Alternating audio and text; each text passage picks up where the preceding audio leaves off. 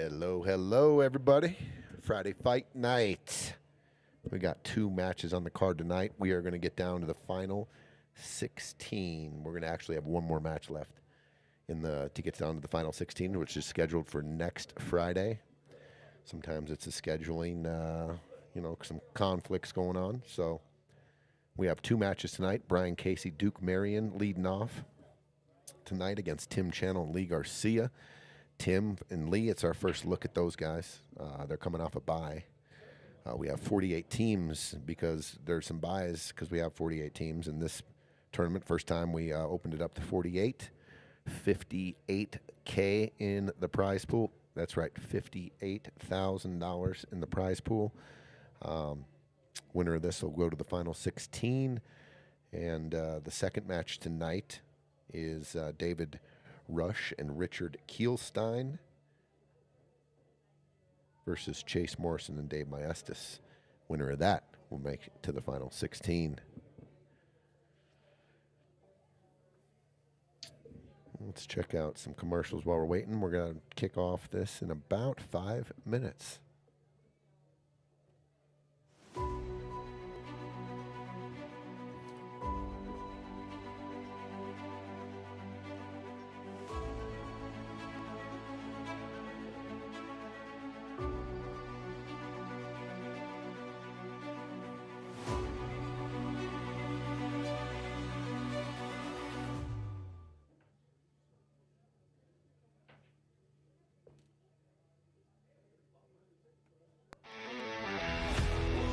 This is our newest commercial.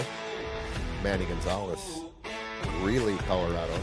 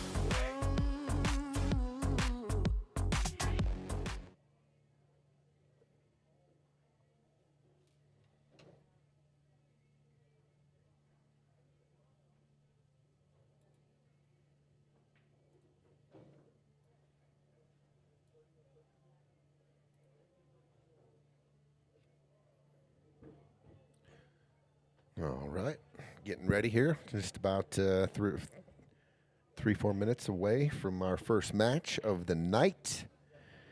Brian Casey, Duke Marion versus Tim Channel and Lee Garcia. This is going to be on paper, this is the most even match in the second round because the one team had a bye, but 5 points separates them, but they're top guys on each team. Tim 565, Brian 564, Lee 487, Duke 491.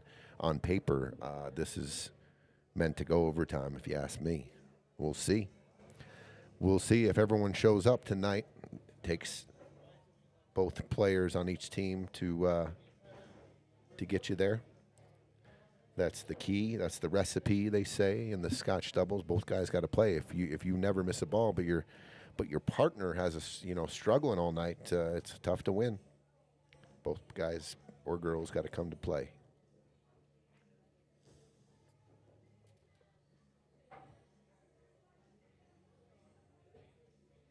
Worried your roofer or insurance company is ripping you off? Get a quote in 1 minute. No inspection, no pushy salesman. Same quality, lowest price. Go to budgetroof.com today.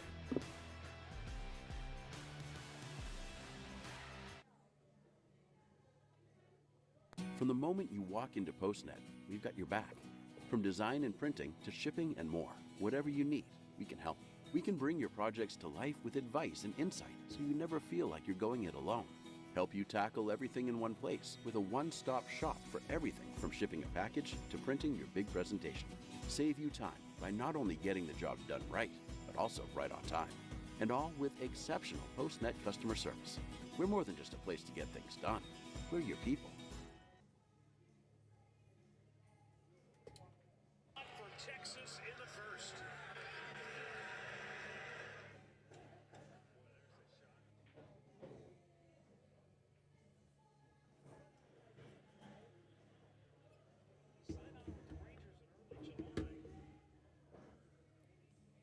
All right. Just about tea time here. We're going to tee off.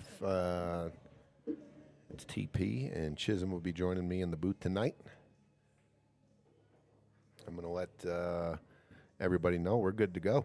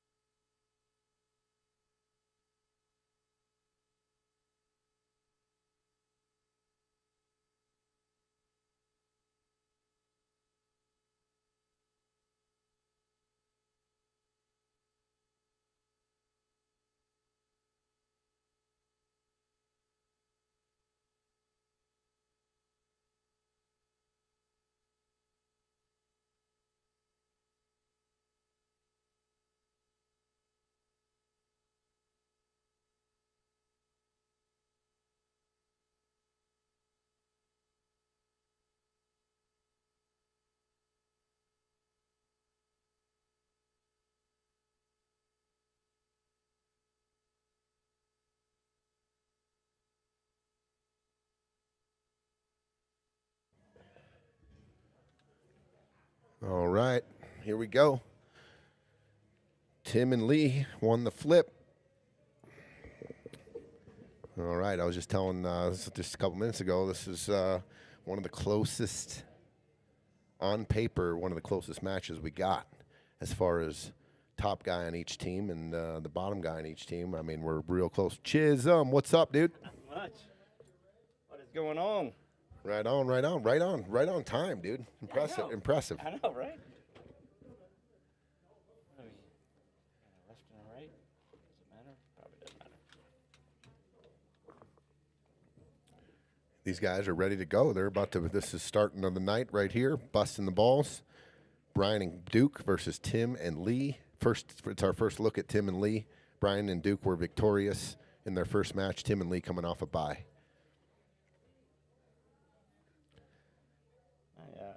I got. Let me double check something because I got a question right off the bat. Questions are good. Okay. This is almost like a trivia question. What is the difference between a Tim Channel and a Tim Cole? Tim Channel, we're looking at him playing, and a Tim Cole is from. Tim Cole was here for the Stevie Chan. We had both of them were here for the Stevie Chan. Tim Cole is.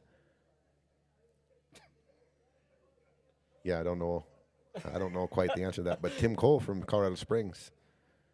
Because Tim Cole on Facebook is, I'm looking at his picture, and that's the same Tim Channel. I've always known him as Tim Cole. That's weird because I've never known him as Tim Cole. I've always known him as Tim Channel. My whole life when I first moved to Colorado. And then there happens to be a Tim Cole an actual Tim Cole in Colorado Springs. So that's just crazy. We've been through this, over the years here. I don't run into this problem with my name. Although, I thank you very much. I looked on Facebook. Yeah, I'm good right now. Yeah. And there are 2 Chisholm Woodsons on Facebook spelled the same as mine. There's 2 other ones, or 2. just you and another dude? 2. One of them is he used to be in high school years ago. He played baseball. And another one, I'm not sure where he was from. And he uh, he didn't really have any posts or anything, but he had a picture of some puppies and then a guy on. It looked like a scene out of Yellowstone, like on a horse with the rugged mountains in the background, like a cowboy. And That guy sounds cooler than you. The it's- other guy doesn't sound cooler than you. so The puppies. Well, okay. So this guy, this was years ago when I reached out and said, "Hey, we have the same name." Kathy, shout out Kathy. What's up, Barb? Hi, Barb. What's up, Ernie? Go G-Town. Last week, this guy reached out to me, and I'm going to read to you exactly what transpired. Lee Garcia sporting the Brian Griego memorial shirt on tonight. Shout out. Brian was a great part of our pool community and our family in Colorado. Yeah, absolutely. Rest in peace, Brian. I wasn't even aware he was ill. Lee, yeah. Kind of found out myself late in the game or late in the stages. Yeah. Anyway. Condolences to the family, all his friends. Great man. And Lee is honoring him on his shirt tonight. I love it. That's awesome. Yep. Okay, so this is the one in high school that plays baseball. He has not. I'm looking at Chisholm's phone, and there is a Chisholm Woodson playing baseball. We know Chisholm doesn't play baseball. No. And then this one, he's okay. This is the one that was the. Dude, how Cowboy. is there another Chisholm Woodson? Yeah. That is the most, I mean, if you throw some unique names out there across the planet Earth. Yes, and with not a second H, which most of them have a second H. Okay, so I had said in 2024, "Hey man, great name." Never heard back. And this guy said, "Hey guy,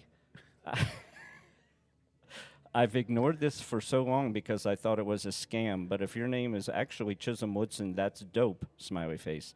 I've only ever met one other person in my life named Chisholm, and it was a female, LOL.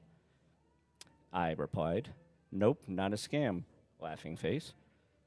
I live in Denver. I grew up in Charlotte, and Chisholm came from my mom's side of the family. It was a last name a few generations ago, somewhere in the family tree in Charleston, South Carolina. I've never heard of any other Chisholm that wasn't spelled Chishom. I can't believe we have the same last name also. What are the odds?" And he said, 1 in 700 billion? he said, "Yeah, that is really crazy. I'm not too sure where my name came from, but I like it. I've had people tell me it's cool and unique. I'm glad we got to have this experience because this is really neat." That was bizarre phrasing from a cowboy in the rustic mountains. Oh, So that was the end of the conversation. that is great. I don't know if this, Vierka and I were debating whether the pitcher was him or not. So I'm gonna get your opinion here. Let's see. Unfortunately, those of you at home won't be able to pull this up unless you search. Okay, where are you, dude? Come on. Oh, profile. Here we go. Now he's got a picture of a dog on like a combine or something. So he's only got two pictures. So here's his profile picture now. So that he's spreading seed or something. And there's that one. Like, is that Chisholm Woodson who uses uses the word neat? That's just the Marlboro man right there. Yeah. That's not the guy. That's a picture of a cowboy in the mountains. Maybe that's what he. He's just running sees around himself. going, "This is neat." All right. That's enough of that nonsense. Oh, that's good though. Speaking of funny stuff, me and Chisholm went to see a guy named Aaron Weber. I'm not familiar with him. I wasn't. And we saw him last Sunday at the Comedy Works downtown Denver. That was awesome. Man, and then he's you sent me, fantastic. dude, I was crying for another hour after I went, I saw his act in another city. It was great. Yeah, he's got a half-hour special on YouTube. His name's Aaron Weber. It's fantastic. He is. Oh man, he was funny. We were after the show. Tony and I were talking about like I feel like I missed a lot of the jokes because I was still laughing from the one before. Yeah. It's crazy. 'Cause, I mean, you do it. You're laughing the whole time, and you're like, what? That guy was just really funny. Couldn't tell you one of his jokes, but he was funny. They're going for a little bust out here on the 6. Oh, and he missed it. I missed. I'm sure you've covered this already. What round are we in? Are they in the money? So, no. The winner of this goes to the final 16, and they'll be one away from the money because we had 48 teams. And so this is the first look we have it, Tim and Lee, in this tournament. They had a bye. So we're still technically – this is a first-round match for Tim and Lee, but they had a bye. So this is the second round tonight. Both winning teams will be in the final 16. And since we had 48 teams, we are paying out 8 spots in this one. 5th through 8 get the exact same payouts. So this is just this is to stay alive for the big prize. Just over $21,000 for first place, $58,000 in the prize pool. So, a lot of pressure. Okay, Tony. Amo, what's up, dude? Hey, buddy. He's either in L.A. right now or he's in the sky flying. Oh, I thought he was still in. He left China, I think, this morning. He's been texting me about the SVB match. Oh no. Oh, no. Oh, no. That's. We'll be talking a little bit shame. about that tonight. SVB's in the Final Four in Vietnam. He's going after his first World 10-ball championship. It's the only thing really that he doesn't have on his resume. He has everything. I mean, the guy's won so many different tournaments, U.S. Opens, 8-ball tournaments, 9-ball tournaments, but not a World 10-ball. So we'll be the night. I think we get to turn him on tonight, right around 9 or 10 o'clock. Those are the Fargos in this match. Very even match here. And Duke and Brian are going to be up 1-0. Look at this, how close it is. Brian, Casey, 564. Tim Channel, 565. Duke, 491. Lee, 47. On paper, you don't get anything closer than that, really. No. I mean, you got your 2 top dogs right next, same level, and then the lower guys are right next to each other as well. And the cap is 1,100? 1,100, yep. So room to spare on both teams. Yeah, sure. And, probably I would say all these guys play a little bit better than their number. Honestly, I played all these guys over the years. And I don't like making mistakes when I play them because I know I might not get back to the table. And I have, later on, we get some more viewers in here. And I put this on Facebook. I don't know if you saw it, but I've got some interesting thing to talk about with the Fargo thing. Spoiler alert, it's not a hack or an angle, which all pool players are looking for, but it's just an observation that I think a lot of people I'm interested. aren't aware of. You got my interest peaking. I was not aware of it until I did a little bit of poking around on the site and went, oh.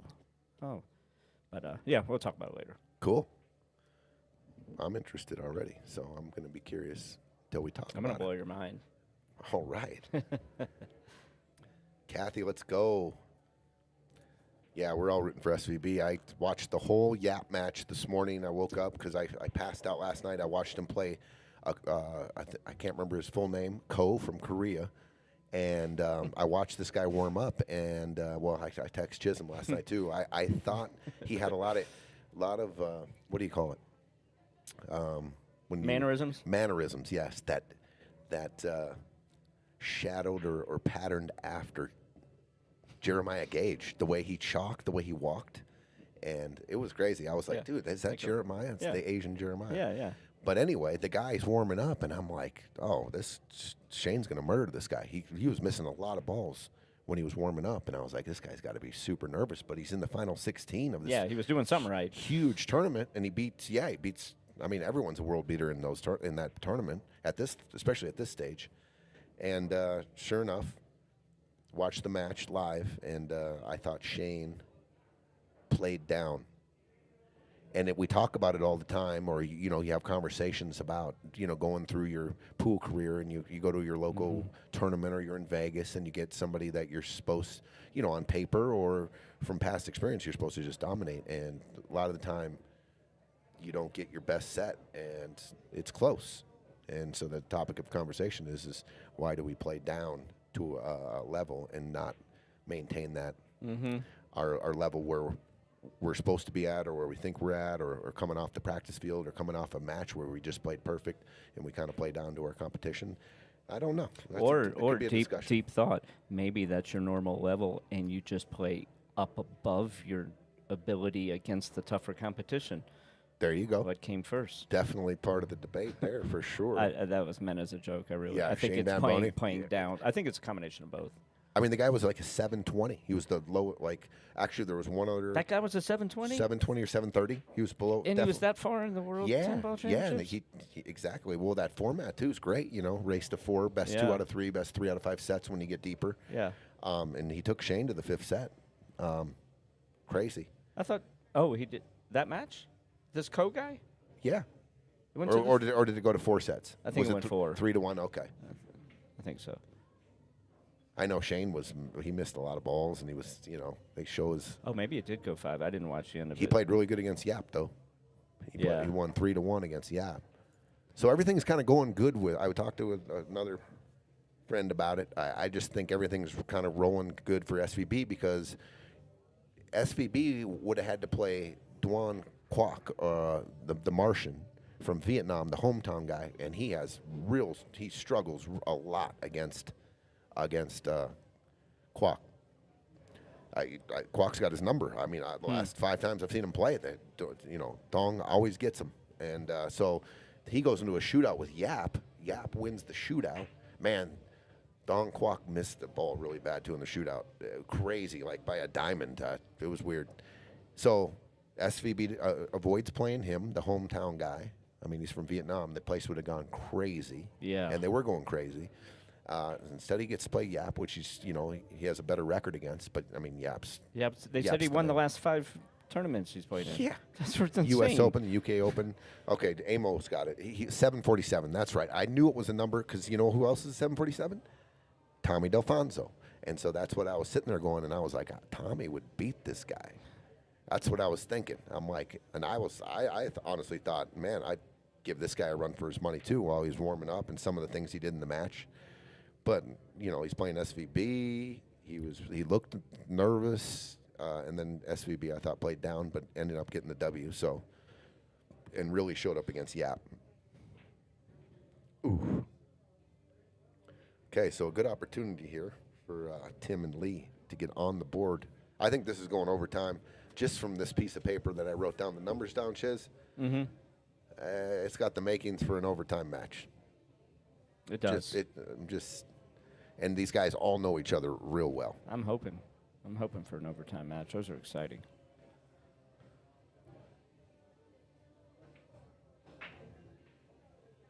There were 2 people under 750 in the final 16.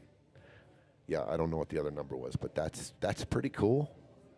That's pretty cool. I'm in a sea of 800s, and the best in the world, the best of the best. Filler's there, of course, was there. I mean, they're all there. And you got 2 guys that could, walk into Felt or Piazzas or Zoosters and not necessarily win a tournament like our weekly. Who were the other 2? The one was the guy. No, sorry. Who's the other 2 left? Or who were so Shane, and who were the 3 guys left? Oh, Shane plays Kazakis, which he has a really good track record against. He already beat him in this tournament in the first round.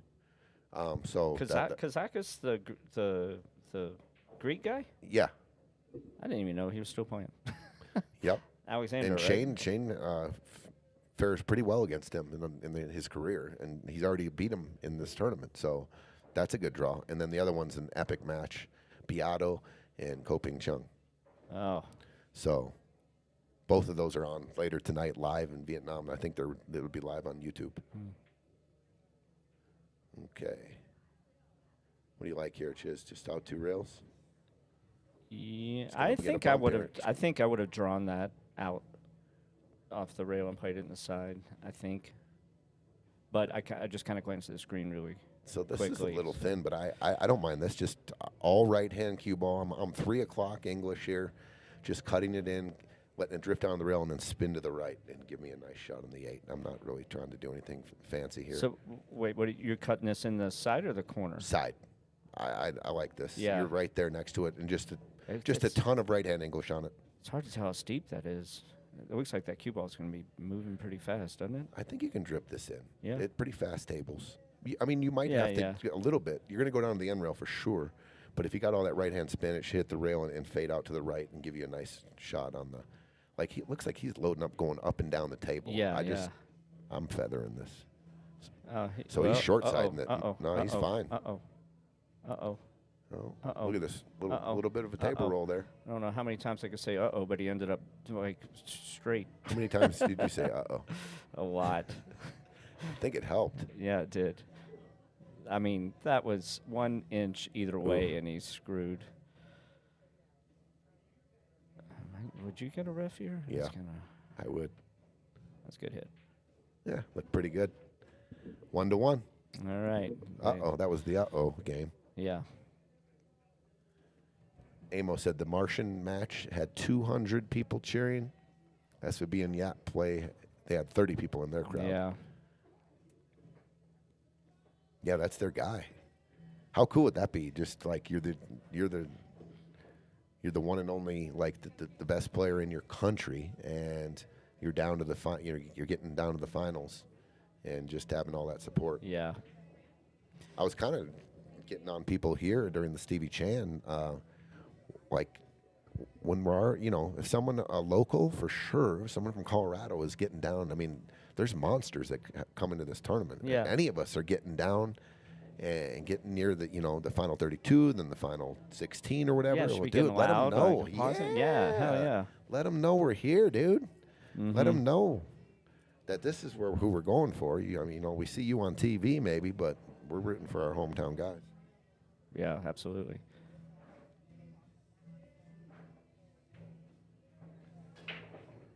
Oh, nice break. And he made one. He drilled that ball. Amo, that's an interesting point. I was thinking similarly when I was watching, I think it was that Shane match against Ko that we were just talking about. And there were like 3 people watching, and the 3 people were on their phones the whole time. Like, no one was even watching or paying attention. I'm like, man, I don't know. I don't know how to fix it, because most tournaments are like that because they're free to watch. The exception being these days the Moscone Cup, and they get 2,000 people, but it's such a different scenario. And you're pulling for a country, or in Europe a region. But back in the days at the Riviera and the Pro Tournament, and they charged tickets, and the place was packed. Yeah, I remember that. But on the other hand, that's what you had to do to watch pros play, because there wasn't the internet around back then. Sure, you had to go see him live. Yeah, I thought about texting. I'm watching it live last night, and I see Shane in between matches looking at his phone. He was looking at his phone, and I'm like, I should just text him, nice shot or something, and then see if I can get a. If you can see him look at it and weird look on his face and be like, yeah, you should have said, like, I see you, you're beautiful, dude. Something to try to make him laugh. I just thought about it. I would never do that. He misses the next shot. I get a text, F you. No, I didn't mean to. Oh, I've got it. No, I've got some stories that I can't share. I got a. Wade Thompson says hi up in the Razor City. Have you been up to that tournament in Gillette? Have you ever been up there for that tournament? I have not. Great tournament. I've heard that. Great tournament. They call it the Razor City. It was Capitals. I thought it was like Energy City Classic or something. What's up, Wade? KCC. That's your. That's Kathy. Oh. Kathy and Johnny Bass are up playing in the Razor City Kathy. Rumble. Wade Thompson, what's up? Michael's Billiards in Ohio. I don't think I've been there. Been a bunch of places in Ohio, but I don't think I've been to that one. What's up, Dustin? We had a funny exchange earlier. He texted. We have a group that from our team that plays and all the people that sub on Thursday nights. And so sometimes we're, just going back and forth, sending funny things.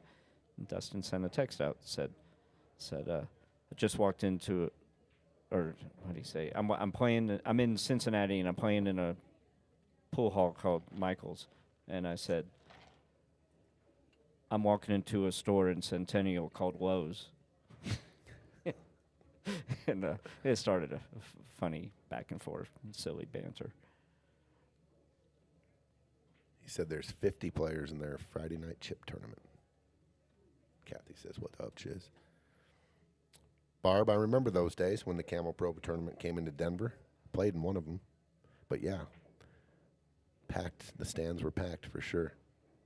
To Chisholm's point, there was no internet or nothing. There was no place to watch any live tournaments. AccuStats was, you had to buy a VHS AccuStat tape. Yeah.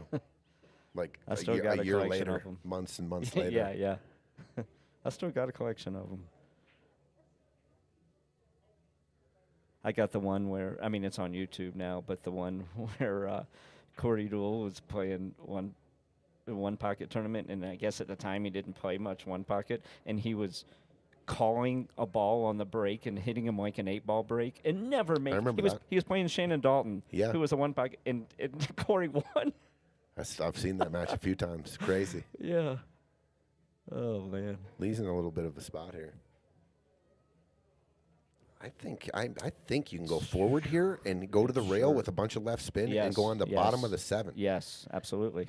Like this. Yes. Take this here. Yep. And then take your cue ball with left spin and come and hit the back of this ball. And just hope you don't hit it too full. Right. But I think that's there. Nice smooth stroke. The other option is to play it with a little bit of right and come out between the 4 and the 6 and leave yourself a cut on the 12. Yeah, like this. Yes. Yeah. Or stun into the 4 ball might give you a shot as well. Ensure your shot. I remember Robert Rodriguez told me a long time ago. He said, bar table 8 ball. Look at this shot. Oh, that's a great shot. That's perfect. Yeah. Dude, I got to give him some of that. That was like dead perfect. Yeah. That's what you said. That was your pattern, and he hit it dead perfect. Yeah, he hit perfect better. speed. I would have been having to cut that. But Robert was saying very similar to that. He said, bar table 8 ball, when it gets towards the end of the rack, especially if you're shooting at the 8, he goes, just leave yourself a shot. Don't hook yourself. Don't try to get perfect. He goes, if you leave yourself a shot in the 8, and you leave yourself a longer shot and you miss it, oh well, you missed it. But it's a bar table. You're supposed to make it. Give yourself a chance. Chance to win, for sure. Instead of taking that risk of hooking yourself. Which, if he had played that top left, he might have hooked himself. This isn't easy. He's tracked up over the 4. Overcut it. Yeah, his last stroke right there, he put a lot of right-hand English on it. Threw it out. The unfortunate thing about that miss, besides it not going in the pocket, is where it ended up. Yeah. Just a really bad spot. Good spot for solids. It gives you a lot of freedom while you're running the balls. You're like, okay, he doesn't have a shot no matter what I do. Yeah. Like, to the point not necessarily. I was going to say, no, you don't even have to leave the 2 as a key ball. Like, because if you miss somewhere along the way, you're going to leave him a bank shot. Yeah, it's pretty much do whatever you want. The pattern right now, just start off by making a ball. I like getting rid of that 6 as quickly as possible. Balls in the middle of the table are deceptively the trickiest. If you leave it towards the end, it gets you in trouble.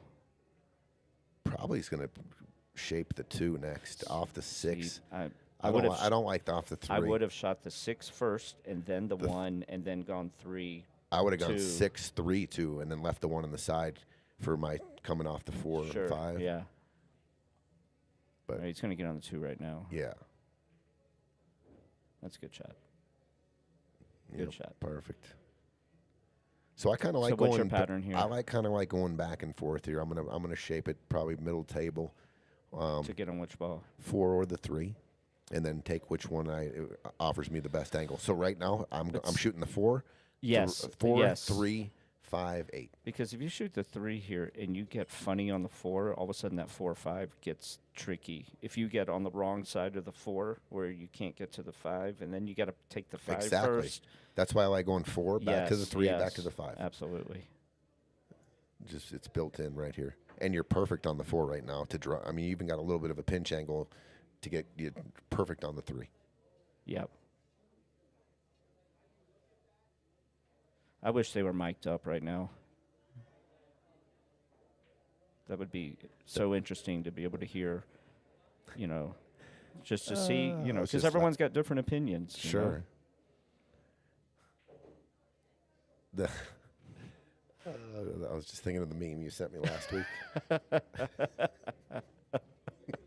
Goodwill.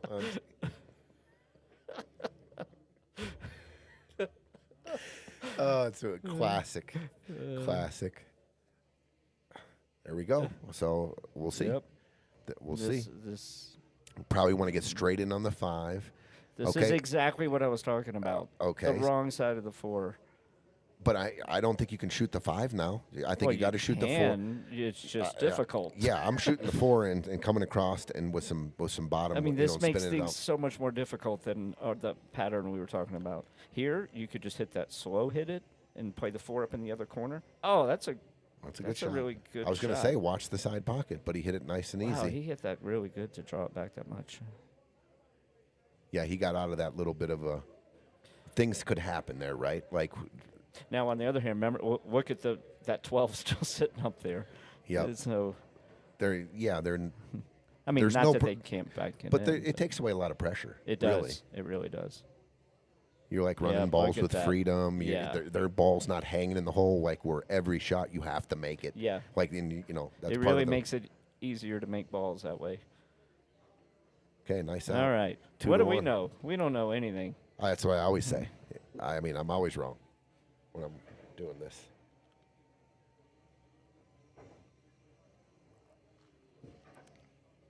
Two to 1, Brian Casey, Duke. G-Town, Tim and Lee. G-Town rooting for Tim and Lee. We got a new commercial on the stream. Let's check it out. Yeah. Let's see it. Manny Gonzalez, C&M Stucco.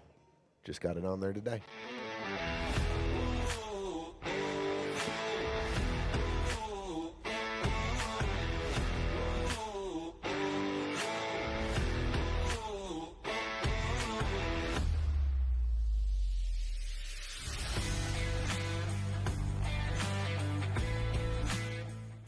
Good work, Manny.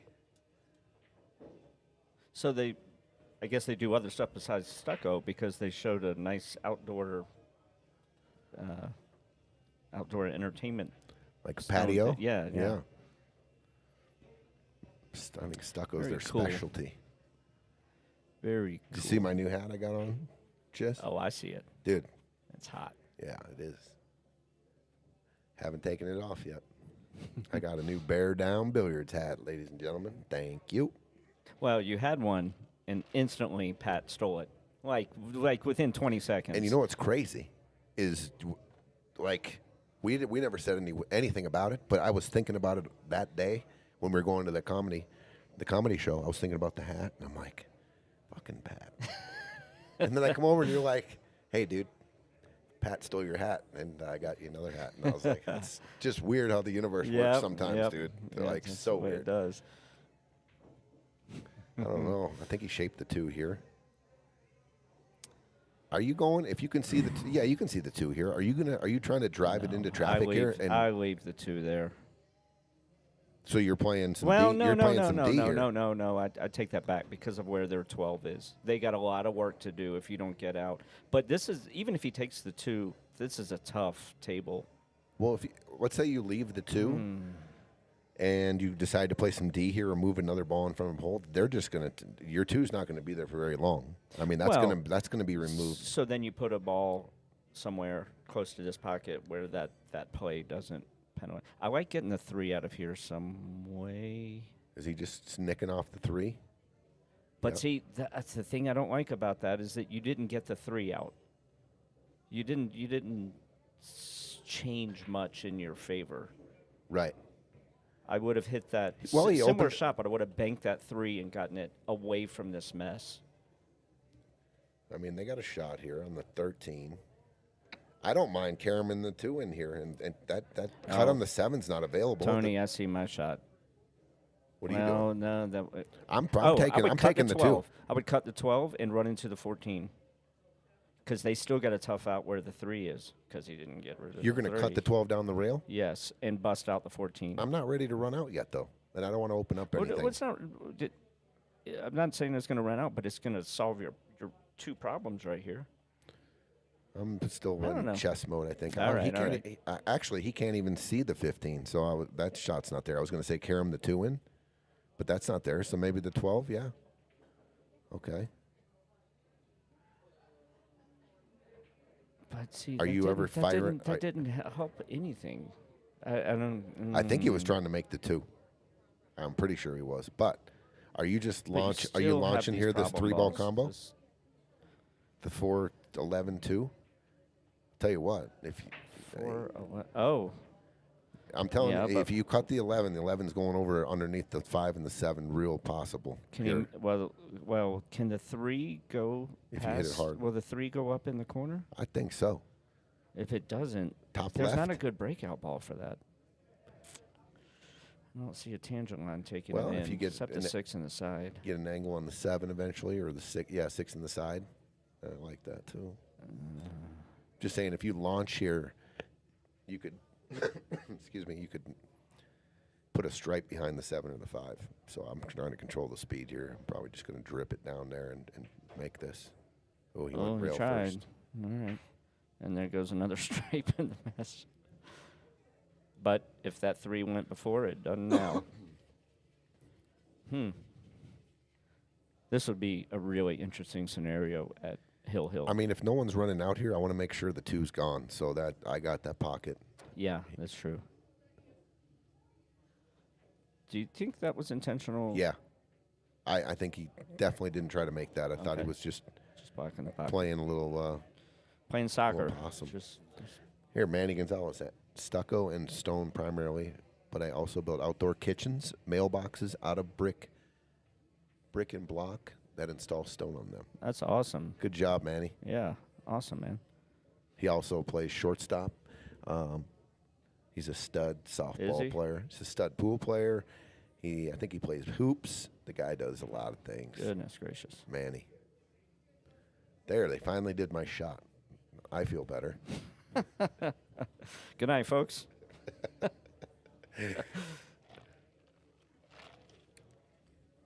Yeah, John, that's a great shirt Lee has on.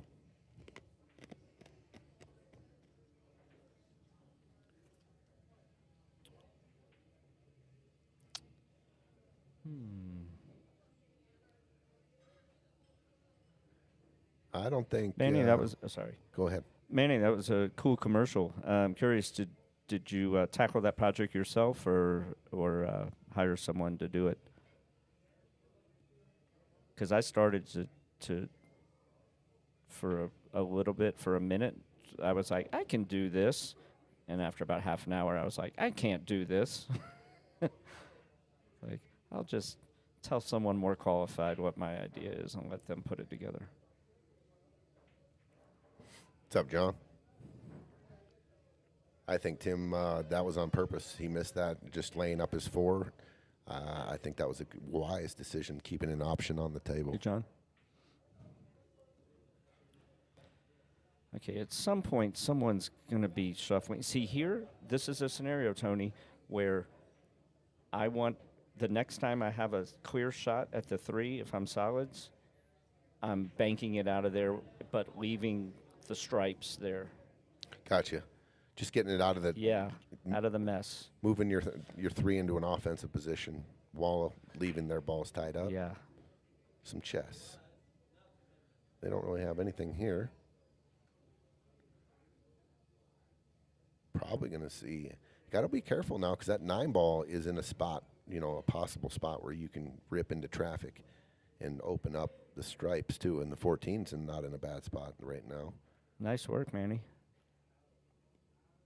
Yeah, I've heard that that AI is great with editing. I haven't monkeyed with it myself. Looks like Holtzy's going to try to make this ball. Okay. Option down. Probably going to see Tim just take the 6-14 here.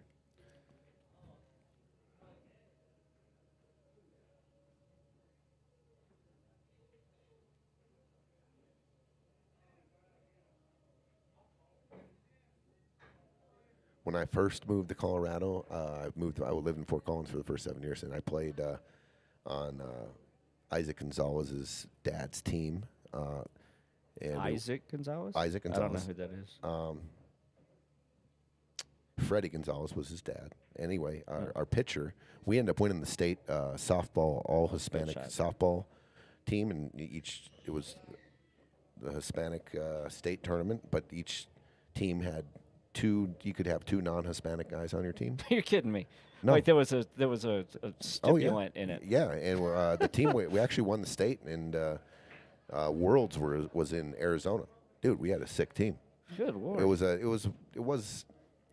It's bracketed, so it's like a skill level E rec or D rec. I cannot remember. It was a long time ago. But Lee was our pitcher. That's why I first met Lee. So I've known Lee for 30 years. No, What position were you? third base. Right on. Batted 2-hole and played third. Did you have to like try out? No, it was just They're like, well, if we're gonna have a gringo, we gotta make sure I you can't can remember play. how it went down, but they got word that I could play ball a little bit, and then they gave me a little, like, hey, we need somebody, and then it just turned out I ended up being a regular. Hey, can you come back next week? I was like, yeah, that was fun. And Now, then, were they required to have non-Hispanic No. people? No. You just couldn't have more than 2. correct. I wonder why that was. Like, what the? Not sure, Yeah. but All right. lot of fun. We had a great bet. team, and Lee right here was pitcher. No kidding. Was this slow pitch softball? I assume. Yeah. Yeah.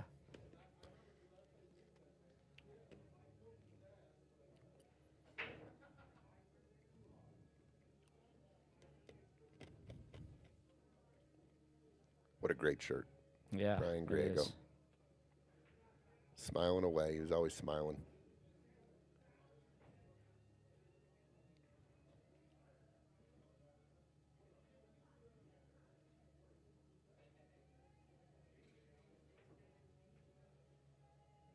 Inspirational, Mm-hmm. Let's see. Did you know Gerard? Not. I know who he is, and I went to Gerard's when he was alive, but I didn't know him personally. Like he wouldn't have known my name, I don't think. Well, Another great not dude. sure. Another great Yeah, guy that's in, what I in our heard. community. Man, real good friend with him. great mustache too. Oh, Man, one of the best. he opened up one of the coolest on 16th Street Mall when I first met him. He said, "Got to come down to my shop and go shopping, man." And I was like, "Well," he goes, "Yeah, I own like a vintage clothing store." Oh, we did? Yeah, down on, this is many moons ago. Yeah. Way before the bar. This is when this is like in the late 90s. And On 16th Street Mall or on Broadway? 16th Street Mall. Oh.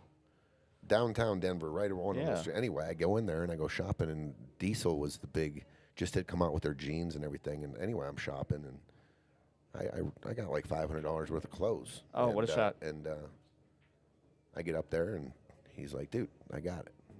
And I was like, "What?" Because I got it. So anyway, that shirt reminded me of the story. I was up in the Gillette, the tournament that they're at now, and he had just, and I had, there's a Gerard T-shirt with his face on it as well, with the 13 ball or the 13. I think I've seen that. He has a hat on, and Yeah. anyway, I Look played. at this. Look at this. That was a great This shot. is, man, that shape after that bust out couldn't have worked any better to get just, I mean, that was just natural. Perfect. This is the shot. Yep. Anyway, I wore his shirt in the finals, and I was inspired as well. I felt him. I wore it for. And Gerard's is still there, right? On Yes. Market? Yeah. That's a cool place. His favorite game was Banks, and I talked to Dustin actually about getting together and doing a Colorado bank tournament. Look at this shot. Look at this shot. Man, that was a great shot. Dude, That is not how I how would have about played this? it, and he played it much better. Perfect.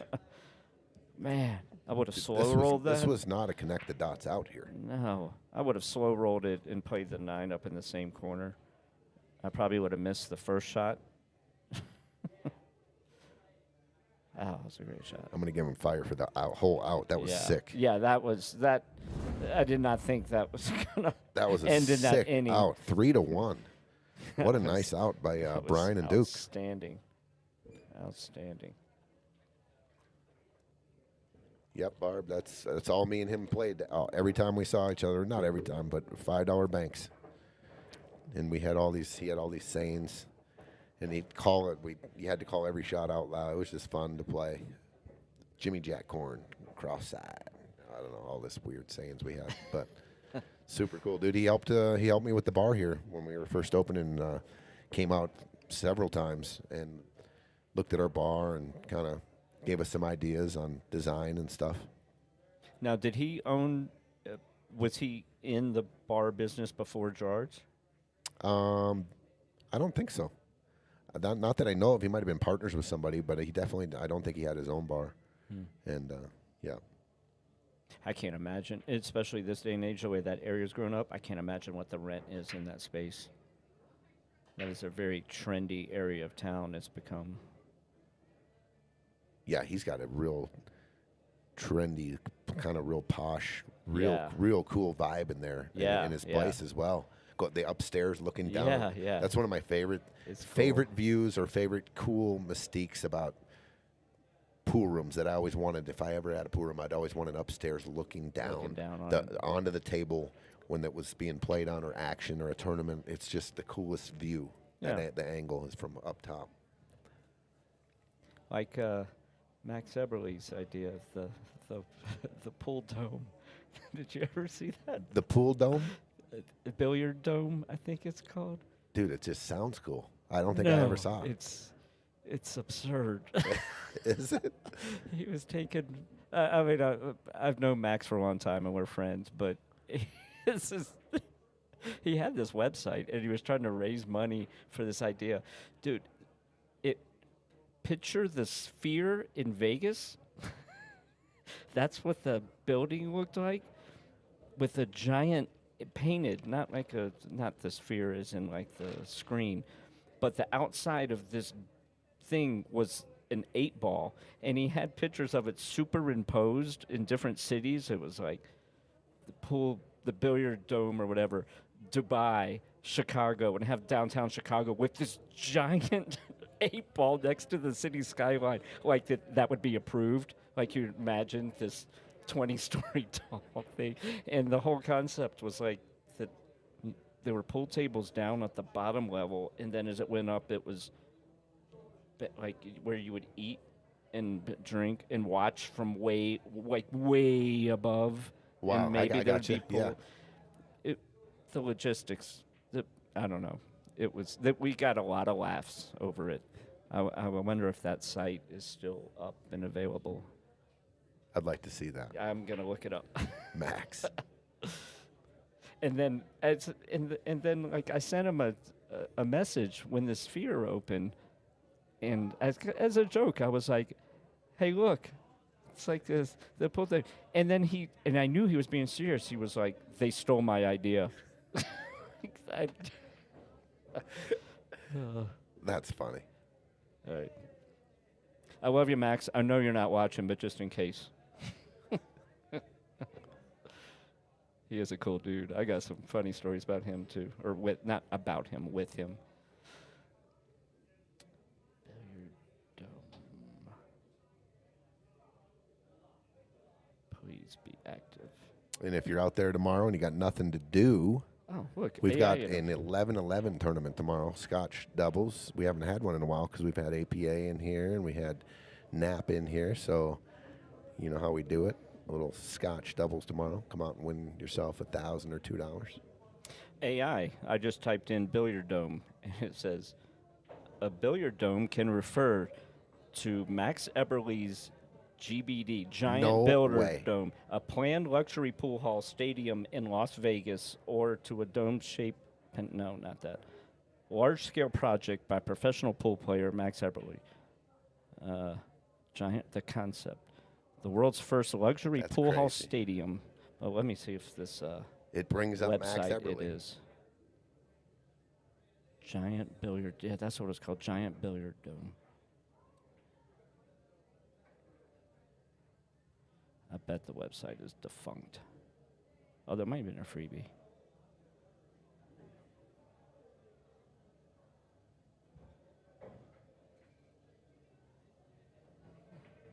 Oh, maybe it was just on.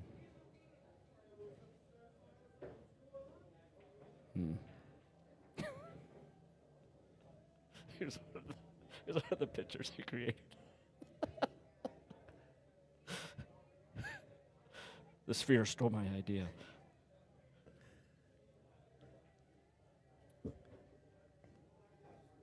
What's up, Dave Shelton? What's going on? Hey, Dave.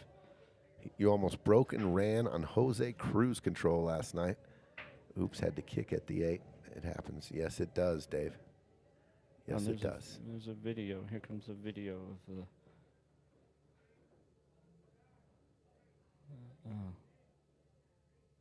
This is about as far as the design, and then there was like a cartoon drawing of what the inside would look like, and then it was like become a donator, and it was like something like, oh yeah, see, I was like, Dude, I was remember. like, I "Joints? You're gonna remember follow that now. thing?" Dude, that what, like 10 years ago or something? Yeah, Something. I was a long time ago, but I remember the billiard dome now. That picture. I remember that picture, and I remember Max. I'm like, what, has this guy lost his mind? and he was like taking Is that donations. is He that- was like, is you that can, the sphere with the Yeah. 8 ball? yeah, that's it. The sphere stole his idea. I mean, that's what I would think. If that was way before the sphere came out, I'd be like, dude, There it is. giant billiard dome. And it was like taking donations, like donate up to, like starting at some insane number, like $1 million or something, like if you Wow. want to donate. Or not Has- donate, invest. Here's a question: Invest. Has the sphere? You know how it has different, like during Halloween, there's a pumpkin, and there's eyeballs, and yeah. there's, minions or whatever it is. Yeah. The Grateful Dead's in town. Have they ever had a pool ball? That's a question I don't know the answer to. Not that I've personally seen, but that doesn't mean I it don't know hadn't why they'd happened. have a pool ball. Like if the World Championships have came half to of their Vegas, crap? I guarantee they would probably. Oh, yeah. Like if it was a known thing that the World Championships, like in Vietnam Sure. right now, we're in Las Vegas, and I bet you they do it. Yeah.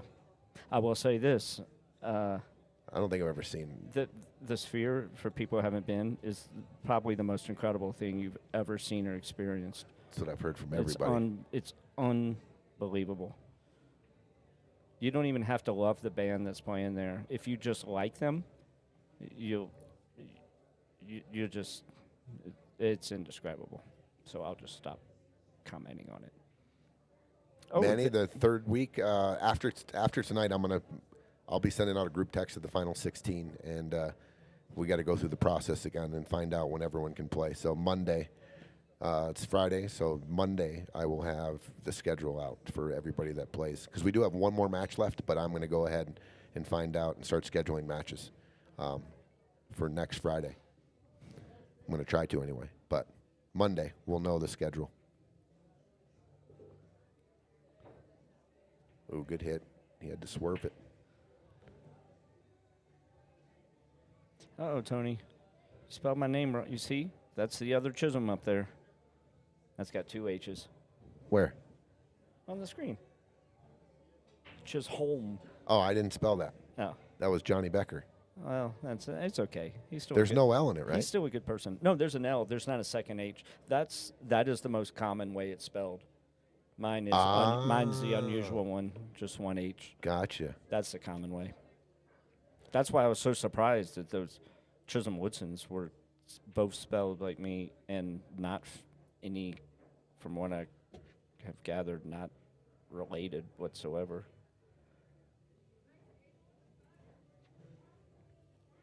It's very, that is.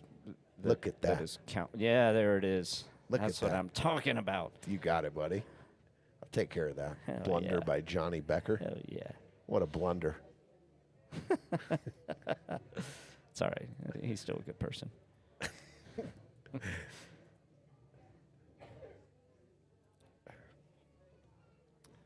Okay, got a kick here. That was a nice hit. Uh-oh.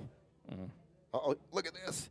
The backdoor plan, and he gets a Oh, ring. What? so clever. Duke was So rooting for clever. him. Duke rooted for him. Did you see Duke gave him the high five? I don't know if there was seriousness in that. It was all right. It was pretty cool, though. He was like, nice. Obviously, he was trying to hit the four. Maybe not. I don't know. But I would, that was crazy. It's like when you kick at a ball 2 rails and it goes past it, and then it hits 2 more rails and it comes back and hits it perfect. And you're like, yeah, I tried that. It still amazes me how not only how good the pros are at kicking, but how they don't just kick, not that they just make a good hit, how they kick safe. Like they hit the correct side of the ball. It's such a high. It blows my mind. Such another level. Yeah, it really is. And I think we know who the master of that was back in the day. I mean, he kind of made. I mean, it was an art, and then it was now everyone's doing it. Yeah. Efren Reyes. You look like a fool if you can't do it, or not a fool. You're just not going to win. You have no chance of winning the pro tournaments if you can't do that. 100%. Hitting the ball on the right side, separating them, playing defense back at them. Yeah. Yeah. Knowing the speed to hit it, it's unbelievable. I'm just like, I sure hope I hit this ball. Yeah, exactly.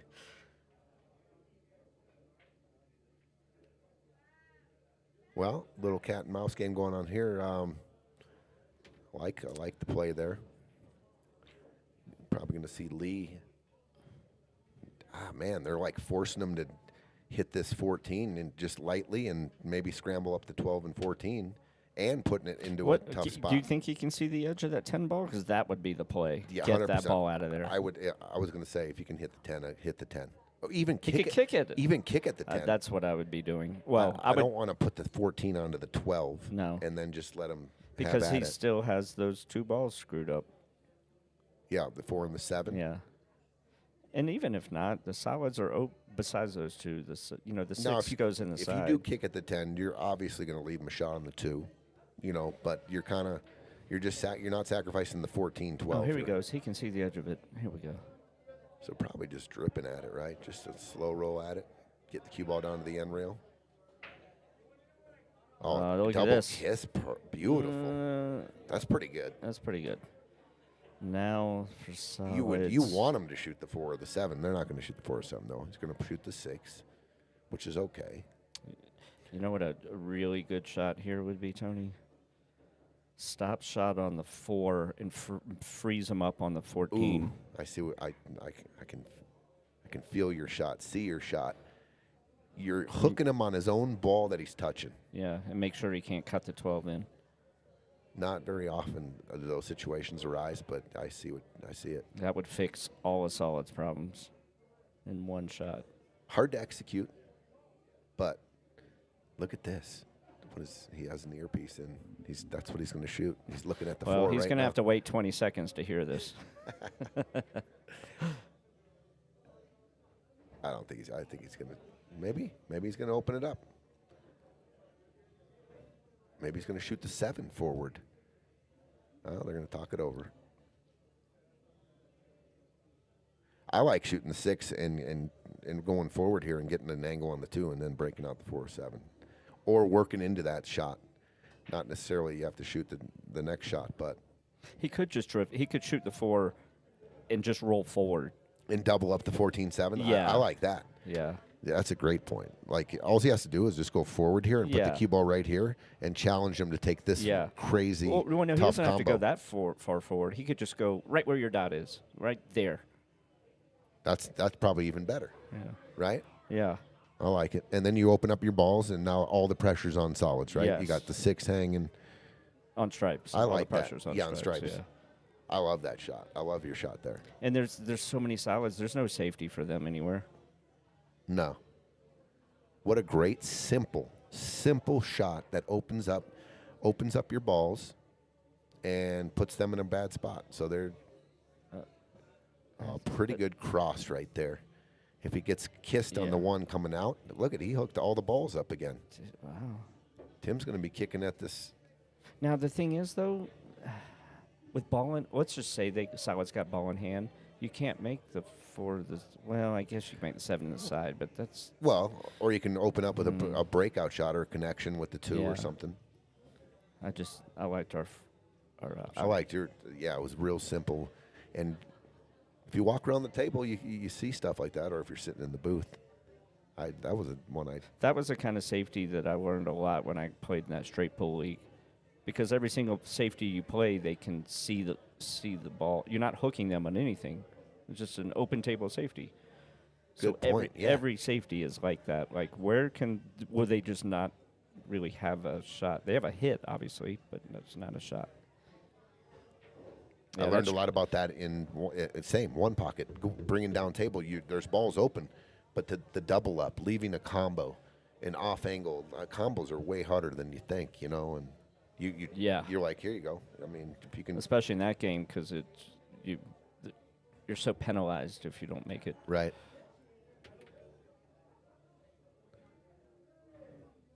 Because I'm an expert at one pocket, so everyone, you're welcome. People who don't play it just despise it. It's funny to me. I hate that game. What do you hate about it? That sucks. What sucks about it? It just takes forever, and it's funny. Mine is an ongoing. Everyone razzes me, so it's just become a joke. I don't despise it. I just haven't gotten into it, but I can appreciate it. That's for sure. I've never heard anybody. Actually, there is one person. Bar table 8-ball. Oh, I hate 8-ball. Who? Who? Stephen Wyatt. He plays really good pool, dude. He goes, I tried playing 8-ball, I don't know, back in the day. I'm like, why don't we ever back in the day? Because we always played 9-ball or 1 pocket. I was like, dude, let's play some 8-ball. It's my favorite game, But he's like, nah, man, I hate 8-ball. Does he hate it, or does he think that he's at a disadvantage because he's such a great player? Is he at a disadvantage because he's not as familiar with the, if he gets someone equal to his level but has played more 8-ball, that they would have the advantage? I don't know. It was more when we talked about it, more of a hatred of the game, really. Yeah. Because we play all the other games. I mean, we've played Banks. He's just like, dude, I hate 8-ball. I was like, what? But he loves 1 pocket. He doesn't love 1 pocket. He likes his favorite game is rotation. Okay. I make him play 1 pocket because I'm 15 years older than him, and I'd say I'm an old man. I can't run out like I used to. And he's we play sets of 9-ball and 1 pocket now. We mix it in. Vince, sure. Dude, right here, look at this. Vince, you like 8-ball. You you've played league with us, and you do great. Are you cutting the 10 in here? What's this? What's the play here? You don't want to disturb the 4 and the 7. Yeah, I know what I got. I got my sign, Amo. My sign. I think you. You've entered a 1 pocket free zone. He says you got whatever I know. you want. I was just pocket. commenting on him. Here, I'll just write you a little note here, and we'll whatever I want. All right, figure out a game. You'll like 1 pocket after this. Oh yeah. I'm thinking 12-3. That's close to what I was going to write down on a piece of paper right here, Chiz. And I'm in on your action.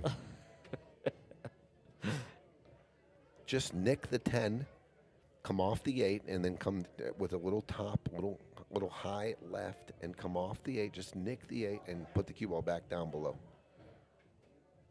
Oh, you don't want to open that up? Oh, look at this.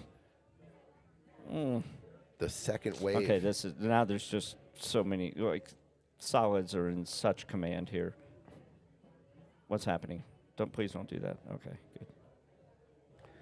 Just skim the edge of the 3. Or how about banking the 2 back down to the lower left here, and so you got action down by the stripes and a possible breakout ball. No? I like overcut the 3. I like this too. I like just hook them on the 2. Overcut the 3 and the cue ball down here. Yeah. Ooh, I didn't like taking that duck. No. That- Never that taking that guy was- off. That was like prime real estate right there. Score 1 for stripes. There. Yeah, if you're stripes, you love it. Now it's getting harder to hook him on the 10 because you don't want to leave a shot on the 10 because that's a breakout ball. Potential for sure. Oh, boy. Are they going to start picking off balls here? Dude, I'm banking. This is where I'd be playing that video. I'm just going forward with the cue ball and tighten up the 1. I'm going to try to bank the 1 actually with speed towards the left side and have it come down, and my cue ball is going to be down on the end rail. When you just got them pinned down, you just keep them pinned down, but you move your balls into position. Okay. What are the odds? What's the line that he's going to try to make this ball? He's playing safe. He's going to bank this ball. Okay, good. So good. Okay. That's good. So he's. I mean, he did leave a shot. I mean, if you're playing a 700 player, you might have just lost because they're going to cut that 10 in and bust that out. 100%. They're going for it for sure. Yeah, you're probably not going to get a better look than this. I mean, he could kind of dink around. I think I'm shooting this. Like, I mean, you look at the collision on the 7. Obviously, Yeah. it opens up the 14. You're just kind of worried about, landing on a shot on the 12 or the 14. But I think it's worth the gamble here. But if What you is do, I he- mean, it's what- not what an is easy he- shot, though, Chiz. What is he like, if you lining up miss, here? What is that measurement that he's doing? He looks like he's doing this, and then the cue ball is coming off You think? and coming here. And it's set up perfectly for it. I mean, just a little high ball. Just missed the 8. I don't know. I don't know. Amo 12-3. Oh, I don't know. You can name your bet.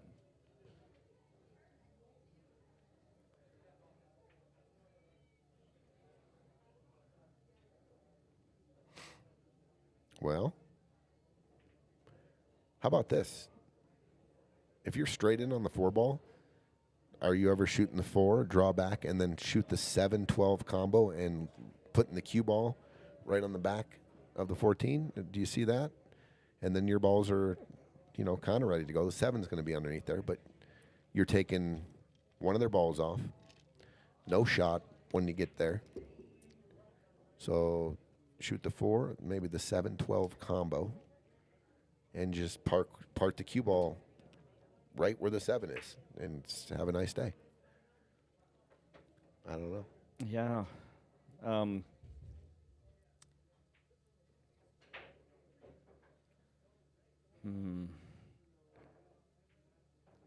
Oh, scratches. Oh, God. He scratched. These are not the droids you're looking for. So I'll tell you what, I'm okay with shooting. I'm The okay. 14? Or just, can he make the 14 If he and run can't, to then I'm the okay with 7? shooting the 12-7 combo and rolling forward and putting the cue ball right in between the 8 and the 14. I'm okay with it. Yeah, I like that a lot. And it looks like that the 12 is going to, he's back cutting the It might 7. nudge the 14 up. Which is fine. I mean, you're hitting this pretty soft. Yeah, pocket It's speed. only as long as you put it behind the 8. One of those 2 balls should be, the 12 or the 14 should be blocking the 4. That would be a shame for them if it didn't. So if it connects with a little bit of speed here, you got to watch the 12 going into the 14. See, this is what I was looking at. I was like, can he make I that don't with think one so. hand? It doesn't look like I it. don't think he can do that. Yeah, I like this. I think he doesn't like this back cut. I think Yeah, that might it's be a little, steeper. It's a little funny. It's going to be coming in hot and separate. It's going to get the 8 out of there too. And I'll tell you what, you have a tendency to try to hit this so perfect you don't even get a rail, right? The Oh, 7, God. you hit it too easy, You just gave me anxiety. and yeah, the 7 kind of drips towards the pocket, and nothing gets a rail here. So you got to watch out for that too. Amo, let us know what time Shane tees off, please, for everybody, because we want to turn it on here in the booth if it's on tonight. It starts probably like at 10 or 11-ish. And we'll definitely be into the night match. But we want to watch it. So if you can find out for us, please, that would be terrific. Yeah, just message Shane. See. Tyler, what's up? What's up, Ty? Long time no see, bro. How you been? What's going on? Where are you? Tyler Casey. Coming to Sweat family.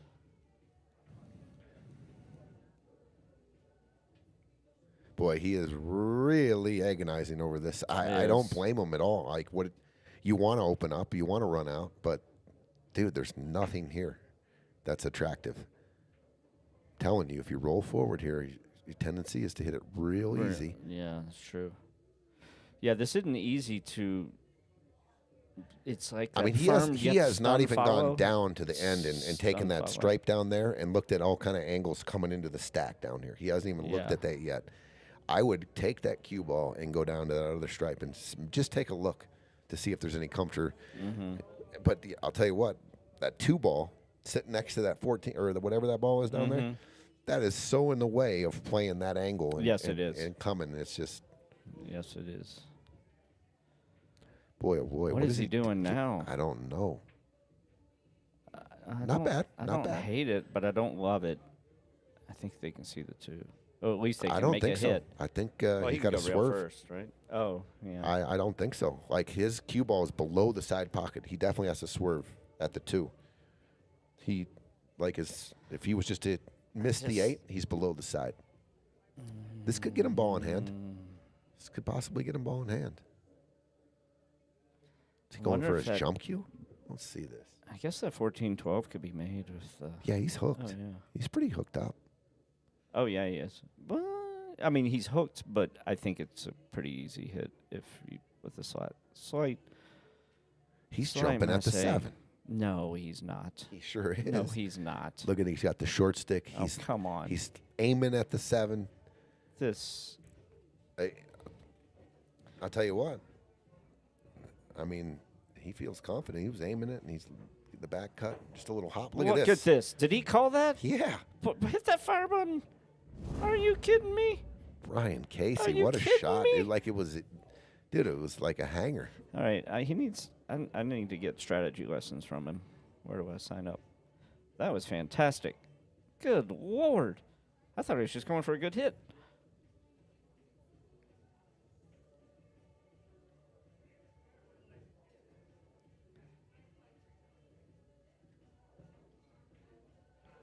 That was a hell of a shot. Good AMO. 12-6. That's a funny adjustment from 12-3. He said, Chisholm, I just got off the plane. Tony will back you for 1,000. I don't know that Tony would back me. I'll try. Let's go 12-3. 12-6, and I get a coach. Oh, I love that. 12-6, and I get a coach. We'll try. We'll try you some, buddy. We'll try some.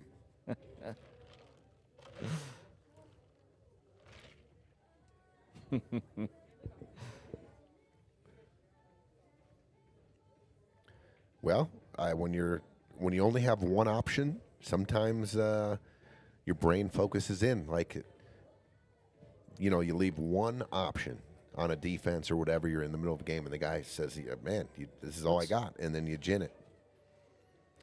I can't remember which balls he used. Oh, he's strikes. Just like that. Uh-oh. But the 14's going to leak past the side. Unfortunate.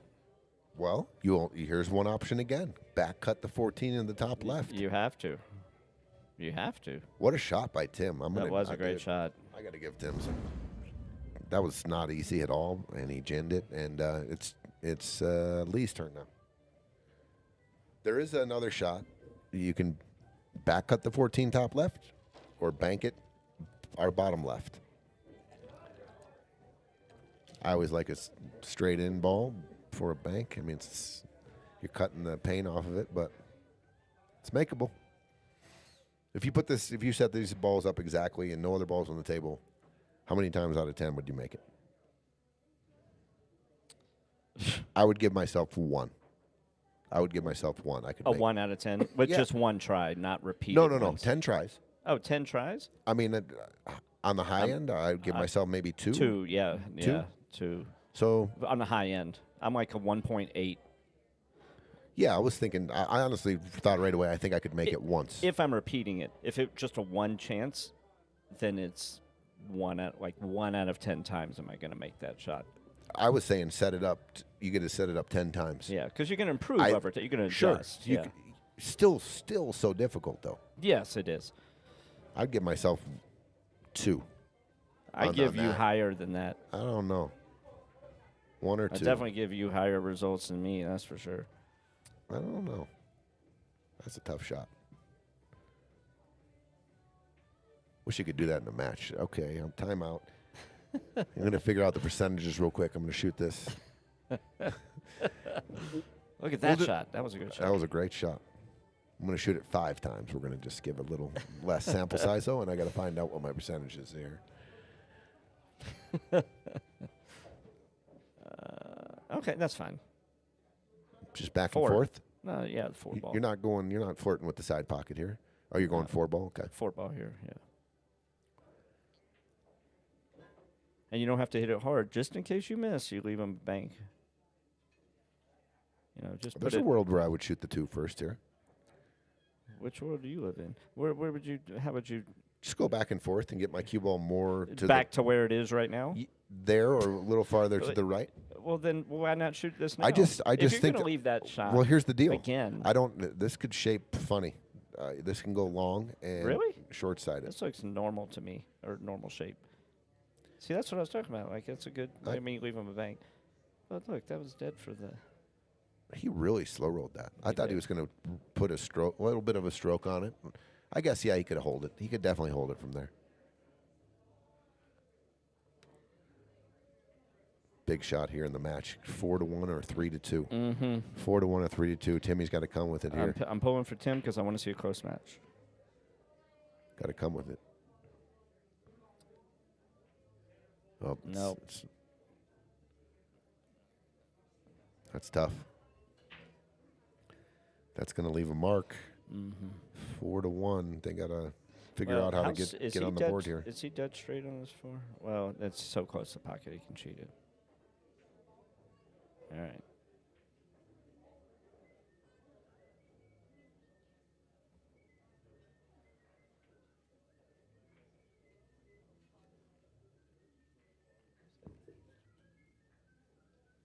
Where's it? What, the whistle? Yeah. The jukebox. Oh, it doesn't get censored on this thing? No, they can, I mean. Oh, there's no volume out there. Yeah, that's right. Yeah. You thought, dude, that would have been someone was whistling really clean. Yeah. Like, It's like they're pro. yeah. It was me and Julio down my by the gosh. schoolyard. I did not see that coming. Oh, the slow roll Okay. there. You got to put there Yeah. it is, the stroke. You stroke that Yep. with a stop shot. You're never missing. Okay, I mean, so here you're just bumping, right? Because they can't kick it in, so you're just skimming the 14 and leaving it on the Yeah. rail. just like Key Lee's is doing. to full hook him though. He's hitting this. Dude, very, very, very easy here. I think he's hitting it a little too thin. What's happening? Oh God, no! That was such a good idea. That was such a good idea. But I wouldn't have played it that way because No, he we could were- have kicked that in. We were just going to skim just right here and leave the Yes. cue ball right here. Yeah, yeah, And now you got the full ball hook, yeah. and there you go. And now the chess match, they're either going to shoot Yeah. the stripe up on the 8, or they're going to slow kick and try to hit it. And Because let's say that shot he just tried hadn't scratched. That was not that hard of a kick on the 8 to make it.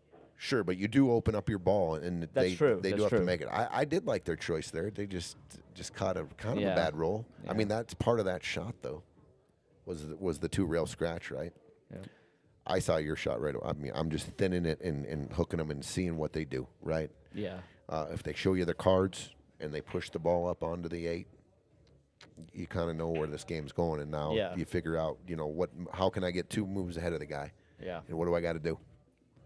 But bad roll there. Miguel on Arriba. Nice shot, Brian.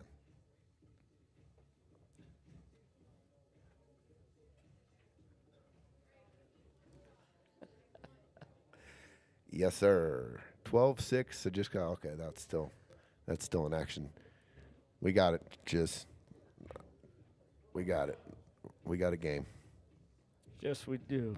We'll just get it over quick too. So, because Chisholm's not a fan of playing these long, No. drawn-out one-pocket games, we'll just race to 2 for the 1,000. Yeah. And I'm in there staking it, and I get a coach, Chiz.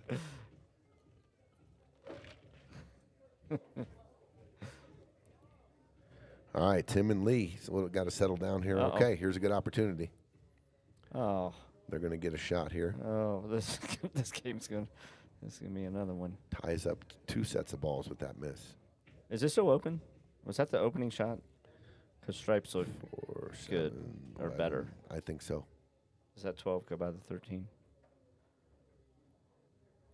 I think it has a home.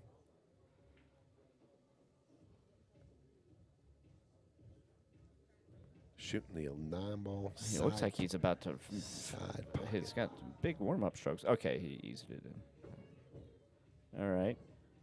Now we go. I guess. I mean, that 10 is what you need for that 14. But. Oh, I like getting the 10 out of here because that 12 does go in the corner where the 10 is. It sure is. does, yeah. Now the 8 is still tied up. If you happen to run all these balls. It also, I mean, if you were to go 10, 14, roll forward and get an angle on the 11. So you should play this ball, then this ball, roll up here, this ball here, and shape it here. There's a world where you can shoot the 13 and draw back, or draw back straight back, and then play this. The 8 becomes tricky. Unless I like shooting the 12, like you were saying. If you shape here and shoot the 12 up here, and then bump the 5 off the 8, and then you're golden, right? Got to execute perfectly, though. Yeah. And But they already got funny on the 14. The good news for them is that the 2-6 is tied. unless he shoots the 11 and busts it out. I don't like the angle that he's about to get on the 11 if he's going to try to shape the 11. I might even go. You know, this is maybe you could here. I think you got an angle on the 14 to go shape the 13 right now. Or the 12. Or the 12, yeah. Come to the bottom rail. Yeah. You got a little bit of freedom too. If you get to the bottom rail and you don't get there, you can lay up on the back of the 13 ball. Well, you could even go, you can go gangbusters here and try to disturb the 5, 8, and the 12. If these were 2 700s on the same team, this is still a tough out. This is very good point. A lot of stream broken on Twitch. Untitled Andrew, what are you talking about, buddy? Stream broken. Maybe on Twitch. I don't know. Never heard that before. Stream broken.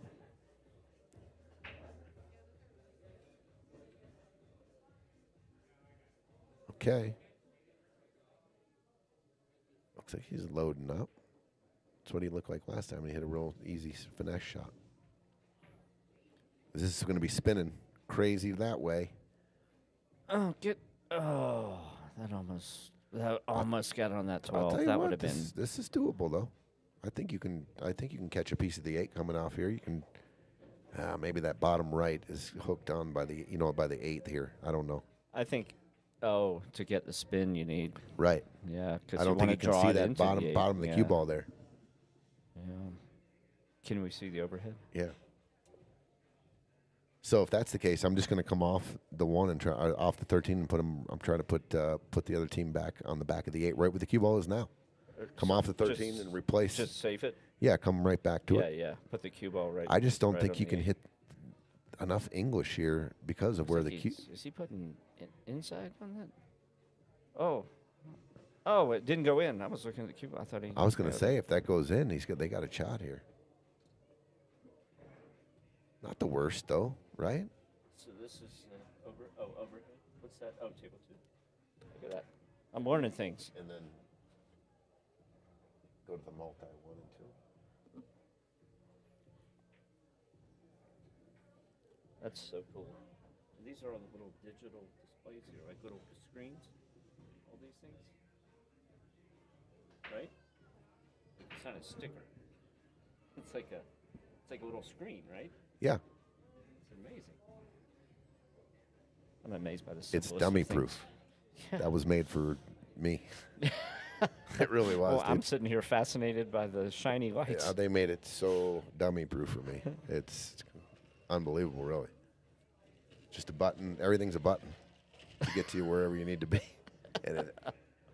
And then before it was the button, it was an instruction sheet that said, push that button. It was awesome. Yeah, it's right there. There's a manual. I was reading it. Yep. It's incredible. All right, here we go. Putting him in jail. Tough hit here. All right, here we go. Carlo Beato, Ko Ping Chung are scheduled at 10 p.m. our time, with Shane and Alex scheduled 5 hours later at 3 a.m. 3 a.m. our time, Steve. I'm going to set my alarm because I am going to stay up and watch that for sure. And Shane, I was going over, a couple roles he got not to have to play the Martian because he just has a real tough time. But he owns Alex Kazakis, dude. Dude, he beats him. He just I like I said, I didn't know Alex was still in the. I didn't know he was playing good enough to. I just haven't seen his name since he was on the Mosconi Cup. Well, that was many years ago. I don't follow pro pool, to the level, that you do, but I just don't. It's remember just so seeing his cool now names. that all these. It's free on YouTube, and I probably honestly I wouldn't even have known, and I got you get all these texts saying, "Hey, dude, you watching SVB or this?" And I'm like, "Oh, sweet, something to watch." Yeah. And then once you watch one, you're like, he wins his match. When's he play next? Blah blah Yeah, blah. yeah. And then you kind of just watch it out till the end. Dude, okay. how about our experience with the live, No, the Mosconi Cup in London? fucking amazing. Amazing. Man. What a cool experience.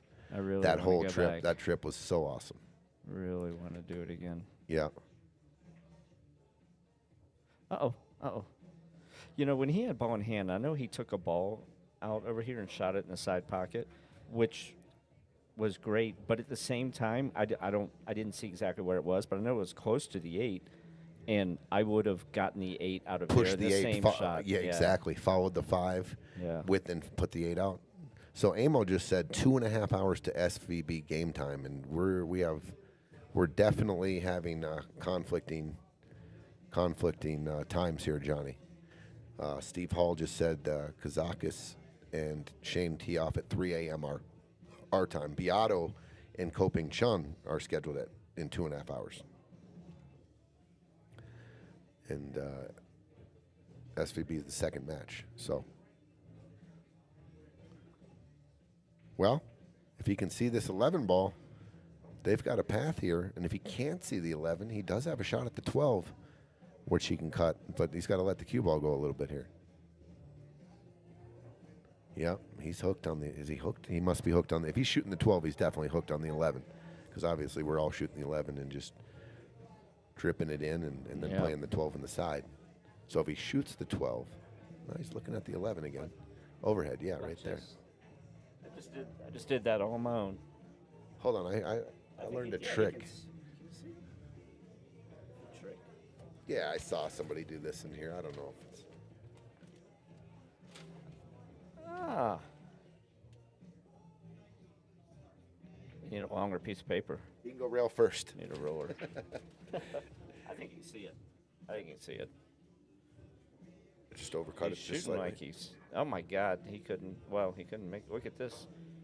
No. Well, Well, I mean, They- if you they've got miss, a you did combo. move the You 12 got- into a. you got did triple combo. Or can he? I don't think he can know. see He the can't. one. Yeah, but No. it's sitting in the jaws. triple combo. That one, you would have to draw it. They moved the 12 into a scoring, much better position for them.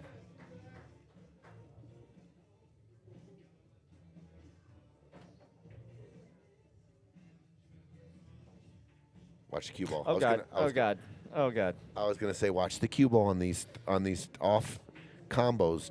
You got to make sure you play a stop shot or you're shaping something. I've done that a million times. You learn you don't just hit it. Cue ball's gonna go forward. You got to shape. especially in 8-ball. Like if I'm ever shooting a combo by a corner pocket, first thing I think of is like, okay, this is a tough shot. I don't know exactly where the ball is going to go if I'm pocketed, but I definitely want to know where the cue ball is going to go. So shape a ball somewhere else on the table while you're shooting a combo. Yeah. You just roll this in. Tim just ordered a couple shirts, the same color, but he's getting the black writing on them for him and his wife. Getting the hole. Good shot. All right, Shots. 4-2. They needed that one. Boy, they needed that one. 5-1 didn't look very appetizing. 4-2, much better. All right, 4-2.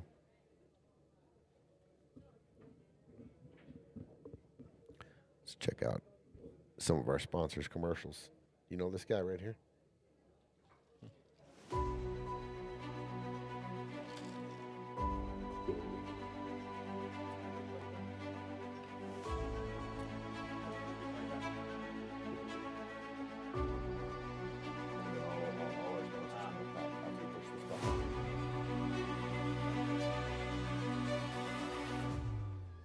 The list of our sponsors. Oh, look at that.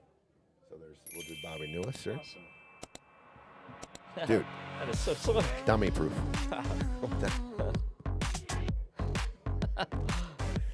It's all buttons. All buttons.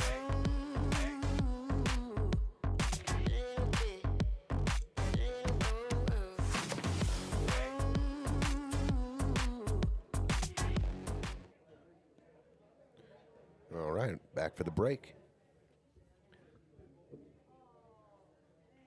What's up, Shell? Oh, he let the cue ball go a little bit here. Is he going to get a ball down? Dry break.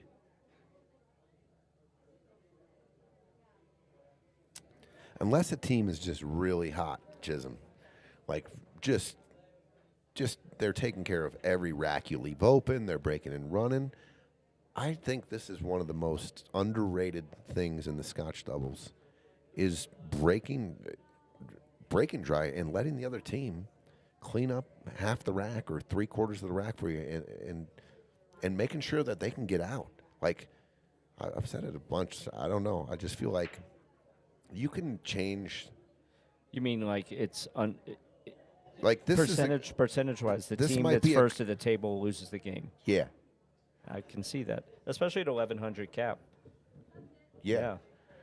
Like I've talked to That a would couple be an teams. I've interesting talked to a couple stat. teams about this strategy. Like, let's see if the other team now if they're running out. Obviously, you change your strategy. Now yeah. you know we don't want to give you the first Just shot of a intentionally rack. miss your first shot. Well, I'm just saying, you shoot a bank shot, but you control the cue ball, leave it on a rail, and Yeah. let them go from there. Like leave them a duck ball where they're like, oh, I got a shot, Tempting. and then they make it and start poking balls up. I'm just saying, there's a lot of strategy. That would be a really interesting statistic for like the whole tournament. See, like 100%. fuck, that would be so interesting. The team, what percentage of wins did the first team That had an after open the table. break? Yes, That had an open table. Yeah. That'd be funny if you I'll tell kept you what. stat and it was 50-50. Right. And it probably is. I mean, yeah. really. Someone would have to recognize that something, wait a minute, this is like way skewed here. Don't shoot. Don't make the first shot. What are you doing? Give them the first shot. Start yelling It's at like your a lock. teammate. We can't lose. Yeah. What are you doing? I would making a really, ball? I would really like to start making, and I think we will eventually, is a lot of different stats for the partners. And April even started doing it a little bit, and she had some really cool stats. Balls missed, balls pocketed by each player, Yeah. you and your partner. But I think it's doable. I mean, you see, Well, you know what you need. Button. Just get a button. It'll 2 or do 3 all different that. buttons. Miss ball, miss safety. Yeah, there you go. We need another stream deck with about 15 more buttons on there. We can make this happen. Idiot proof. Definitely. We can definitely make this happen. I like solids here. Just got to make sure you can get this 4 out right here. Go underneath the I would, bump to 14. All right. Beautiful. I would have. Beautiful. I would have drawn that back, but that works. That very was the well. shot. This is the game winner right here. 2 ball goes. You got a shape here, Lee. I'm looking at that 9 ball. This cue ball is going to be coming around hot around the table. I'm looking at that 9. I think you can control the speed here and go right into the 9 easy. If you go on the left side of the 9, you got the 2, possibly the 7. If you go on the right side, you got all of them. There it is. And there's the 9. There's a 9. And there's a perfect. couple of nice bumps. 5 ball. Woo. Straight in. Yes, please. Well, no. Well, maybe. Because if you go 5-3, then what are you doing? Well, if you have an angle on the 3, then you're good. You come out for the 7. Come out 4. for the 7, or you can roll forward 2, for the 7 in the side, or the 2 in the corner. Yeah. Okay. Yeah. I'll allow it, Tony. I like this. I don't mind shooting the 7 now and stunning into the 8 and moving the 8 and then queuing up the 2 or the 3 and then 5 that way too. The 5 is probably the trickiest ball on the table right now, so I might as well take it off. Oh, yeah. You got good. Okay, so he's definitely going to have to roll forward here for the 2 in the corner or the 7 in the side. Yeah, either or. I think you can shape them both if you get there. You have a little freedom here. And you got an angle. You're not going to be on the rail. You just don't want to leave it short. I want to be right wherever this line is through this ball, whatever that is. I want to be right there. Yeah. So that's a good angle too to come off here. And you got some freedom because you got this ball. And if you go too far, you cut this in, play this cue ball here, and you're good. He's pointing right at your line. He saw it. Did he? Can he get it there? Stop shot on the I think 7. he can. Stop shot on the 7 is money. And if you go too far, play the 2 and then shape the 7.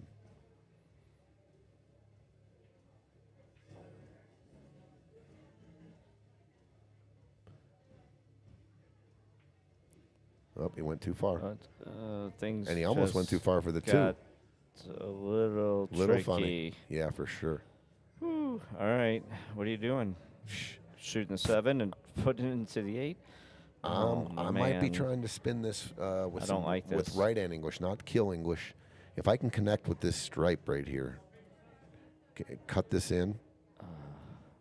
I mean, I see what you're thinking, but it looks like there's a lot that could go wrong with that. This ball's going to be coming in hot, isn't it?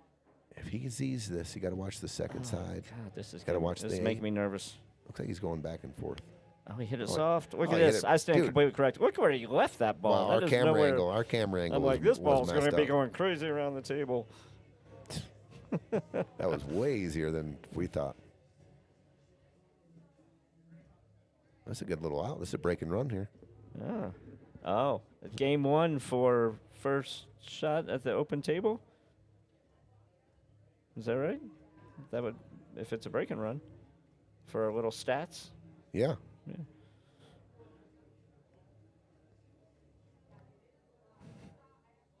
Don't you like it?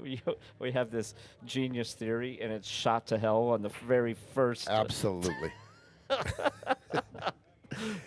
Absolutely. Very debatable now, right? 4-3. Nice out, boys. I'm going to give them a break and run fire. And we have a match. Yeah, we do. On that note. Stepping out for a sec, Chiz.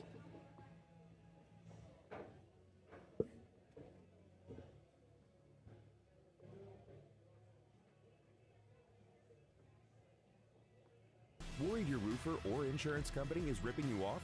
Get a quote in 1 minute. No inspection, no pushy salesman. Same quality, lowest price. Go to budgetroof.com today.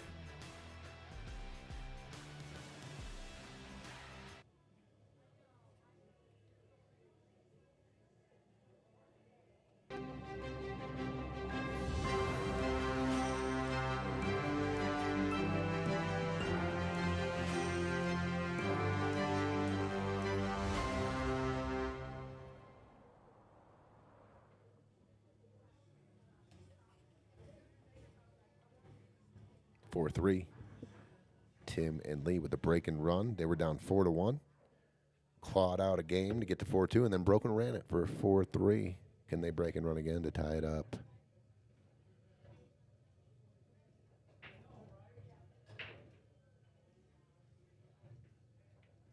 be dry here. Going to be dry. Okay. Not an easy table at all. The 1, the 10, the 14, the 7 taking up the pocket.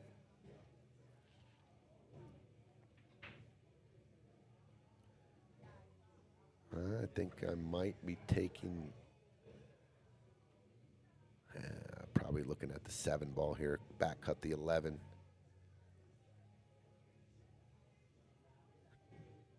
Do you like stripes? I don't like stripes. Solids, it's got a couple of the 1s tied up, but you can get there off the 5 maybe. Maybe the 6 in the side or the corner. And he's looking at maybe going rail first on the 7.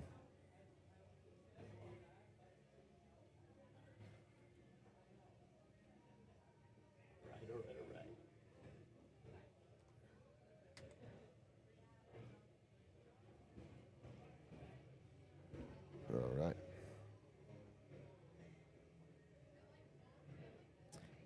Amos says bet race 3. What is that reference to? Do you know? What's that? Amos says bet race 3. I don't know what that means. I think he's talking about our game. You get 12-6, I get a coach, and bet $1,000, and the race is to 3 instead of 2. Oh, with a coach? With Yeah, you we're- as my coach? Yeah, I'm in. Yeah, we're in. I'm putting up the money. We can get to 6, Jizz. John, I'll let you off right now for $9.85. Just saved you. There you go. I was going to say 500. He can just drop off 500 and act like it never happened and save him 500. Barb, you really like the Colorado Q's commercial. It is very pretty. Very pretty. Okay.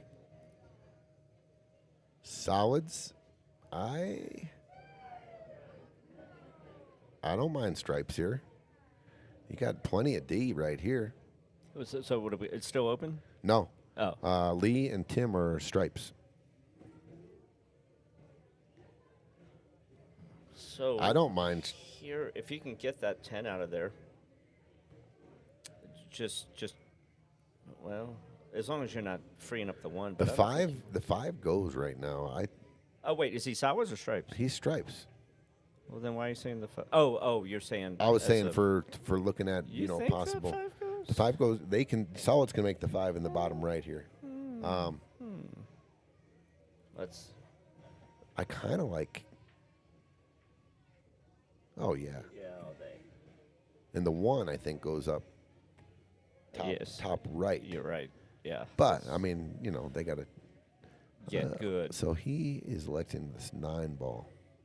Where? What's happening? I don't mind playing Is he the playing cue ball off safe? the 9 and then going down underneath the 11, 15. Okay, that didn't penalize him.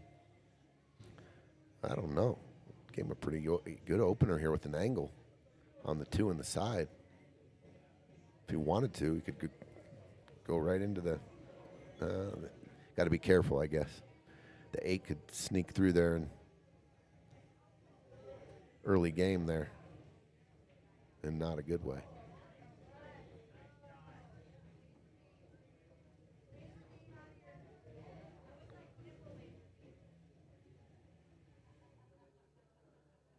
I don't know if you can get good straight in on that 5 or just a slight, get really good on the 5.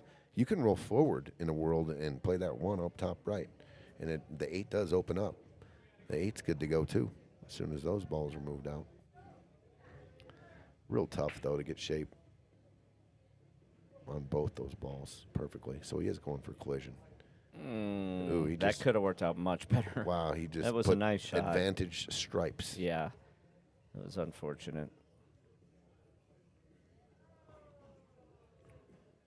So I'm done running my balls.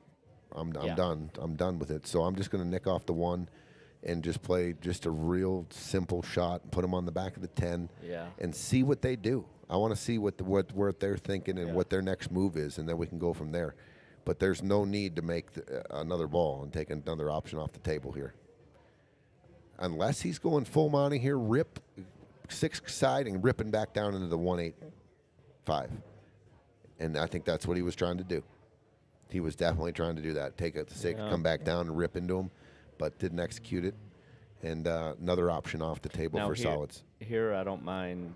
Well, Taking the 5-14 combo? Or what? I was going to say, just, I mean, you're not solving any problems, but you're creating them for them. Just rolling the 5 up in between the 14 and the 10. Simple. Yeah. See what they do. Yeah. I don't mind that at all. I don't. Just live for another day. You're at an disadvantage here because you only got 3 balls left. Yeah, I mean, if he's going to rip this is real difficult to make the 4 and get back down to the 5-1. Oh, it was a hell of a shot. Well, he got so much action on the cue ball because he hit it so fat. Yeah. He hit it really fat. So the cue ball is going to. Well, yeah. He did. Yeah, he did. I'm just saying, it was real. There was not a lot of rail there in between the ball. It was real hard to get that angle coming back. Yeah. I mean, you're more likely to scratch on that right side from the angle he had there, and you have to hit it pretty easy and pretty smooth and softer speed to get that draw coming back off that angle. But he got all that action because he hit it super fat. Yeah, that's like that.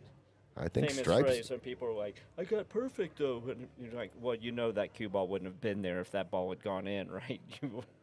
Please tell me you're smart enough for that. You get that a lot. A lot. Man, I had perfect shape. Yeah.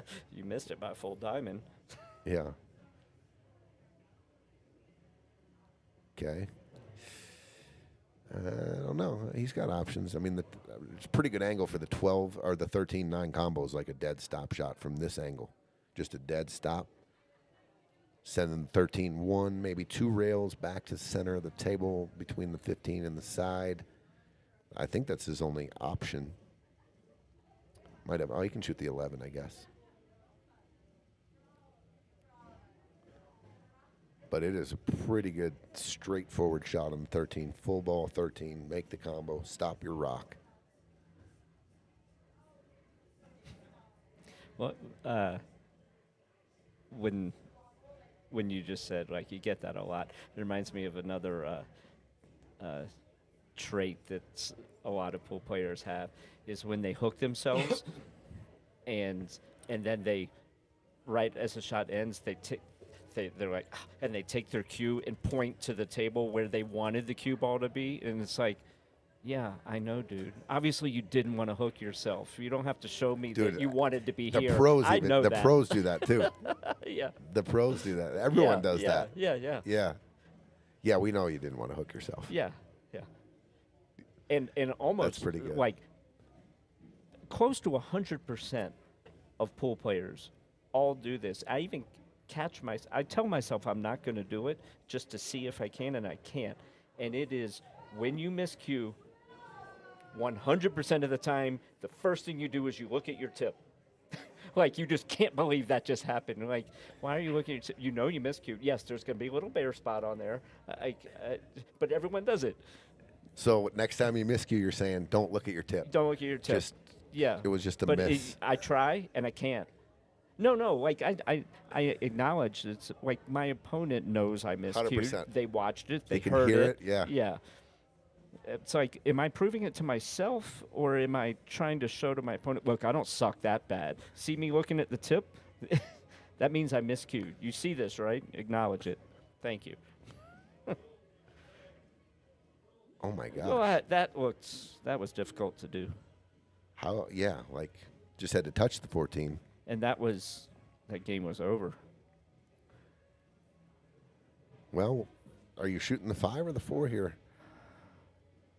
Oh, I'm cutting the 4 in, busting the With some 5 speed out. and then spinning Look it at out. this. But they still got issues. Oh, with they're that. in trouble. Yeah, they're in trouble. Lots of issues. No pocket here. Hooked on the 5. Mm. Ooh. Looking better for Stripes. You're jacked up over the 12. There's no possible back cut bank in the side here because you're jacked up. You can't get any of the cue ball on it. Boy. Are you probably shooting this one, calling it, but following the 14 in? But what the 5 ball is next. That's even tough. This is. I don't. Oh, he's 2-railing it. Look at this. I like it. I love I love the creativity when you're in such bad spots. Is he 2-railing or 1-railing? 2-railing off the 13. No, he's calling it 2. Called it in the bottom I left. understand. I mean, Z-bank. like off the rail, off the 13. Oh, okay. All right. Nice. Oh, good try. Yeah. That's a good try. That would have been a tough shot in the 5. I think if he had tried to play it off the rail, off the 13, the cue ball would have gotten down there for more optimal. I mean, look at this. I don't shoot the 10 in the side. Well, I'm probably not because it's a missable shot and that you can give it an escape Sure. route here. I So don't. what would you do? I would shoot the 13, the one that's hanging here. I Yeah. would cut it in and then I'd go down and play the 11 or the 50. It depends on where I can get there. He made a good shot, but But he still had that 15 is, this is not. And that 14 is so deep, you're going to have to draw off of it. that could get tricky if you're playing. Yes. If that's your last ball to shape the 8, for that sure. is- For sure. It doesn't. But even if it's not your last ball, it's deceptively tricky. I'm going after shape on the 11 here for a couple of different reasons. First so of all, it so opens your up 14 becomes your key ball if you do that. Is that correct? I like shooting the 14 right now, stop shot, and then taking the 13 and then doing that. Because going 13, 11, 15, I don't want that 14 as my key ball. Yeah, it's deep.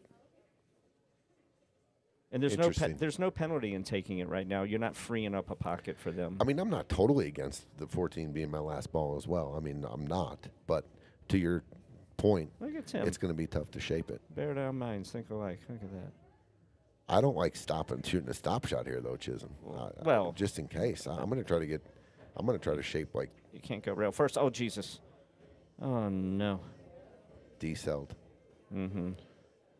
That was it. I just didn't like a stop shot for the shape on the 13. It's frozen on the How point. would you have played it? I would have power drawn it all the way. Oh, I would I have see. played it back to the bottom to play shape the 11. I would have just ripped drawn and tried to come all the way back. If I come short of that, I got the 13. And then the 13.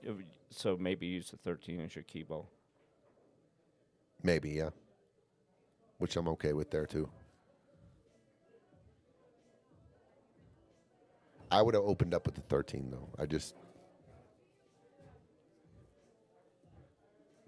But then you're like you said, you're probably using the 14 as your out ball, and it could get tricky. But I don't mind it. Yeah.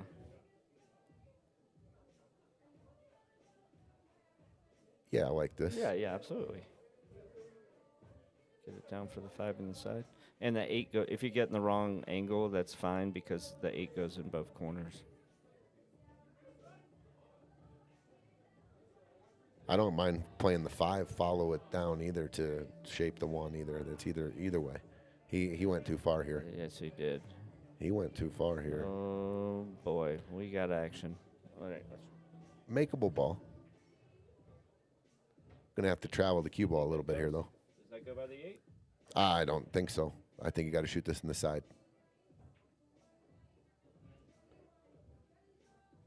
Close. It is close. But I think, boy, that's a real tough shot. I think you shoot the 5 in the side and come and travel around the world here a little bit. It looks worse from this angle than it did in the overhead. This is tricky. 'Cause normally, if the 15 ball wasn't there, because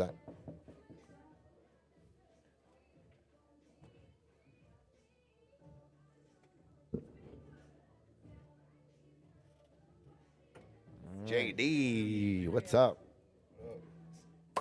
Dude, the tribe, no good. Oh, bro. what a shot. Uh-oh. How you doing? Good. How you doing? That was a great shot. He Made just hit it? it a little too hard. Yeah, he cut it in pure. Feel like had like a midget porn session in here. You got the right your operative word being midget. And you have the right equipment. Yeah. I mean, got you could probably do some Put, like, things a with this little equipment. Me included, little it's bed right midget. here. Little camera right here. Did you guys just get here, or did you already eat dinner? No, I just got here. Oh, okay. Eat some dinner at this Hell yeah. fabulous spot. What's going on here? Let's see how it's steep. We've got a 4-3 match. He's steep. Oh, that looks worse from this angle. Wow, they had ball in hand Oh yeah, that's with making 3 a long balls day. left. I think you got to cut it. Oh god, that looks awful. Dude, the tribe broke my heart, bro. I had a big two-teamer. I know we did. You did too. I'm gonna watch this. I'm gonna watch this from the overhead. Is he cutting it? Yeah. Oh, Double is he bank? making it? Oh. That was a hell of a try. All right. Lee, you got it. Lee and Tim. All right, 15 in the side or the corner. The 8 is blocked, so get that ball out of there now. Lee Either the side or the corner. and Tim can tie this match up. They were down 4-1. They almost were down. They had, the other Brian and Duke had You play this in the corner or the side? side. Yeah, me too. I like this. It's right there. It's pretty straightforward. Look, Yeah, and it's the right 8 and the 8 don't have a pocket. Yeah. So it's a little freedom here. It's like a guaranteed make. Yeah. And here's what I that don't. Decision time. I'll tell you what. All right, I tell don't me. like shooting. If you're trying to play power shape here on the 11, I think this is a mistake.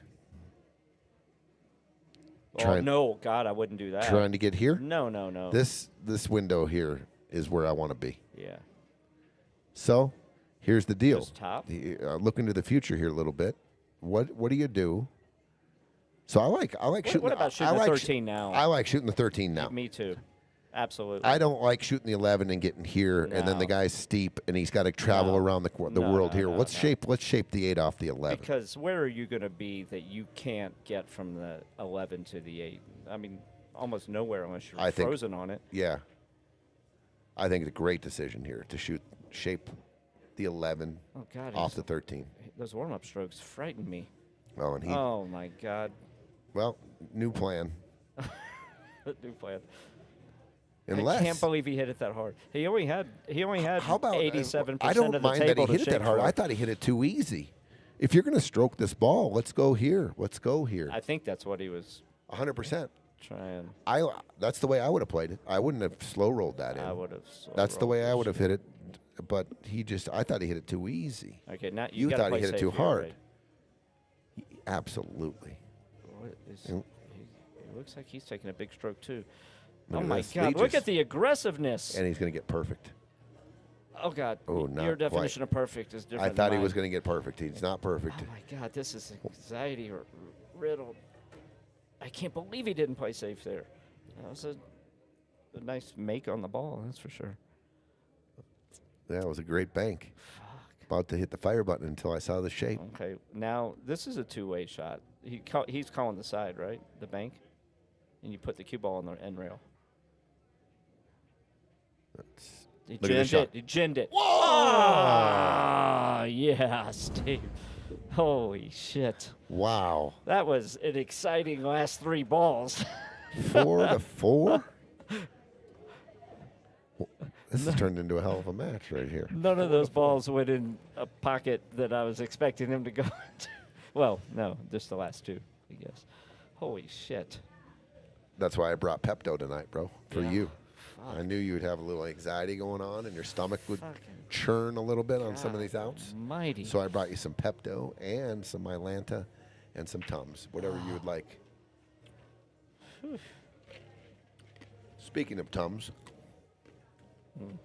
Aaron Weber Yes. in his skit that you sent me, Oh, not yeah. the one we saw live, but the skit you sent me, had a good one about the Yeah, Tums. I'm They're taking the care best of candy. They're the myself. best adult candy. Yeah, I'm taking. You know, Tums. That was a good one. He's like, sure, we can make a pill, but our customers want to chew something. His delivery is much better than mine, so yeah. Yeah, I've been taking care of myself. I've been eating Tums lately. That's what he said. Pretty funny stuff. Oh, the steroid bit. They should just walk around, just everyone jab. You'll be 5 minutes. You'll be feeling better than you ever felt in your life. We'll see who Absolutely. needs to be here. Oh man. Four to four. Open the door here. We were at 4-1. Tim and Lee back in business. Woo-wee. They're only halfway there, both of them.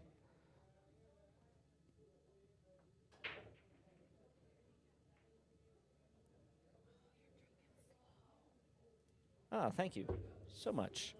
Look at that Oh, service. Look at that service. Nothing but the best here at Piazza's. Piazza's Italian. Diet or water? Diet. Thank you. What's the official full name? Piazza's Italian Sports Bar? Is that right? No, it's not an Italian sports bar. No, I thought that was the name of it. The Italian, official business Italian name? restaurant and sports bar. Oh, my fault. My apologies. But that would be cool. no, Italian- no. it's, I an like Italian, it's an restaurant. Italian sports bar. Italian What the sports hell is that? Well, you see, we've got Come here and find out. Yeah. FAFO, baby. FAFO. Fucking A, fucking out. I don't know. Fuck around, find out. Oh, fuck around, find out. All right.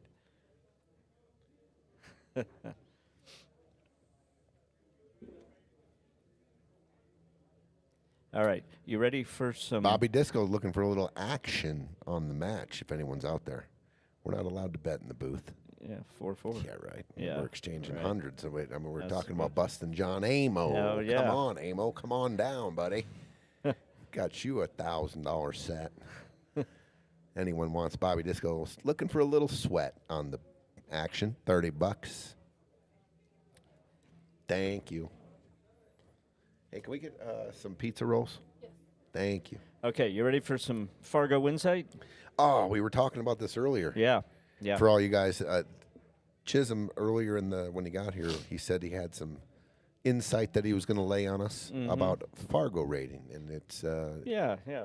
it's going to open up some eyes, some light, some insight. Yes. There, it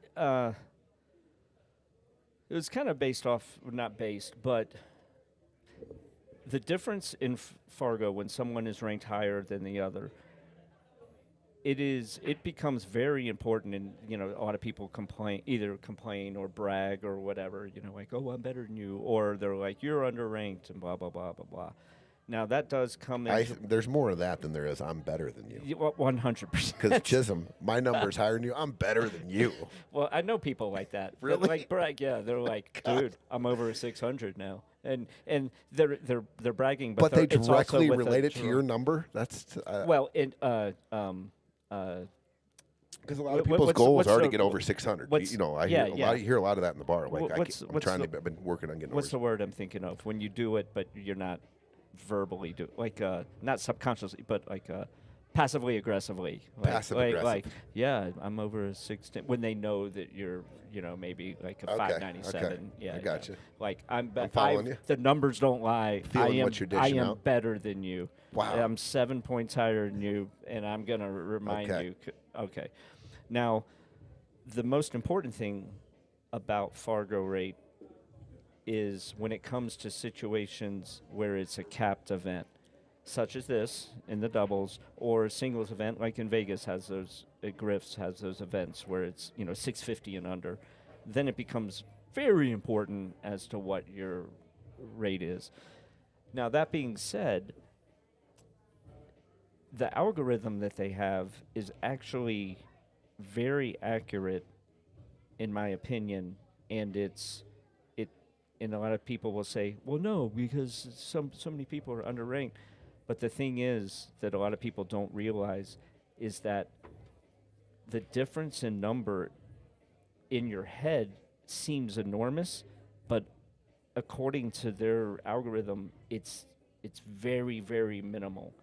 For example, okay, first of all, in their rating system, it does not skew whether it's two good players playing each other or very bad players. So if a 470 is playing a 440 or a 700 is playing a 730, it's the 30-point difference. Their races in the calculator stay the exact same. I've tested it. So it's only the difference. So let's say you have a 30-point difference. Let's say a 590 is playing a 620, and they draw each other in some tournament, and you're sitting here on the stream, and you're like, or if you're one of the two people that are playing, and if you're the 620, you're like, okay, I've got a tough match, but I've got the edge here. And the 590 is like, oh boy, I'm gonna have to play good to beat this 620. He's clearly better. So in the app, there are three things, and probably I don't know if everyone's seen this before, but there's a race calculator. And you put in the two numbers of the two people, and then there's three columns. There's hot, medium, and mild. Now, there's not like an instruction manual for Fargo, but according to just by looking at it, you can tell that the hot favors the lower ranked player, and then the mild favors the upper ranked player. The spreads aren't as great. In the Nationals, So what about the medium? I guess that would just that's be where the you would average. go. It's closest to 50-50. Okay. And in Watch each, out! Watch out! This is the second. Oh my God! He knew it.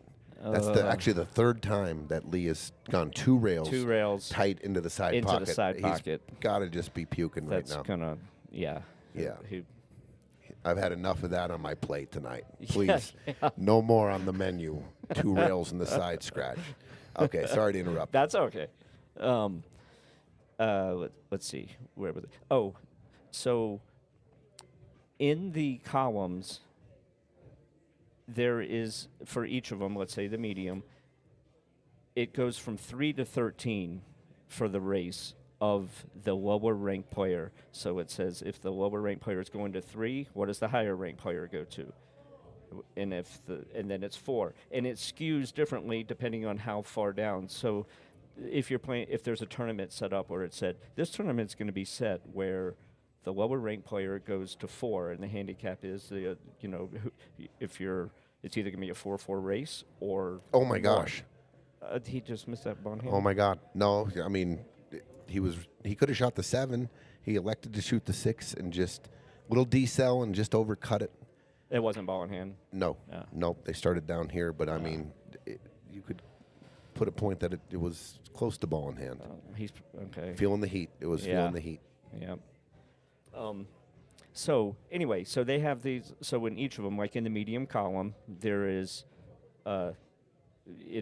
most of them are going to say 3-3 race, and then it might go 4-3, and then it'll go 5-4, and then it might go 6-4, but it keeps going down the list. So you have a full. The medium has 3 through 13 scenarios, and then what the upper ranked player goes to, given on the spread. And then there's one of those that's highlighted. And the highlight is the best close to 50-50 is what the algorithm is saying. So it's saying that if you ran, so maybe instead of 5-6, it would say 6-7, and the 6-7 would be highlighted because they're saying if we ran this 1,000 times, the closest to 500 each is going to be this 7-6, so it's highlighted. So now I am going to go into the app, and I'm going to put in a 30-point difference. 30-point difference that we agree is, it's big enough that there is clearly someone is, has hit a few more balls in their lifetime than the other person. So it says fine race. I'm just put in 600 and 630. And again, remember, it doesn't matter what these two numbers are. As long as they're 30 points apart, Look at that. it's going to be the same. Not to interrupt again, Yep. but pepperoni rolls on their way in about 10 minutes. We got that from the kitchen. They're sweating the matches with us, Nice. and that's pretty cool. Oh, yeah. Greg Trujillo, 800 Fargo in the kitchen. Maybe 850. World class. Okay. Good job, bro. And Connor. Well, wait, let's see if Connor and Greg. see if they get 800 out here. Fargo's rolling out the dishes at Piazza's, dude. Best in the business. All right, let's see if they. I'll hold this thought while we sweat this shot. That's. What happened? They call a timeout? Where'd everyone go?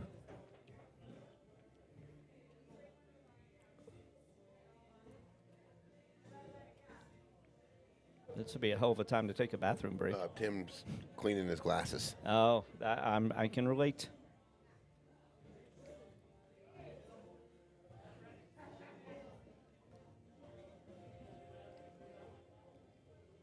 Okay, while we're waiting for Tim.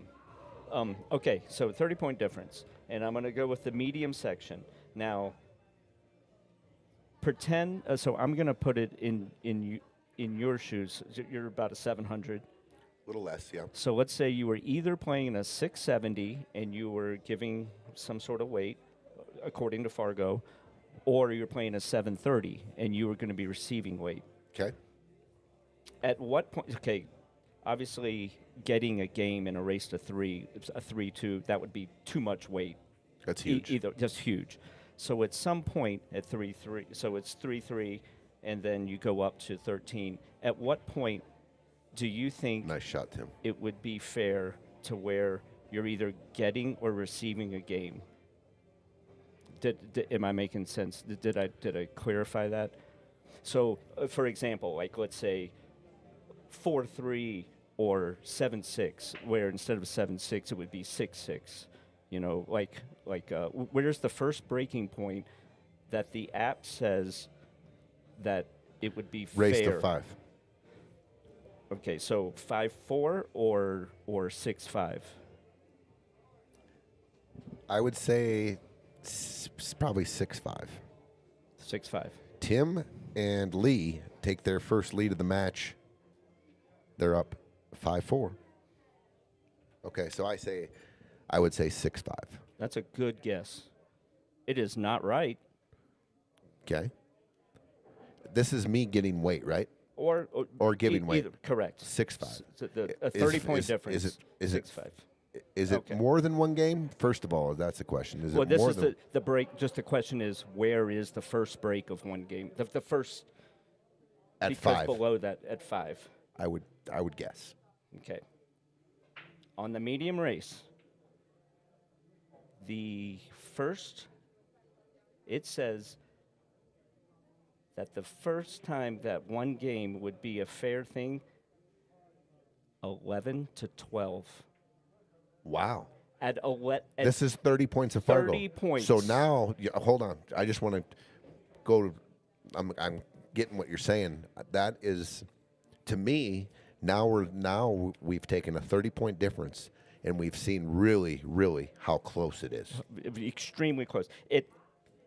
This says for the medium. The break is at 11. At 11, this says 11-11. That means that's saying like at 11-11, if you make this 11-10, then the lower ranked player has too much of an advantage. They're going to win more than 50% of the time. Wow.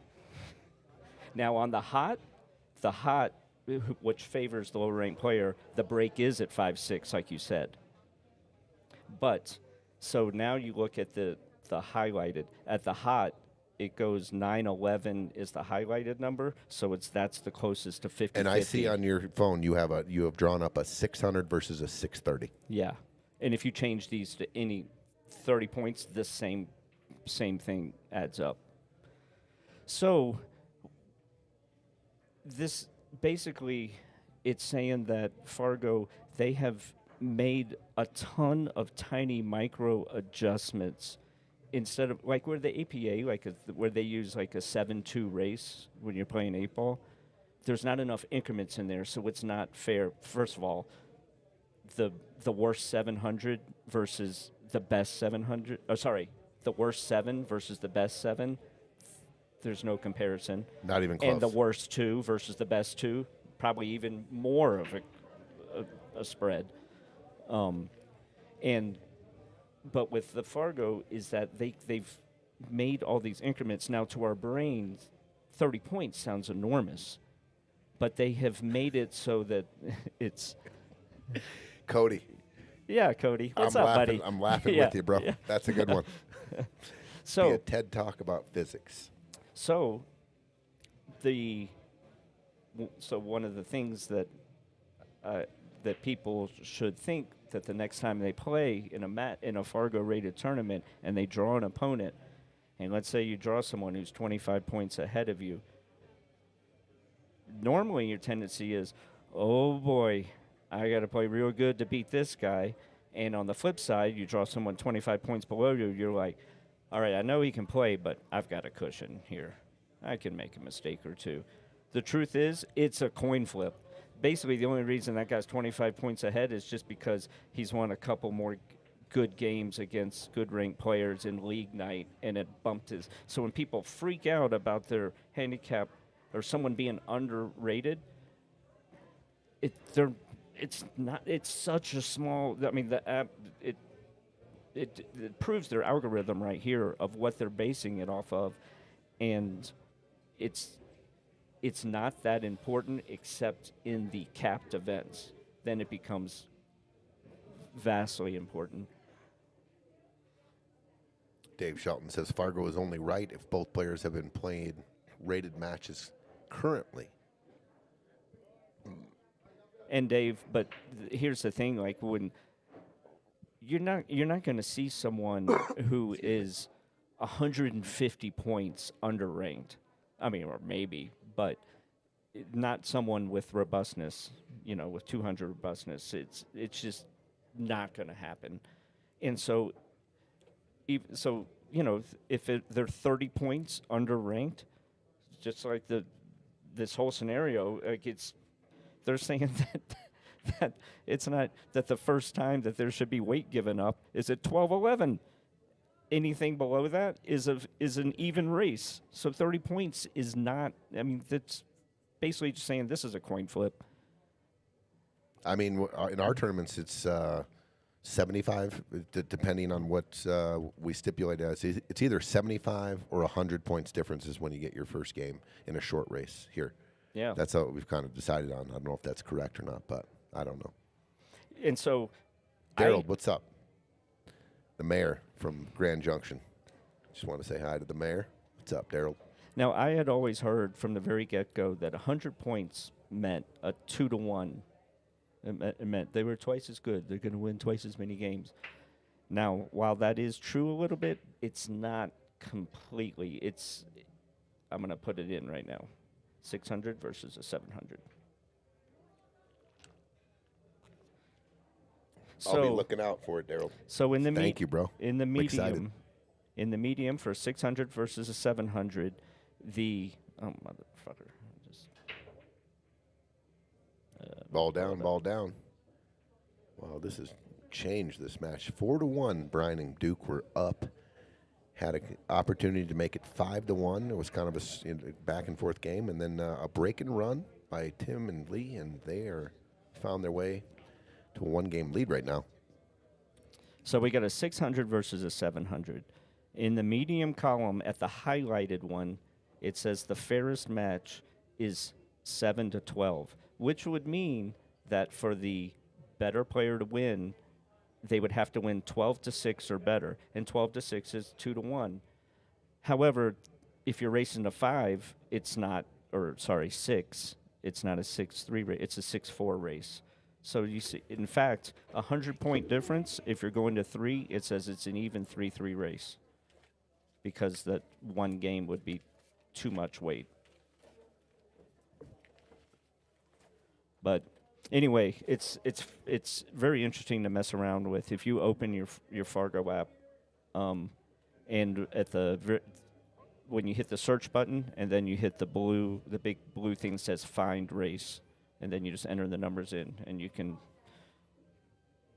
look it up, and it's pretty eye-opening of how inconsequential that 10, 20, 30 points Gotcha. really means. You're basically very, very evenly matched players. I like it. A lot of insight there. A lot of information, but I like it. It's just letting you guys know you get into a match, Yeah. don't freak. and it's more of even than you think. Yes, yeah. Don't freak if you're the underdog, and don't take your opponent for granted if you're the favorite. Greg, they look amazing. Thank you, Connor. Thank you, Greg. Daryl, I'll be looking in the mail, bro. I'm excited. I don't know what. I can't even imagine what you sent. Something about golf, though. You watching the Ryder Cup? I haven't been, but I will. I forgot it was on until you mentioned it today. I just like relating to the crowd. The crowds are great. Mm-hmm. I just think Europe has an edge on us in the crowd. They even said it on the golf today. Like the golf announcers, it's in New York, so it's in America, and they said the European fans chant and have songs they sing, and they're more in unison than the American. They're giving us the 5 out. Yeah, and then they said, well, I think it's because of the soccer or whatever. And yeah, there's some of that. Growing up playing, football over there is huge, and the crowds are more in unison. It's more of a town thing, right, from town to town, and it's very. The teams are very personalized to their. They're more fans. passionate and loyal. Yeah, people are into pro sports here, but there are a lot of diehard, but there are more people that are bandwagon. They cheer for them when they're doing well, and then they don't pay attention or just complain. Yeah, and Europe's more do or die with their town. Yeah. They're going to die with them, Yeah. or they're going to go to the championship with them.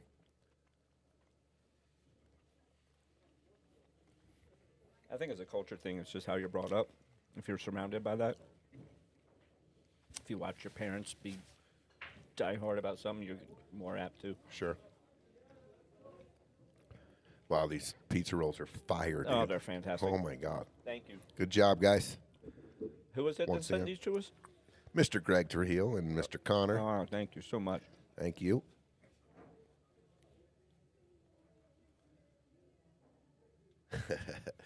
There should be Fargo based off people's height. Daryl says, taller you are, more games you got to win. Xavier, the X-Man, what's up, buddy? Haven't seen you in a while. Hope you're well.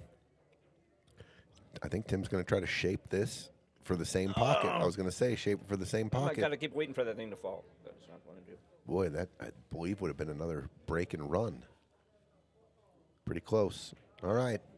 Man, the tides have Brian and swung Duke. on this match. Brian and Duke, time to get busy here and get this tied up. Little work to do though. Little work to do with the 7-6-4 action.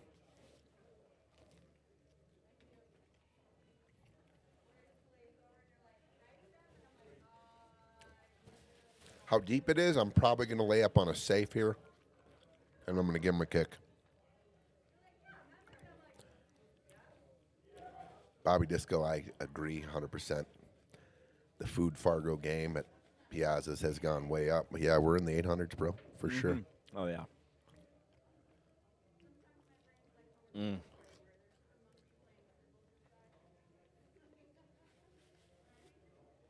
I'm just going to challenge him.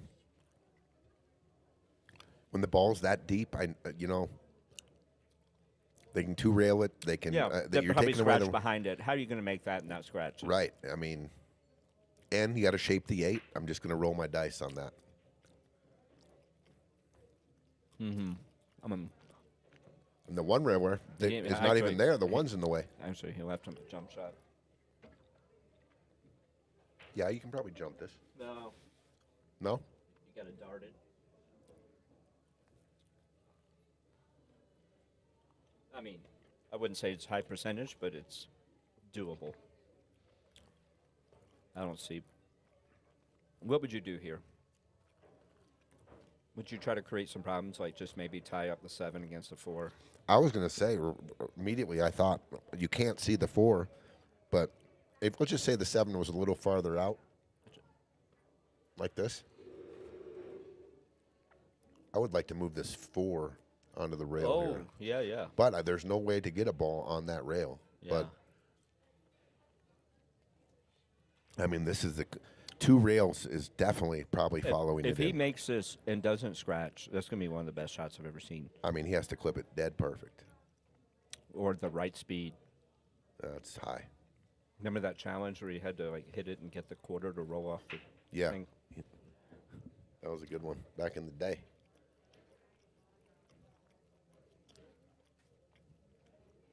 Well, ball in hand here, solids. Yeah, I like this. I was going to say 7 ball, come into the 4, move it out. Beautifully done. Now he can do it beautifully done. 6 ball with a little stun. You That got was a little angle. amazingly Shape the perfect. 4, and you can shape the 1 short side, and then you're golden.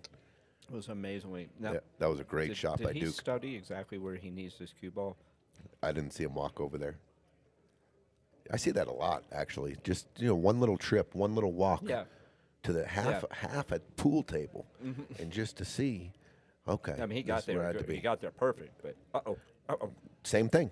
I'm just saying. Did he walk down and detail it? No. Did he detail it? He just kind of said, "Oh, this is good. Yeah. I'll float it. How can I miss shape here?" He floated all right. And this just got really tricky. Oh, God.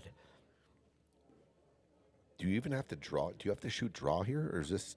Can you hit this thin enough where it goes below the side? I think it goes below the side Oh, God. or above Oh, the God. side.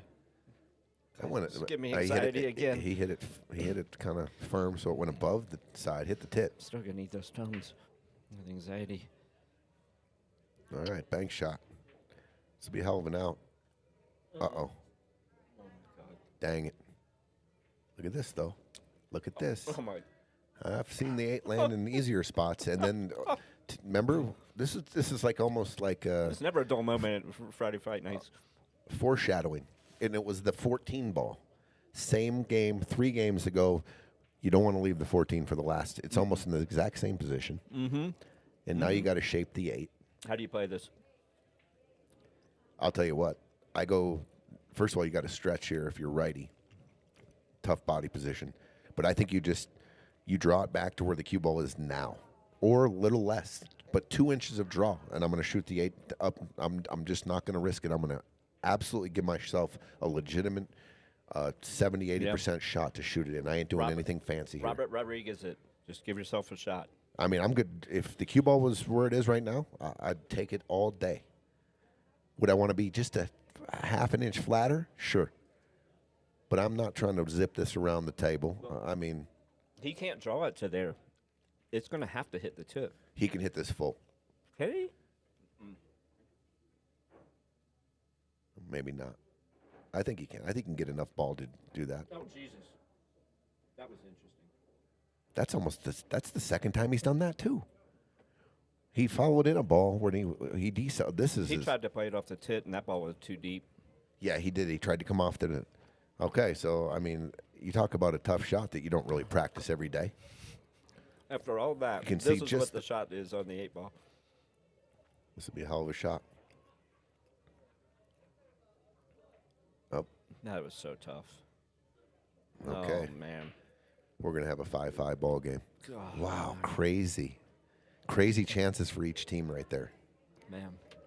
I mean, that shot that Tim had was so deceptively tough. I'm going to get a bridge, and So I'm draw. tough. What I'm saying is, I might not have been able to get a full ball, but I'm not going off the tit. I meant I'm going to draw it off as much of the meat of the 14 ball as I can. Just in what we were talking about, just 2 inches. I mean, he could have been titty hooked there too. I mean, if it would have came back a little bit, but Another option we didn't even talk about was drawing it out to the middle of the table and playing the bank in the side. yeah, just rip a draw out. I mean, it was close enough to the point where if you went down table, I don't think you had a cut in the corner. It was like kind of scratchy. I agree. Kind of scratchy. Wow, 5-5. Race to 8, win by 2. If you're just joining us and you haven't checked us out before, Tim, if you go back and watch and listen, that was a much tougher scenario than man. That was a tough shot that you were facing to get. I'm going to step out for just a second. Oh, these pizza rolls are good.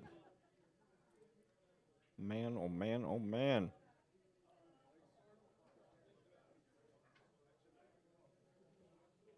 I agree, Tyler.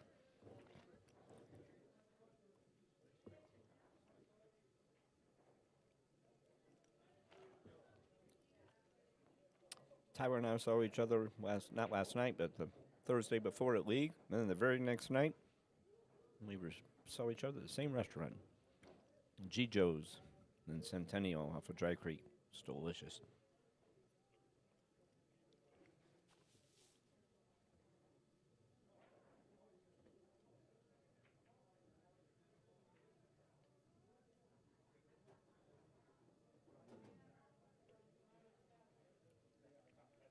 This table looks pretty juicy.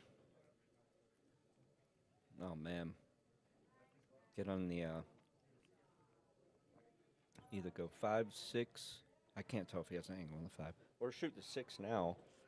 But if he could just go 5, 6, and then you just pick, then 4, 3, 2.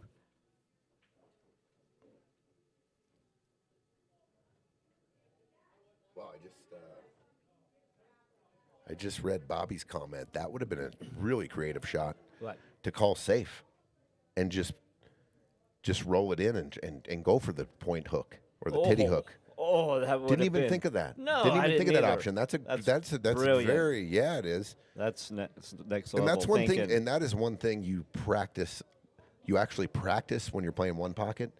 When the balls are deep in the pocket, you're trying to hook them on the point because you can really get a huge advantage, especially if they're down table and you can roll it up and because the ball spots up and you hook them on the point. It happens all the time. It's a really good shot to know in one pocket actually.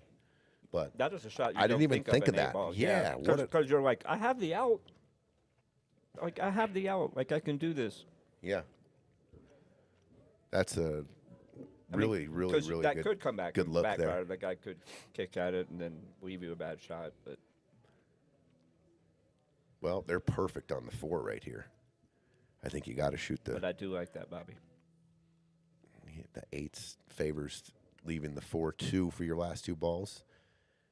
You're just are you going to get better shape than you'd have on the 4 now? I've played about every kind of safety imaginable. I don't think I've ever intentionally played a titty hook. And the answer is no. I play them on the side. I learned that a long time ago. It's really cool when it ends up just perfect too. Because the shelf on the, especially on a diamond, you just roll. Yeah, you know, obviously the ball is real close. The cue ball is real close proximity, and you can control the cue ball going inside to the tit.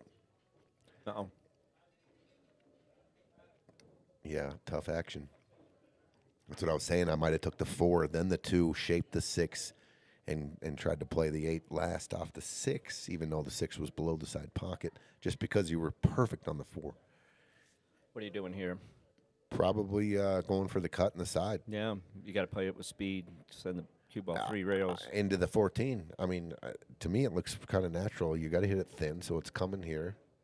You know, it's coming actually flatter and coming into here. Yeah. That was a bad line, but That's all right. I think they're picking up what you're just putting a down. high ball here, and I think you can get 3 rails into this ball here. It's tough to make this ball with that speed. Overcut it. Yeah. He would have hit exactly where you're pointing if he made it. I think. I don't know. Well, here we go. 15's good. You can play a safety here. Probably end up playing. I think you go for the out. I'm shooting out here. What are you doing with that 15? I'm probably shooting the 12 right now, stop shot, and lining up this 9 next, and trying to run, and coming in behind bump it. into the 8 or bump into the 15. Yeah. Either one is good for me. Yeah. You shape then you shape the 14 or the 10. I don't like this 9. I'm This not 9's sure. I don't if know he what can the go plan is if he here. can go forward here, if he has this little bit of angle where he can go forward with top left, you can go 2 rails into the 15. Now I like that too, because now you got the option of the 12 ball is still on the table, and that's what it looks like he's going to do. So he's going to go 9 ball, 2 rails into the 15 ball. Hit it and make it work. Okay, now there's a dead safe. I mean, Yeah. there's no reason not. So now not you to. just roll. Because he will not be able to kick at it well. Yeah. He went right to it. So you make sure you get cue ball heights behind the 8 here.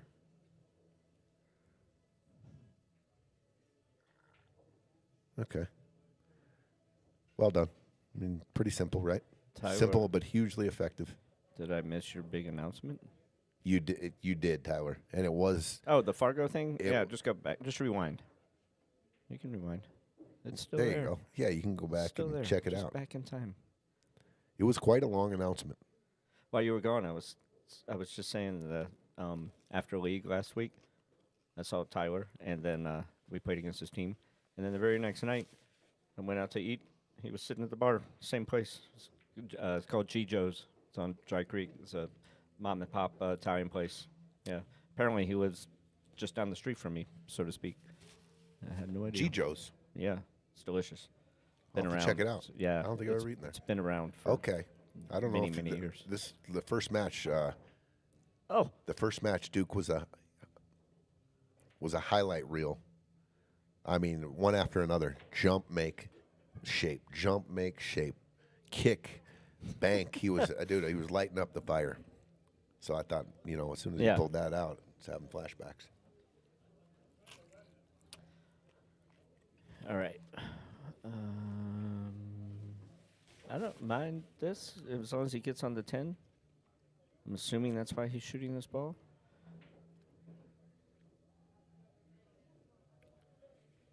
Yeah, I think you shaped the 10 here. Uh-oh. Well, reroute. Okay. Safe again. No safe here. You can shape the 10. Play the 12. Play the 12. You mean shape it like to get on the rail You can go after past the side pocket? Yeah. Is that what you mean? Yeah. Not taking a cut. No, I'm going to try to shape it flat up on the rail up there. I'm going to come up. I'm going to shape it either off the 12 now or play a shape to the 15 to the 10. But I'm going out here. You can get there right now. Shoot the 12 draw to the high side of the right side pocket. And then either go forward on the 10 or draw it back. I don't like drawing it back past the 8 and the 2.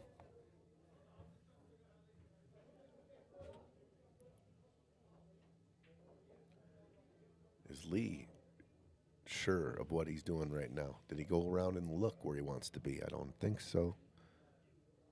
Okay, Oh, but he that's got okay. pretty damn good. So he can This go down. is good. He's This probably is going to real go good. down to the end rail here. Yeah, it's natural. 15, go down to the end rail, absolutely and natural. yeah, it should come up and lay almost straight in, right? Yeah.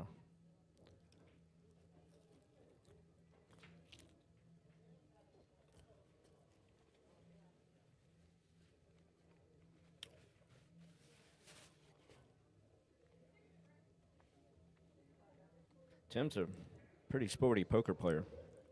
You played against him, haven't you? Yeah, he plays pretty good. Yeah.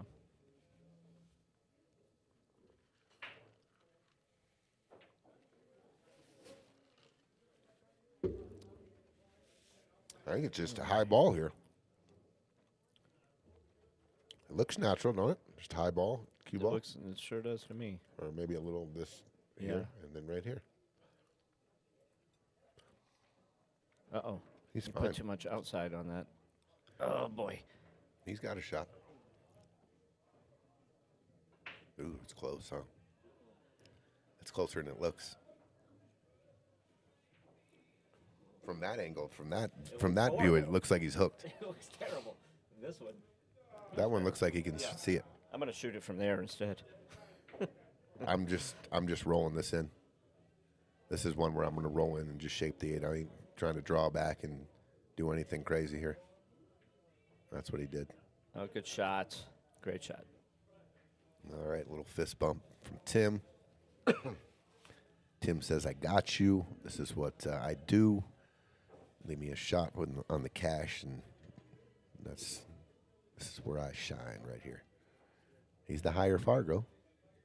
This is what you look for in your top guy. Pick me Yeah. up, right? Yeah. Come with it.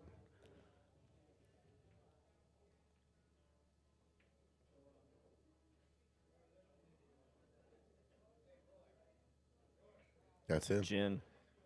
No real. Good shot. 6-5. Race to 8. Win by 2. Let's hit a commercial here. See, he's been a sponsor, but he just got his commercial made today. We got it on here. Ah.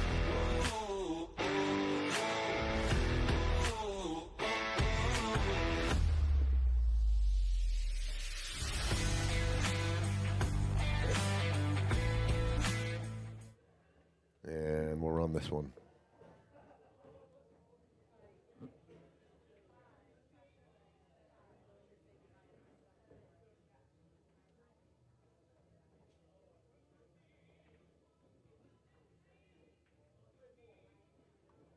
I'm okay to go. Yeah, I messed Okay to up a little go. bit there.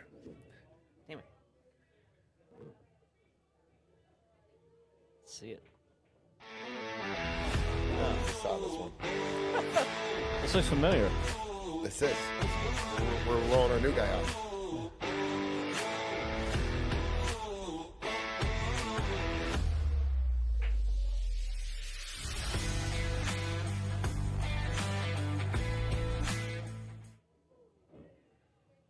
Oh, he's still racking.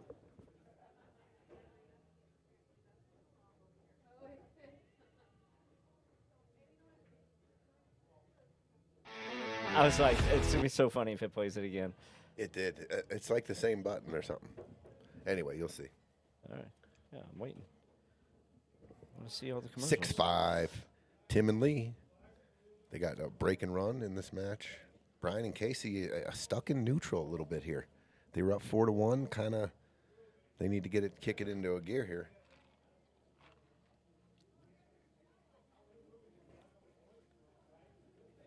And this format's huge. You got that little bit of a safety net or an advantage to get to the hill first in this format. Yeah. Yeah. Not only does the team Huge. have to tie you to This is a huge game. Yeah. Huge. Oh, yeah, because of the win by 2? Yep. Oh, man. Okay, ball's down. Another ball down. Ball hanging in the hole. Yeah, this is an enormous, enormous game. Tim breaking the ball's pretty good tonight.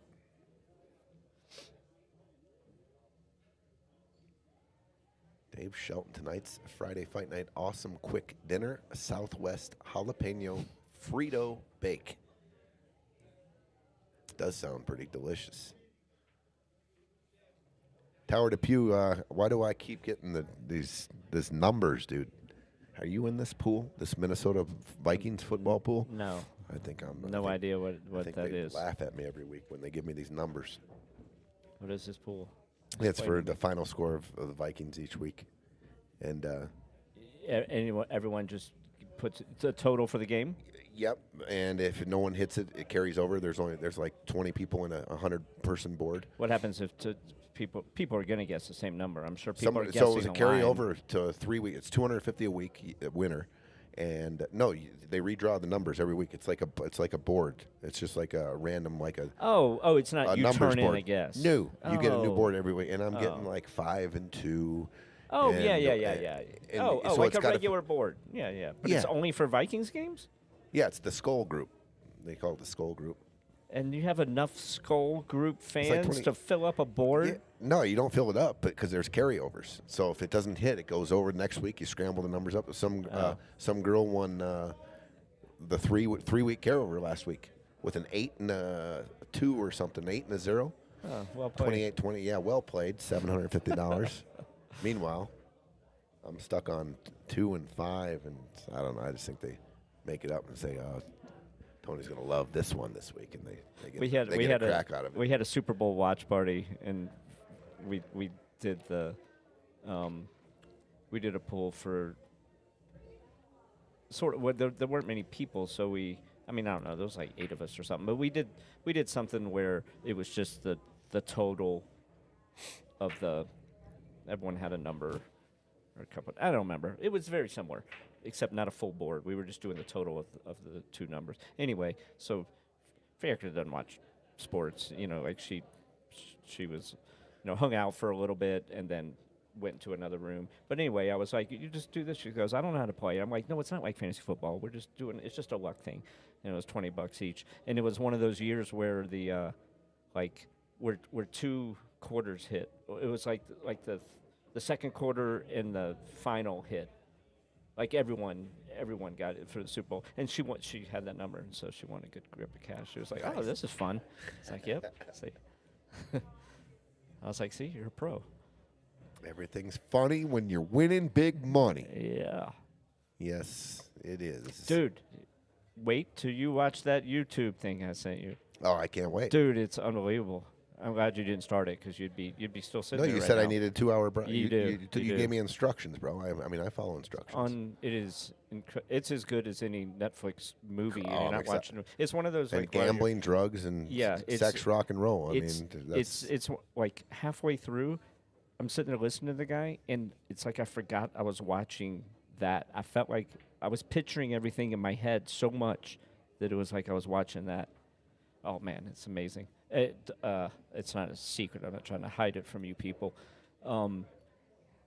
You may or may not have heard of a channel on YouTube called Soft White Underbelly, and it's this guy. He's got hundreds of interviews of people, really interesting characters, usually down on their luck, like homeless crackheads and or current prostitutes, but a whole bunch of other people, like this guy that was in gay porn who wasn't gay. Well, he wasn't gay. He just started young and just needed money and got into porn and turned into gay porn. Wow. And it's just super. He looks like a skater dude. He's got like tattoos and a cool dude and whatever. He's just like, yeah, it is what it is. Oh my God. And we're off script here now, ladies and gentlemen. But so anyway, this interview is a guy, and he's actually written a book now. And the book is called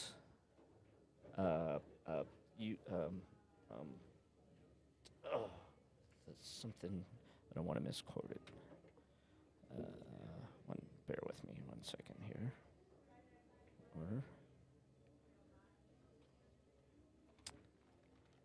No, not that. The California Kid. It's the California Kid. The guy's name is Owen Hansen. So if you go in Soft White Underbelly and put in Owen Hansen under the search in their channel, you'll find this interview. It's a 2-hour interview, and the synopsis is it's this guy who actually he grew up in California. He went to USC, played football for a couple of years there, and then he got into gambling, and then he was a bookie for a while, and then he got into, kind of fell into, the story is incredible. Check this shot out. Check this shot out. Draw the cue ball off the 7, make the 11. The cue ball sits right here. This is a game winner. Yes, it is. Real easy to execute, too. Yeah. Just draw into the 11 and game over. He tried it. He did it. Did he call safe? He sure is. I hope he called safe, because if he called the 7, now they have to shoot. No, he did call safe. Excellent shot. Great shot. And then he gets into drugs, and then he ends up like working for the cartel, and it's incredible. It's halfway through. The whole thing's amazing, but halfway through it, I was like, my heart was racing. I was so nervous as he was telling the story, and he's such a great storyteller. I highly recommend it. That didn't hit. Oh well, he was fouling anyway. He intentionally fouled. Yeah. Well, I'm going to check that out. I have all the information you texted me. I just got done with a pretty good watch myself. I watched one episode and shotgunned all of them, and it's called Black Rabbit, and it's oh shit, yeah. I've been waiting for Vierka to get home. I've been really waiting. Really good. Really waiting. It was really entertaining. I won't do any spoiler alerts, but I don't know if there's going to be a season 2 because of the last episode. I mean, it's pretty intense, and Jason Bateman directs it and acts in it. I love Jason Bateman. He's the degenerate brother. Well, they end up both being degenerate brothers, but you think he's the bad guy and his brother's the good guy. But it's just a good show. I mean, the character development's great. The Yeah. storyline's great. Good show. It was very entertaining. And well, that's cool. 6-6. They released the whole thing because I just started watching Task on on HBO, and it's fantastic.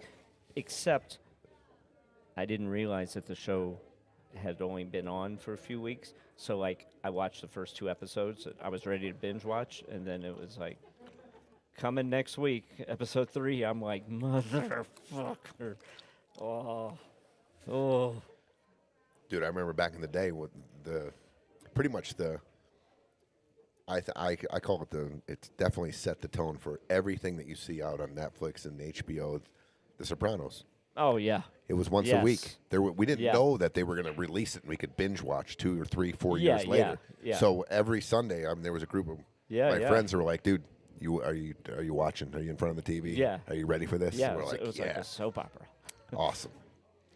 But Adam King was saying the same thing about Game of Thrones. He had a group of friends that every single week they would get together, have almost like a watch party. Well, it was definitely a watch party, and they would dress in costume. get the F out of here. Yeah.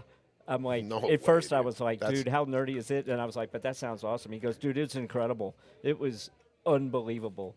He was like, because we were all equally into the show. And it was funny, and of course we got hammered. Sure. But when the show was on, we were focused. That's next level shit right focused, there, bro. yeah. That's next level shit right there. What are you dressed like tonight? Hell yeah. What was the Dungeons guy's and name? Dragons. I was into Dungeons and Dragons. when I was little. What was the guy's name? D&D. Reek. Tower Depews. I'm 3 into Rabbit, and it's great. Excellent. Yeah, it's good, dude. I like Jason Bateman, too. And he's just, Ozark was fantastic, wasn't it? Fuck. amazing. Amazing.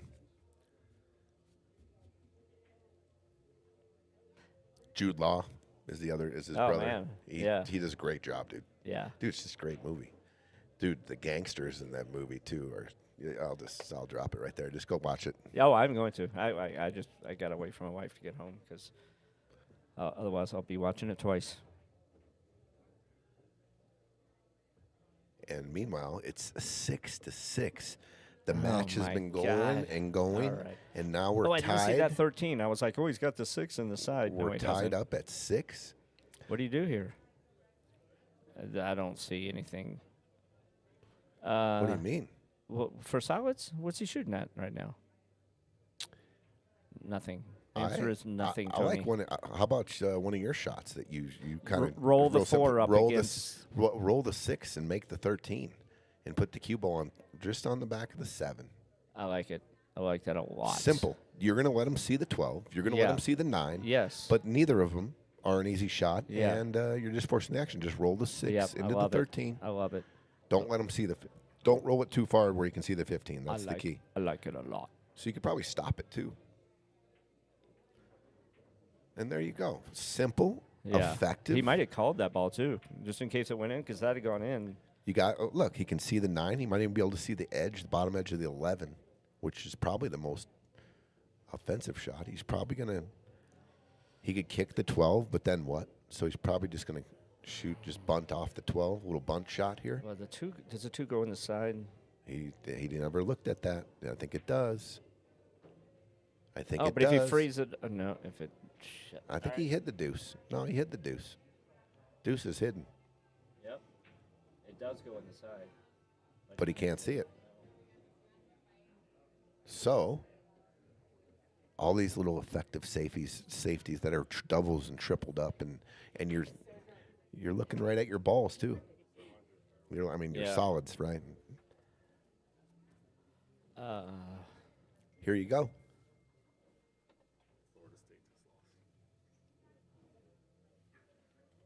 Wow. You have piles on them too? No, fuck. Good. Did you? Did you guys eat? Yeah. Did you guys have the pizza rolls by any chance? No. They might be the best thing. Mm-hmm. They're incredible. Sugar shade. Tony Cho. How was the food? It's good. No, the Look at chicken this parm shot. noodles were- Tim, that was an excellent shot. Fire. What'd you have? Chicken parm. Chicken parm was fire. But the, But noodles were like not all done, like soft. Well, Bread was good. that's good. Saw your son. Okay, that was more like some embers than a full fire. I didn't know we could see the 12. Still right in the Yeah, okay. So precious. Very precious. It was almost excellent. I thought he'd hooked him on That's 3. good. He's getting his emotions out. kind of grown ass The man. kids are different today. I said, don't dye your hair no more. He goes, why? Because you're a grown ass man. Oh, Ready to oh journey. no. Oh no. All good advice. I from mean, Uncle Jeremy. it's Sunday. you still have that pocket box, but that's oh boy. Man, he doesn't have a shot. 8 a.m. I don't know what you do here. You could There at 8 a.m. Yeah. And then we're golfing with my buddy Giff from LA. this is tough. Play, coming in for MGM, put this whole thing on. Just You right could thin the 1. Thin the 1 or the 7 and come down this bottom corner down here on the 3 because the 9 doesn't go anywhere. Yeah, that's the shot. You got to get the ball down to this end rail. Wait, is he? He's solids. What's he doing? Oh, he's gonna shoot the 6. I don't like. I mean, unless he busts out that 4, but.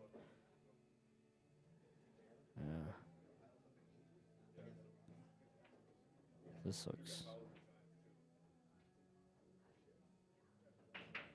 This might work out perfectly. He might make the 10. Look at that. Oh, hit it. Not. God, it was almost fantastic. But, room to get short side.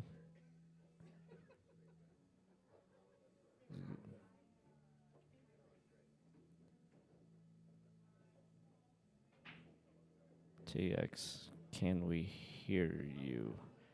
The answer is no. I'm not even quite sure what your message means.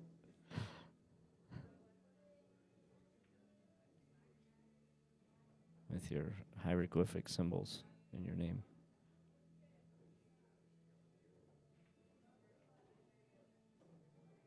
All right.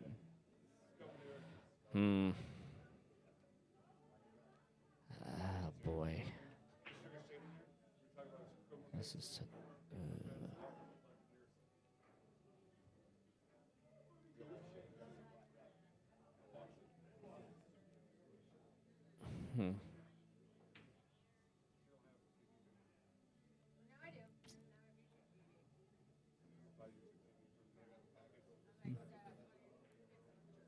Boy. I mean, one option, it's kind of. I mean, he could combo that 410 and just leave the cue ball on the rail and just leave him a tough shot. Granted, if they make it, I mean, he would probably be shooting at the 14. And if he makes it, I don't know what ball he would shoot next. It would be tough to hold for the 12. I don't know. Well, that's not what they're doing. Going with the 1, come across. Yeah. So you could use one of those 2 balls to get short side. Go in. I'm not pulling for one team more than the other. I just wanted to go in because I wanted to see what they did next.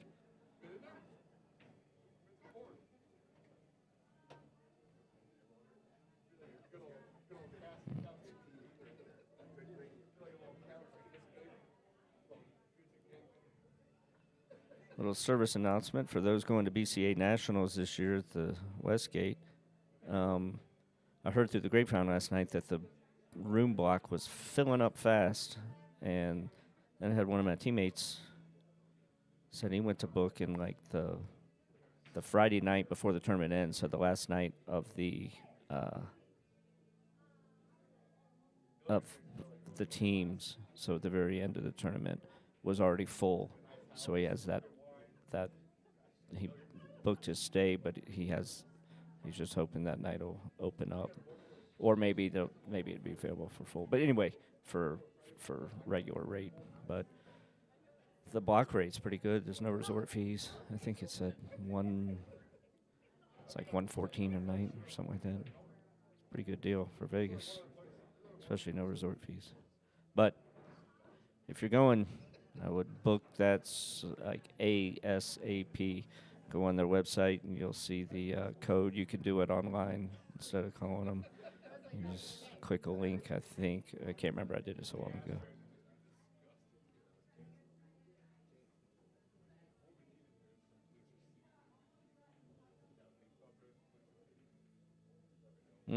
Smart shot. Very smart. Now, the next time Solids is at the tape, oh, this is going to be a good shot. He's going to get the 12 out of there.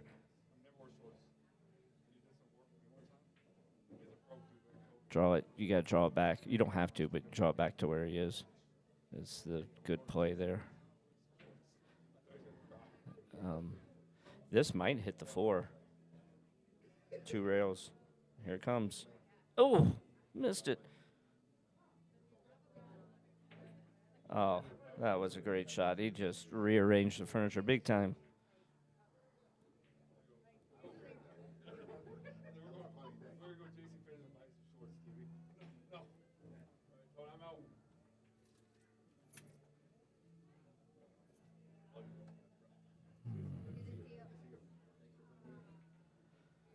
Well,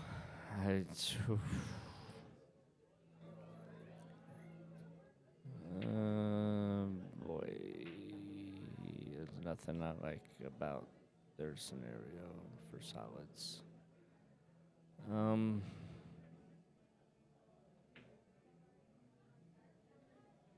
Man, I don't. They're in trouble. Wow.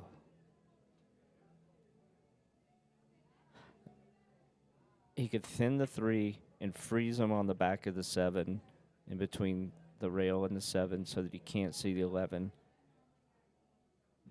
But you would have to freeze it so well because then he could see the 10. But the good news about seeing the 10 there, actually I like this shot a lot because it's going to bump the 3 off the rail a little bit, which could make it so you can't even make the 9 ball, or at least much more difficult. And then if you force him to take the 10, at least it frees up that pocket. I think that was the play. Thinning the 3, freezing on the 7. Maybe he's going to freeze him on the 7 anyway. And instead, he just gave him ball in hand shape. That was unfortunate. I can't believe he just rolled through those 2 balls and didn't touch the 7 or the 3. Oh, he made the 4. Jesus. I didn't even know. I thought the 4, I just assumed the 4 was still on the table. I was watching the cue ball the whole time. Holy shit, that was a good shot. I mean, this is tough action. I don't know. What's he doing? He's going to roll it up on the 8. And he hits the rail. That's great speed. Well played. Well played. It's not a game winner. It's just preventing the game from being over right now.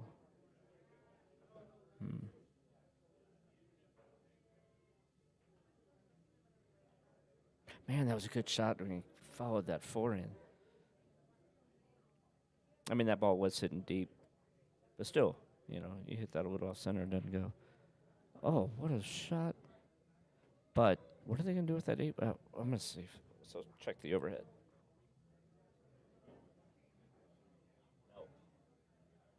No. That 8 cannot be made. But you could play one of the safeties where you just hit a stop shot and just freeze the cue ball on the 7. And smart. I don't. That 11 is so deep. That's like the exact same position that Tim had a few games ago. It's like the exact same. Same pocket, same everything. Same side of the pocket.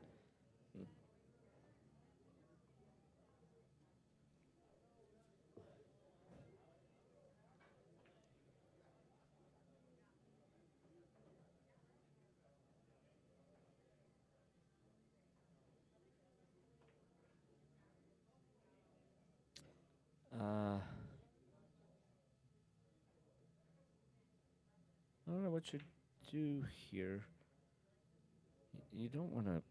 You don't want to make this 3. Other than that, I like just rolling the 3 and trying to get it by the side pocket, cutting it up the rail, hitting like this between the second and the first time, and complete speed control. This, see if he makes this. I don't know what he's gaining. There's no. I mean, I can't imagine he's going for the breakout, because this is not easy. If you break this out and miss this shot, that is hugely penalizing. God, he did. He went for what? Like if that had gone in, he would have had. He just. And now that ball's on the end rail. Ugh, I didn't agree with that. Didn't agree with that choice. In case you couldn't tell, is that a giveaway? I think I've got to tell in my emotions, my opinions.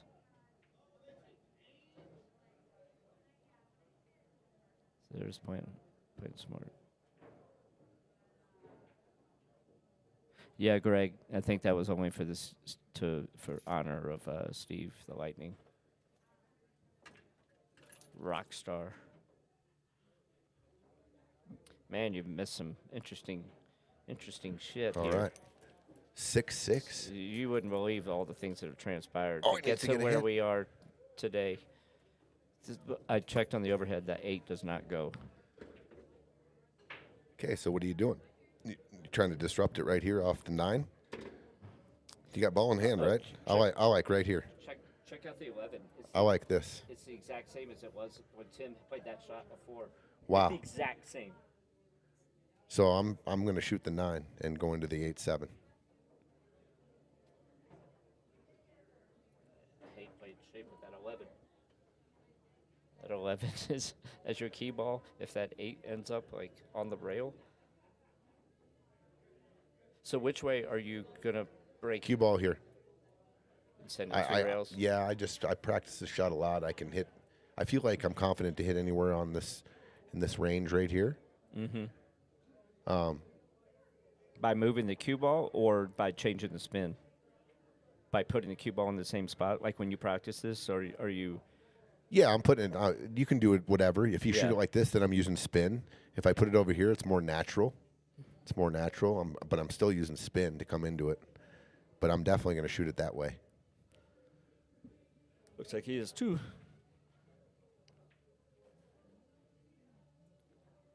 All right. He's hitting this a lot flatter, but he hit it perfect. He hit it perfect. Oh God! Oh he God! hit it perfect. He oh hit it God. perfect. That wasn't Yes, even he possible did. to combo that in. That was beautiful. Great shot. Beautiful shot.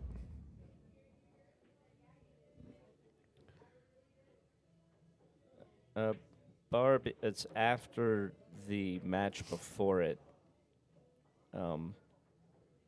So however long that one takes, I believe, because I think they're doing it on one table. We're trying to. I just let both teams know they're both practicing on the other table. Not the Shane match. Oh, okay, the Shane match. I always thought you meant our second match here. I just let them know. We'll play this out one more game. If it goes 7-7, and then we'll start their match on table 2. But a couple lead changes now. They were up 4-1. Tim and Lee took their first lead at 5-4, then 5-5, then 6-5, 6-6, and now another lead changed back to 7-6. Brian and Duke, hell of a match. That was a big game. Boy, that getting to that hill in this format is big.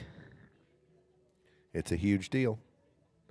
So I should probably start preparing the scoreboard on the second match. If this goes 7-7, I said we're going to start that up on table 2. And on table 2, we have David Rusch and Richard Kielstein versus Chase Morrison and Dave Maestas. Jeez. And once again, pretty close on the Fargos. Chase being the highest guy on the court with a 553. His partner Dave Maestas 514, and Dave and Richard more evenly matched between themselves 530, 540. So very intriguing. And what did I say at the beginning when you first got here? I said this match we're watching right now is probably the closest on paper out of all the matches Tim, 565. Brian, their high shooter, 564. Duke, 491. And Lee, 47. I said it's probably going to go overtime just by looking at the numbers. Yeah. And here we are. Yep.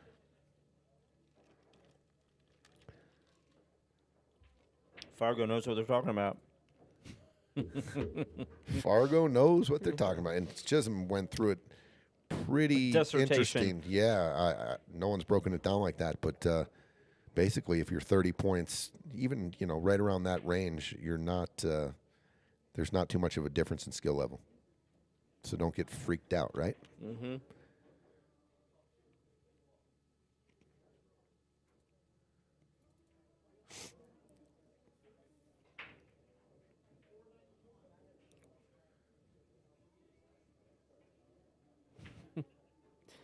I won't name the name, but there's enough people that know the story. But about that person a couple of years ago that sandbagged their Fargo up. Do you remember that? It's unbelievable. Made up, but fake Solano matches. Entered fake Solano matches to make their Fargo go up. See, like the bragging thing, like to make themselves look better. It wasn't a financial motivation. It was just, I don't know, what's the word? Wanted some more respect in the Yeah, world? there you I don't go. know. I was going to go with ego. I don't know. That's funny. He apologized about it later, but it's just funny. It's like that's something they would write in a TV script or a bad pool movie, and you'd be like, that is so unrealistic. No. Pool world never ceases to amaze.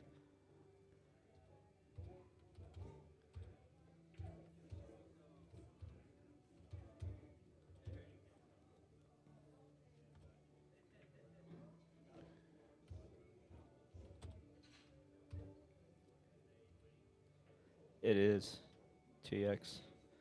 There's a lot of question marks about it, but it is 7 foot. That's this part of the country, 7 foot pool is a big deal. Just had an enormous tournament at this location a couple weeks ago. How much was it? 85,000 in the pot? 85K in the total prize pool. Yep. Yeah. And that's with given we had Brian Parks was on the list. He went for like 3K in the Calcutta. I was so excited.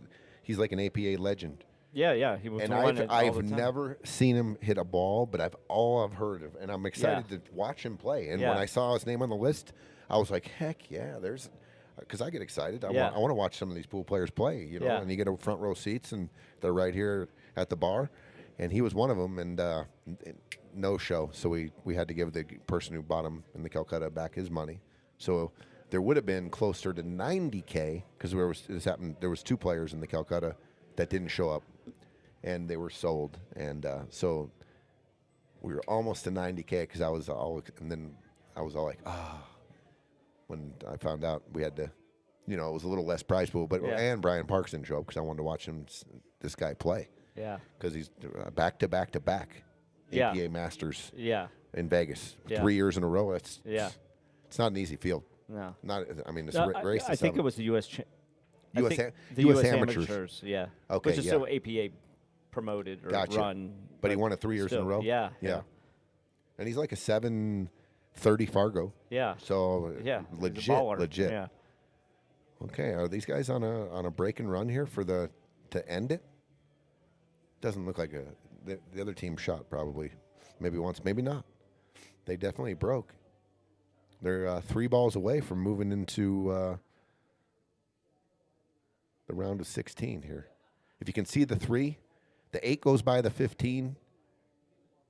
If you can see the 3 now, are you ever shooting the 5 first? If the 8 goes?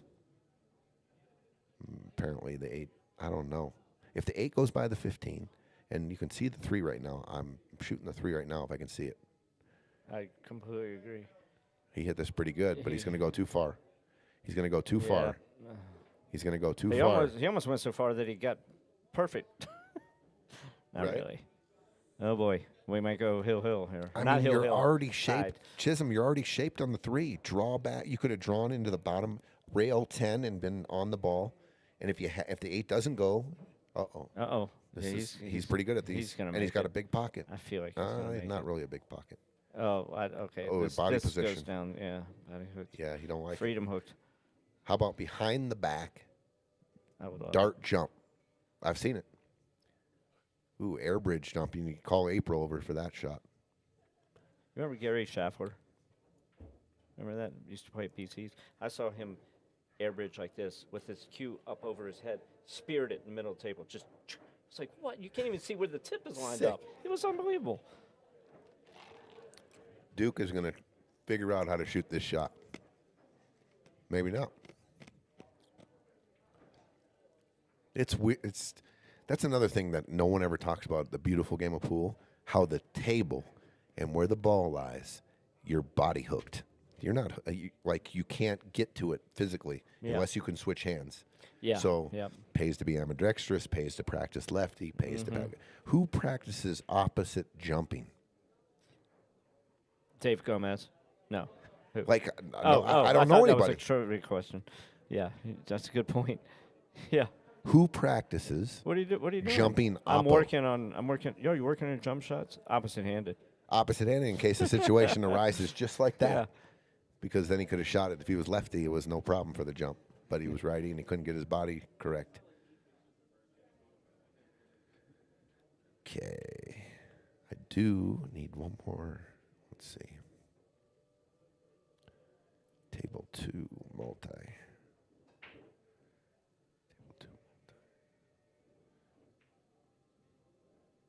Table 2.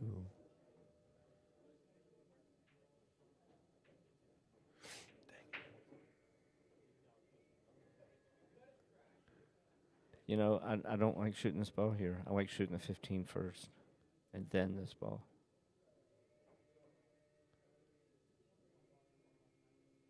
Not that this won't work, but I just like the other pattern better. Oh, no. Oh, Uh-oh. that's unfortunate. I mean, Yeah. that's even hard to play a safe off of. Yes. Oh, boy. Yeah, that's unfortunate for sure. Oh, man. I mean, what do you? And they what needed do you- this game. They needed this game to stay alive. Oh. Okay, I'm gonna see if this angle off this ball here. Shoot, I was gonna thin the 12, go 2 rails into the corner and try to lay it down I was and go thinking that. I high was just looking at and that. try to put the cue ball As long as you don't hit the 8. underneath the 15. As long as you don't hit the 8. Oh. I'm trying to hit it real juicy. Can you? Yeah, I guess so. If I can bring this Yeah. up real quick, there we go. Yeah. There we go, just like this. Okay, if I can go high, I'm just gonna catch an edge, and then I'm gonna use my English, but I'm gonna try to go, off here, and stretch this down long here, and place it right here. That's where I'm going with the cue ball. And I think, let's see. Oh, definitely. Yeah. You definitely Yeah. can get in there. You can go a bunch of different angles Yeah. here. In fact, you're kind of worried about a scratch. Like Yeah, it's- exactly. And hey, if I don't get perfect, my speed is going to be down in this end rail down here. Yeah. How about here?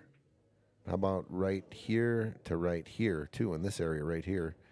That's pretty good. So maybe not taking the corner out of play, trying to get right here. So off the 13, off the 12, I mean. Bam, and then let's try to drop the cue ball. We got this window probably from right here to right here. So we got about a little over a diamond space here to find a hook.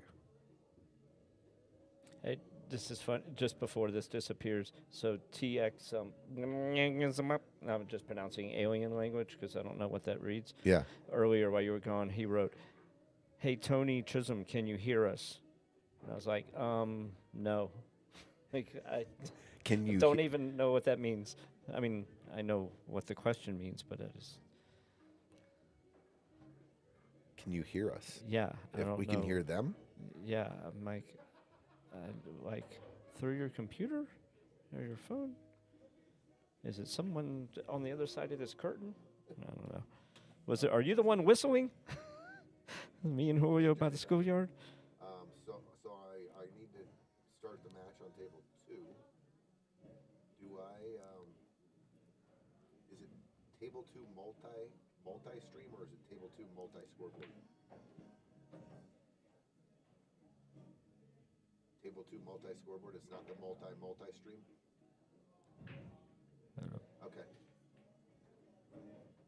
Gotcha. All right. Oh, and that was unfortunate. I didn't. I was looking at your computer, so I didn't. I just looked up and saw the cue ball going in a pocket. I don't know what happened, how he played it. He knocked in him. Yeah, the cue ball found the hole. It's Did ball he in hand. scratch off of? Where's he the going here? 15's Is he going gone. forward here? Oh my gosh, he got perfect though. Yeah. Was it the ball? There was 3 balls on the table, and one of them's gone. I don't know how the 15. All right, this is for the win. Duke and Brian Casey are moving on to the final 16. All right, that was a fun match to watch. That really was. Okay, next up, let me get this scoreboard set. We're going to be right back. Don't go anywhere.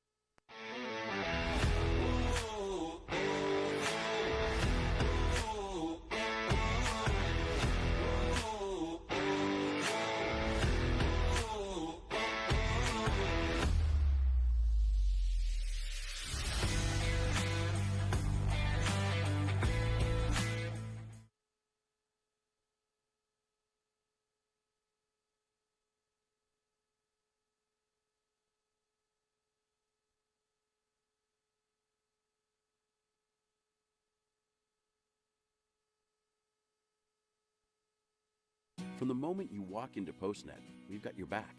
From design and printing to shipping and more, whatever you need, we can help. We can bring your projects to life with advice and insight so you never feel like you're going it alone. Help you tackle everything in one place with a one-stop shop for everything from shipping a package to printing your big presentation. Save you time by not only getting the job done right, but also right on time. And all with exceptional PostNet customer service. We're more than just a place to get things done. We're your people.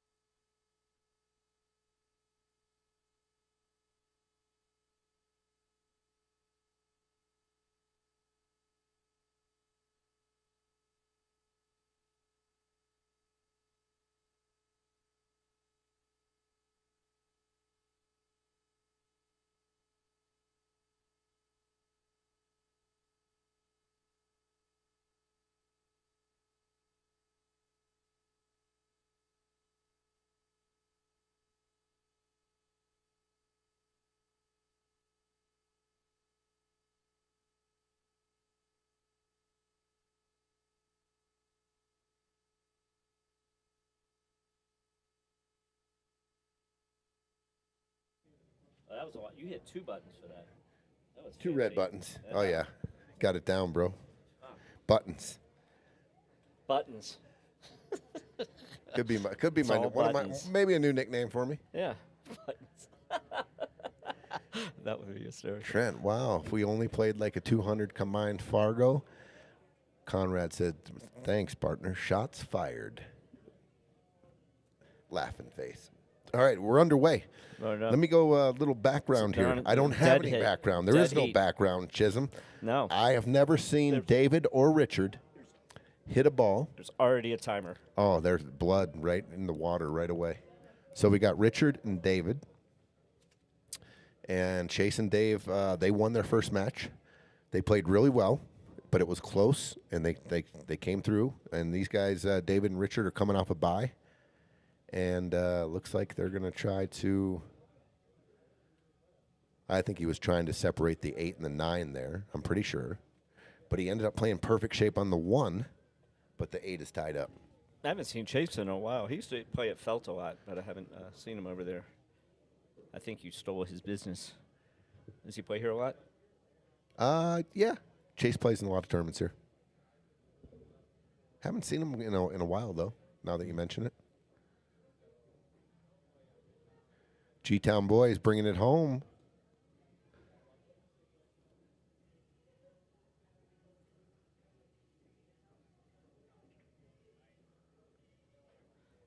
Okay. All right, good bank here. Yeah. I don't He's know. wincing. That was a tell that he doesn't like it.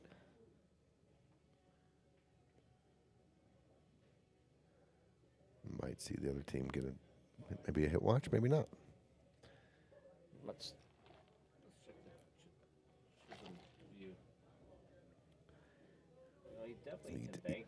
Yeah, I think he can bank it. You gotta throw it. You're gonna have to throw it. A little throw induced here with some outside English, and let the English take. So you hit it nice and easy, like pocket speed. You know, you open it up. The harder you hit it, the tighter it goes. I think this is a good view for this shot. Yeah, I like it. Yeah. I think you hit this with just a little outside, little low outside. Yep, they're calling for the hit watch. I'll be right back. All right, I'll be right here.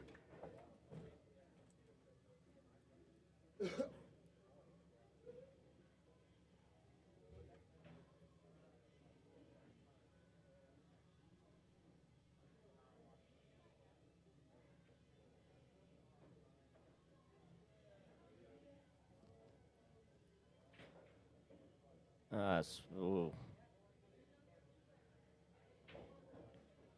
He obviously was not. He was really worried about fouling there.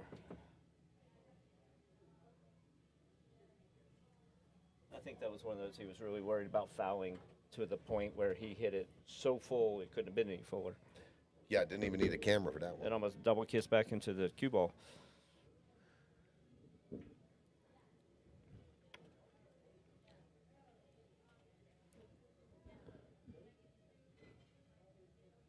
Crazy to me that some like the APA doesn't allow electronics to get a hit right. I mean, you know, old school, I get it, but when you can dissect it and get it right, like 99% of the time, Yeah. literally, like I don't know how you can not do that. Yeah. And I think it was because BCA wasn't using it a couple of years ago or something, and I asked the head referee there, I was like, how come you guys don't? And they said, well, not everyone has a cell phone, so it wouldn't be fair. And I'm like, that makes 0 sense. First of all, who doesn't have a cell phone? But aside from that, okay, if you happen to be unlucky and have a ref for a hit and he says, I don't have a phone, okay, then you go old school. But for every other ref in the tournament that has a cell phone, let them use it. Why not? 100%. Crazy People. Crazy in the Stevie Chan. Me and Gino were in here on Sunday. I was watching. Dude, Johnny Becker went and filmed it. He came over and he had an Android, and for some reason the angle, and we don't know what He didn't use slow motion video, is what Gene said. Yeah. He did it regular. And We when you looked at slowed this down for the regular, 10 minutes, bro, Yeah, in here. 'cause you couldn't And do both free- players came in here, and they both plead their case. Look at the physics. Literally could not come up like with it was skipping frame by frame, and you couldn't. It was like Nice not out there. touching, and then the balls had split. Like there was just a frame missing. That was the key parts of evidence. Is that right? Yeah, it was unbelievable. 'Cause And I mean, we looked at it for 10 minutes, and it's only a 3-second clip, right? So how many times do you look at it in 10 minutes? A lot. And even the physics of the shot, you couldn't tell. I wish I could see the replay on this thing. It was just inconclusive as it gets. It was called good. It was called bad. It was called good again. It was called, and then Gino got here and he walked right into it, right off. That's what I know. Right into his first 2 minutes of at the bar controversy and some real heavy, dude, they were playing for a lot of money, right? Yeah. And these guys weren't backing down. That one was right, one was wrong. And look at the video. Look. And we're like, we are looking. And man, called it a re-rack. That's what we came down to. Well, that's fair. Re-rack it, boys. We can't come to inclusion. Yeah. And Gino actually had a good point. He's like, all right, so you guys go back over to the table, and we're going to sit here and look at this video for 20 more minutes. And we still might not have an answer, but we're going to look at it for 20 more minutes. Or you can go re-rack, and we can move on. And next thing I know, I look over, they're racking and breaking. I was like, thank God. What'd you say, Gino? He said, I told him, rack the balls or I'm going to break your face. No, he didn't say that. But you know what I mean? Yeah. Gino laid the law down, and I Lesson look over lesson learned for you out there. If you're going to record a hit the slow motion before you hit record. Hit the slow motion option so you can, when you're and I freezing it, it's on every frame. I bet you that video is still on Johnny's phone, too, so you can see. I heard you were like, I'm paraphrasing, but something like, what kind of archaic phone is this? Or like, what is this caveman stuff? Or, of course I'm paraphrasing, but something to those lines, like you were I couldn't believe it. not happy with the Especially equipment. because he's the most IT guy. Him and Gino are our IT guys. I'm like, how the F don't you have a phone? Was that it a BlackBerry? have pretty much, I don't know. Gino couldn't believe it. Like, John Becker, you don't have, of all the people, it would be me that would make that mistake, right? Not John Becker. Anyway. But I bet you it's still on his phone. We can check that. And you can look, and you can look Yeah, at I it wanted 1,000 that times, opinion. and you tell me if you can. I'm just going to fake it and go, oh, it's clearly this. But I'm completely lying. JB says Fargo knows. JB. And then he says, hello, I'm here. What's up, JB? Future teammate. He's on our team for Vegas. Nice. Yeah. Well, Stripes definitely has a path to an out here. If you can play shape on the 14, you clear these 3 balls off, and then 14. You don't necessarily have to go in that order, but the 14 leads to the 9, nicely to the 8. These guys, I like the pace they're playing at. Just getting up and playing. I've had a couple of teams like that. They just not, just doing what they do. Yeah. I like stunning here into the 5 ball. Can you roll? Do you? I like rolling it. If you roll the 15, It looks like it's aren't going to run into the 2. Or I'll tell you what, even if you roll it, if you go into the bottom of the 5, guess where the cue ball goes? Right into the 2. Nice and easy. Oh, I don't think you have a chance of hitting the 5. If you slow roll this. He might clip the 2 and go behind it, but then you have the 14. Oh, I was wrong. Completely wrong. And he went below the 2. So he hit He hit full. the 5. So he hit the 5 super Yeah, full. yeah. If he hits the 5, I was completely if wrong. he hit Like, the 5 no thinner, chance of hitting the 5. if you hit the 5 thinner, Listen to me. are you ever if you can see the 14 here, would you change your pattern and go 14-9 back to the 10? Oh, I'm definitely shooting the 14 right now. If you can see it, right? For sure. Look at that window you got to get into. You. Oh no, not the 14. Sorry, I'm shooting this ball that he's shooting at. Even if you can see the 14. Correct. Because shooting the 9 to this ball is disastrous. Why? There's so many things that could go wrong. No, you just gently go forward into the 9, push the 8 down, and the cue ball sits where the 8 is. But and what then if it? You could look hook at it that on the 2 2, ball. yeah. That's, Beach ball, yeah. Look at this window you got to get on, though, to get on these balls. Tony, the cardinal rule: don't touch a ball. You don't have to. Yeah, true story. I think you just draw this ball, then I think you just play this 10 and draw it, and just a little scoop draw. Is that a thing? A little scoop. You draw it and you go whoop, and you scoop it over here and like right there. Whoop. You play that position. Looks like you can. Yeah. Yes, I do. You just Or your can goal you go is to get on the 9. Can you go forward here and come right here? Whichever one's safer. Do you play that window here? Look there. Yeah, this is great. No. Your first shot. But the problem with that other one is if you hit it too hard, then you end up with a combo. Yeah, look where he wants it. And if let's just say, I mean, you could play a combo too if you What's had the to. noise it makes when you scoop draw it? Whoop. There it is. The old scoop draw.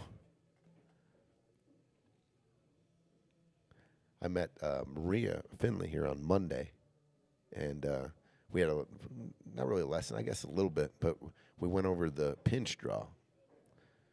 And Explain to the people what a pinch draw is. well, it's trying to. Oh, they did it this way. This and is perfect. Is it? Yes, it is. Okay. Did he get there? I don't know. Let's check it. What's happening? Do it again. There you go. Shit. Bear with me. I mean, if you can see the 9, that's the shot. You just push the 8, clip the 9 in. Not want to play that combo. That could get funny. It could. But it'll work out. you could hit it nice and easy, and 14's not going to go too far. Yeah. So anyway, pinch draw. It's just creating. It's creating. You have an angle, and you're trying to create. You're trying to make. Is a pinch draw making the draw kick in faster? No, it's or almost like down the It's tangent almost line like more? taking an angle on a draw shot and creating a straight in shot, and barely moving the cue ball. You're hitting at an angle, but you're almost not moving the cue ball at all. It's pinching it to like an inch or two to keep it right where it needs to be. Yeah. So instead I think of he just got weird here. So instead of sliding down the tangent line, it's just instantly coming back. Is that Right, what you mean? and you're trying to turn an angle into a straight in shot by either cheating the pocket or whatever, but you're pinching it. Oh, I got you. Yeah. Look at this. I think they got funny here. Oh, what a shot!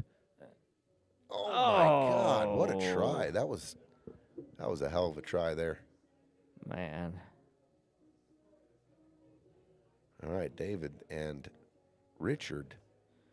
Speaking of the cardinal rules of 8-ball, I was watching this. I have this instructional video with Shane. I don't know if it was instruction so much as this girl was. I think it was someone good. I think it was like Jennifer Beretta or something, like asking him questions. And she was like, "What's your, something about 8-ball?" And he said, "Oh, 8-ball, it's easy. And just don't leave yourself straight in and don't leave yourself on the rail. That's it." That was what Shane said? Yeah. I said, that's what's easy. So now every time I'm playing 8-ball and I leave myself straight in on the rail, I say either to myself or a lot of times out loud, I go, Shane would be so disappointed in me. That's his secret. That's how he wins so much. Don't leave yourself straight in. Speaking of Shane. Shane, okay, it's only 9:40. I was going to say that the tournament's kicking off in Vietnam, but he's the late match.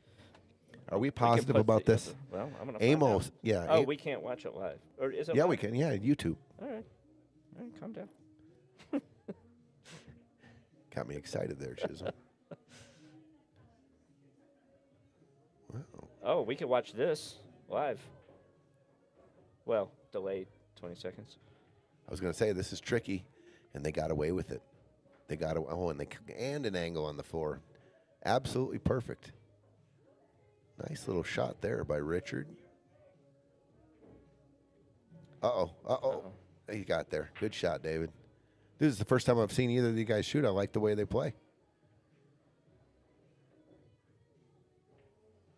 I like the way they roll. I like the rhythm they play at. They don't, it's like make it look easy. Changed his mind back into the side. Oh, that's Mark White. 1-1. Oh yeah. What a cool that was another that was cool Yeah. when we got there because I met Mark White through Chad Shoulders and what's his name, Joey Ryan. Yeah. Came and filmed that match here between Chris Reinhold and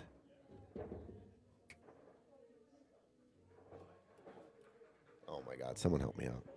When Chris Reinhold got on the big table. They were in the Moscone. Danny. Oh my God, sorry, I'm drawing a stone blank. Dude. What the? The blonde hair guy? The guy from like Germany? Or No. Sorry. The young kid? Well, he's The young kid on the Moscone kinda, Cup? sorry, I'm drawing a stone blank. No, he didn't. He ended up not making the Moscone Cup. My bad. Anyway, I met Mark White here. They did a podcast interview or whatever, and that was the first time I met him. And then he made me a Rappy. You know how he does Rappy birthdays? He made me a Rappy birthday. Oh God! A couple years I ago. really want to hear that. You haven't seen it? No, I can only imagine. I remember Joanne Ashton once, and I was like, "It's amazing."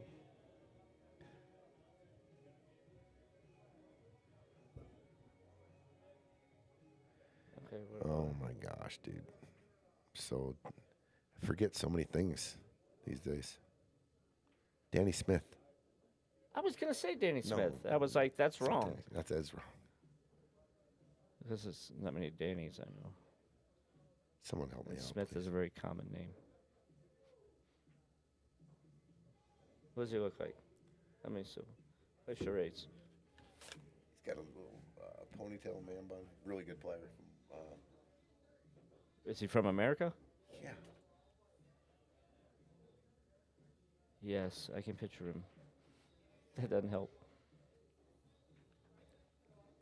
It's not Danny Watson. It's not Danny Smith. Oh my God. It's going to kill me. It's going to kill him too. Someone help us out. Who? It's terrible.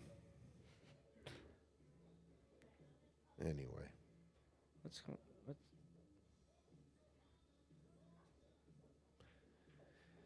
I'll bring it up for you, Chiz. All right, I appreciate it. Have they not started yet? What's going on? Beato and what's his face? This Ye- says. Is this live? It says live. Look, they're like just practice. There's no score and there's Yeah, no balls. it says they're practicing. I saw that today. It was like a little feature on the stream. Who is he playing? Oh, this is that kid who never missed a ball, right? In that championship, like a world championship, and he never he won like 10-0 Yeah, Coping. and never missed a ball. Yes. Guy weighs like 85 pounds. 99 balls in a row. They made a song. 99 he beat Yap. What did he beat? Yap 11-0. Made every single ball. Yeah. I remember Scott Frost was like, I got 99 problems, but Yap ain't one of he them was, or something like he that. was commentating Scott Frost, and he was like, he goes, help me out here. He was like, if he makes 11 racks and nine, how many is that? Someone help me out. What's the math on that? Like, dude, don't say that on the live stream. That you can't multiply 11 times 9. Was it 9 ball or 10 ball? Was it 9 ball? It's the U.S. Open 9 ball. Oh, yeah. He wouldn't have strung that many together in a 10 ball. He was like, how many is that?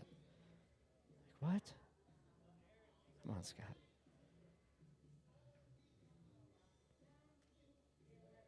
Danny Olson. Thank you. Thank you Gosh, so much. Dang it. Thank you so much. Ding, ding, ding, Sorry, ding, Danny ding, Olson. ding, ding, ding. Oh, my God. We were just kidding. We knew all along. We were just seeing who could figure it out. Dude, he robbed Chris. It was the best I've ever seen anyone shooting here. Big table. He put on a 10-ball clinic. He beat Reinhold by like 40 games. Race to 100. It was like They did a race to 100? 160. Oh, Yeah, it was remember that. 2 or 3 day deal. Oh. And that's kind of the whole thing that set up my meeting with, getting to know Mark White a little bit. And then when we went to London, he was there. did Chris have the same mental attitude as he did in that match he lost a couple weeks ago here? That was, no offense, Chris. I can't imagine you watching this, but that was pretty comical. It was crazy for sure. He like slammed his jump cue on the slam is a strong word, but you know. Yeah, we tried to figure out what that was all about and didn't really get an answer. So I rewatched it over and over again, and I could I found the moment that something happened, and it was when Chris had like a bank shot or something, and he was facing where, what's his face? What's the guy's name that won? The British guy. Joe Prince. Joe Prince. He was where Joe was down at the other end of the table, like he had just come from the bathroom or something. And then he paused at the table, and then Danny stood up and went, "No, it's okay, go ahead." Because if Joe had sat down, it was going to be in front of the line that he was shooting at. And so Joe went and sat down. Then Chris got down on his shot. Then he stood up, and he just glared at Joe. And then he looked at him, but Joe's off camera, so you can't see what happened. And then he got down, and then I think he was playing a safety, and he just hit it extremely poorly and sold out. And he was just never the same after that. So something happened during then, whether Joe had said something, or it couldn't be because he moved, because he told him to go sit there. Like, Joe was being respectful and, like, not going to get in line of his shot. And then Chris was like, "No, go ahead, sit down." But wow, it was all right then. The whole body language. And when he missed that safety, he went, and you could see, like, he just kind of shot him, like, another quick glance, kind of like fuck you. I mean, yeah. And after that, it was just his whole body language was different the rest of the match.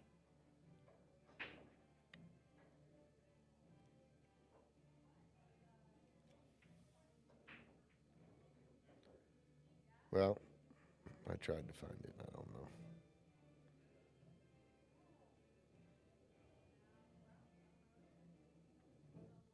What are you looking for? This, the Rapidy birthday thing. Oh, yes. Did he do it here? Where was it filmed? No, he sent it. He Oh. posted it on. Yeah, that's Mark White. And then we spent all that time together, and then 2 months later, I see him at PCA, and he looked at me like he had never seen me before in his life. That made quite the impression on him.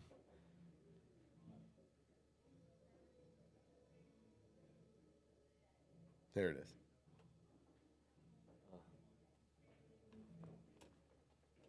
All right. Oh, sorry. All right. Here? I've got a very special message for a very special man today. Oh, Jesus. Your happy birthday, my main man, Tommy Piazza. Your name sounds Italian. I bet you drink Lavazza. But today's a celebration, a time for something stronger. A glass of red wine a day helps you live long. Cheers to one of the nicest guys that I know. I hope I get to see you at Piazza's, Colorado. Yo, have a great day, my friend. I'll see you very, very soon in Las Vegas. That is amazing. Absolutely amazing. Oh. I think we might have to play that for the crowd. Oh, man. Oh, what a character. What do they got here? They're on solids, of course, because he's not looking at the 9-ball. David is going to play this one.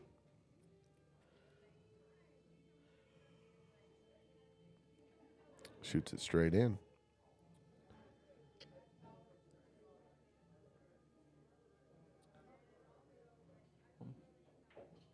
Oh, good shot. You see how he did that? That Well was played. deep too. Like he picked off the fat part of the 6 Yeah. and controlled the cue ball. Yeah. Okay, we're gonna have 2-1. Okay, so they're keeping score up on the beads. I think this is 2-1.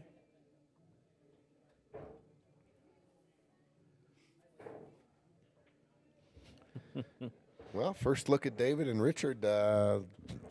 Pretty admirable team here. People better take notice if they end up moving on. Yeah. This is not over from not even close. I'm just saying. First time I got to look at them, and they're holding their own. JG in the house. Hey, Gage, what's up, man? Did you tell him to watch the guy that SVB played? Cole? Oh no, I have not. Yeah. Jeremiah, take a look. The match before Yap that SVB plays, the guy has some JG mannerisms. He's Asian. He's Korean. No, Japanese. Korean. No, he's Korean. Korean? Yep.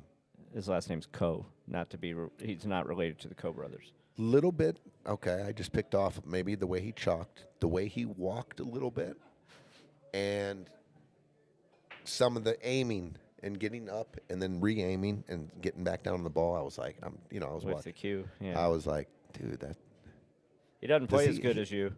no. I'd take. Like literally, he did not play well.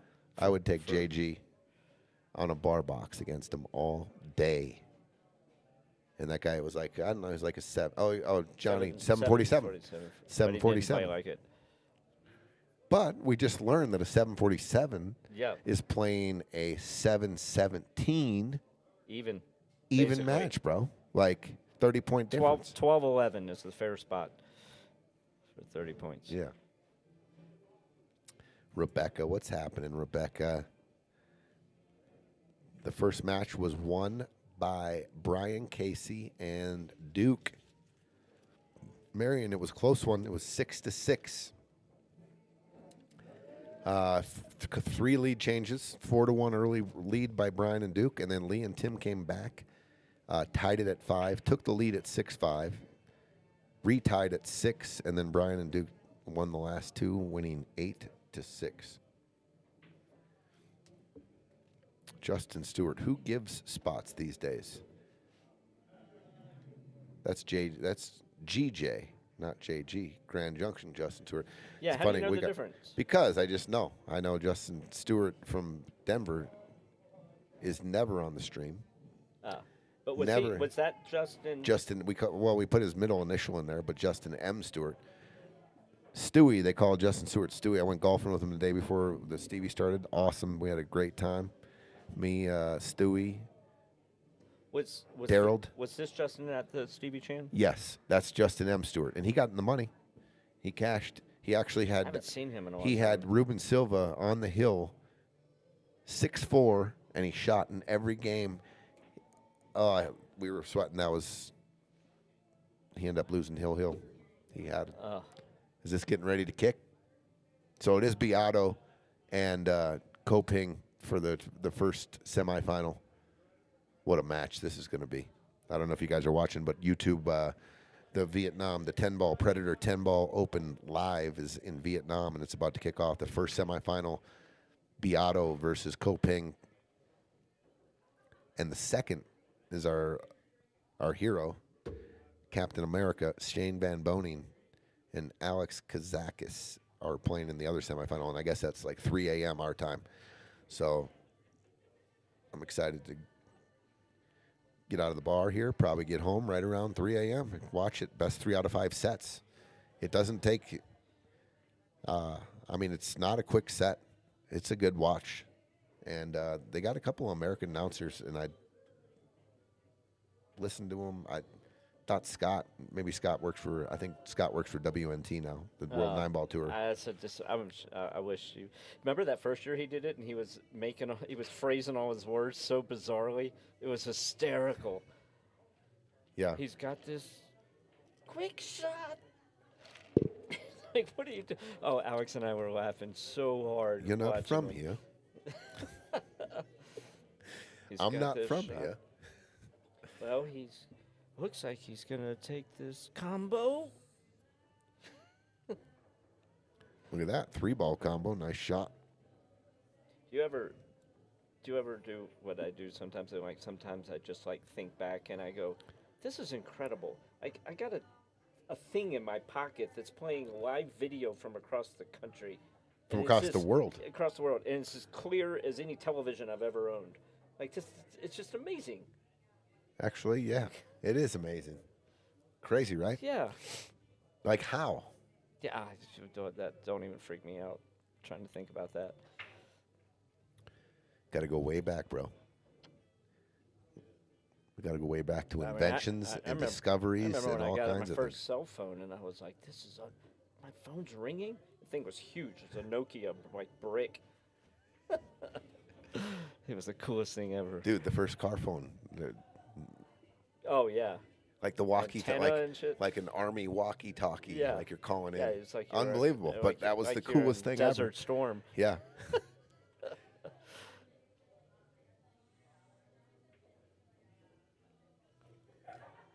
Nine ball? I think you shoot the 9. I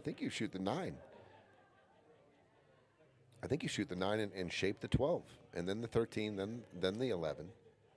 I don't want Yeah. to. I'm not cutting the 12 in here and trying to run into the 9. I'm just going to play the 9 ball. Play the 9. Yeah. Just a center ball and come straight across out in the middle of the Yeah, table. that's what he's doing. Beautiful. Like that. Perfect. Good shot, Chase. Could be a I little. didn't recognize Chase with his glasses. He's wearing glasses and a backwards hat. I didn't even Now that realize you that was him. mention I was it, I like, don't who even- is that? Are you ever shooting the 11 here first? I think I am. Never. Why? I don't know. Look at how close the 13 got nubbed up near the point in the rail. Well, I don't like shooting the 11 here because I might run into the backside of the 7. and No, get it's thin weird. enough. That's a thin enough hit. You won't even touch the 7. Okay. I just think Yeah, but I don't want to have to shape the 11 off the 13. I'd rather shoot. You have to get an angle here. That's perfect. Oh, good shot, That's Dave. perfect. That is perfect. He knew, didn't he? Yeah, He I knew to like get that I angle. like playing shape like that when it's what do you call that when you put the cue ball close? So you have to back cut the ball. Sure, even though you're it's putting it near at the a real rail. natural angle now. Yeah, The yeah. natural. That was a great touch by Dave there to give him that angle. This one might go hill too. I'm telling you, both these on paper are just dead evens. Yeah, these And both these teams playing these pretty two good here. guys in the 400s are playing pretty confidently. Cue ball is directly on the spot. Does that ever shark you? Like if there's a little I can't remember dimple the in last there, time that happened. it sharks me. Well, it's going to now. Well, it Thanks, doesn't Tony. shark. It doesn't shark Chase. He's got the glasses and the backwards hat Yeah. on. Unsharkable. No, it sharks me though. I'm just like, do I have to put a different stroke on this? What's going on here? Spot stroke. That's Yeah. what they call it. The spot stroke. Yeah. Spot draw. Ah, wish we had it. I'd make you laugh, but I won't make you laugh at this one, Chiz, because this There we go. is just about as good as commercials you can ever see on a pool live stream.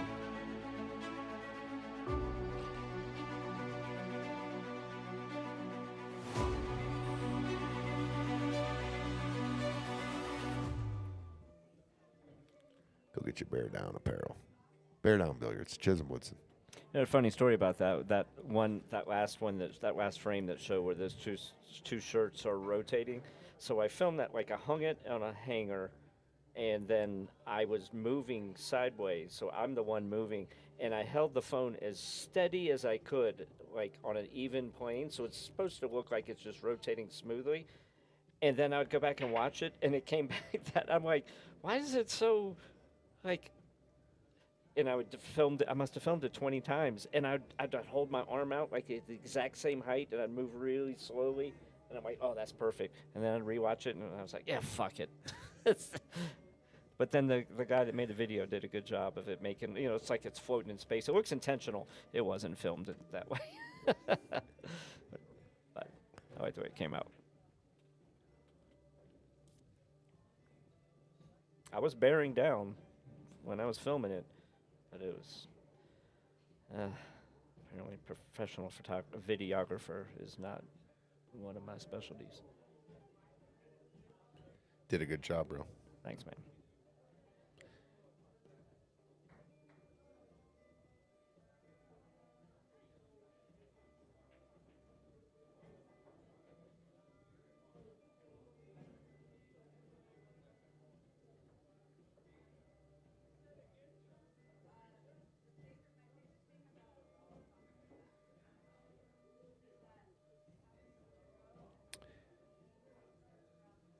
So that is underway then. This is this is live here.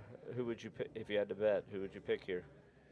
Man, this is just like two of the best in my opinion. Like they just do it better than the rest of the world. Besides Phil Gorst, SVB, the Black Tiger has won this title before, but this guy right here is probably one of my favorite. I don't. Last time I said Qists, but the way he gets on the balls and the way I love the way Koping plays. He's just like a silent assassin. I don't know. He's fluid. They're all fluid though. You know, they all play so good. But I just something about Koping. I like him. I think, and it's another one that has kind of Shane's number as well. Yeah, he's like. Okay, pretend you would never seen these guys play or knew they were pros, and you drew them in some amateur tournament. You know, Beato, you'd watch him shoot the first couple shots, and you'd be like, okay, but it wouldn't. His style doesn't stick out as flashy. Like Koping would shoot his first ball, and I would just watch his mechanics and be like, I'm in trouble here. Yeah. Well, Beato's got the best open hand bridge in the world as well. Sure, Dude, he shoots almost 90, probably 95% of his are with open hand bridge, and he can shoot a power draw, he can shoot a full length table draw, and it's really impressive. But like his it's just a little quicker and more compact. Not as I guess my point is I would think I was in trouble if I matched up with either of them. I'm not talking about after the game, like no, like in the first game. Yeah, first game I'd be like, oh, first shot. We're in trouble. Like just the first shot. Oh, the first shot. Yeah, I would give that to Koping probably. Yeah. Yeah, we're in trouble. Where did this guy come from? First Someone shot. Check his first Fargo. shot judgment. Someone check his Fargo. Weighing in at 118 pounds, and he just robs it. That's after a full dessert and a T-bone. He's up 1-zip. How tall is he? Do you know? Not very. Probably like 5'6", probably 5'5", 5'6". He's got to weigh under 100 pounds, doesn't he? Dude, this not breaking from a template and them breaking from the side, this has added a lot of excitement to the 10-ball, too. It's not automatic making a ball in the break. There's a lot of dry breaks. There's a lot of when they break head. Oh, they can't break from the box. No, they can. They can break wherever they want, anywhere from around the line. So Shane's move from the left to the right to the center, back to the right, back to the left. Oh, you watch them, the guys that have gone deep here, they'll switch up. Like he just broke dry, Koping. So next he broke from the right side. Watch him. Whoops. Now, what do most 10-ball tournaments do? You got to break from the box. Oh.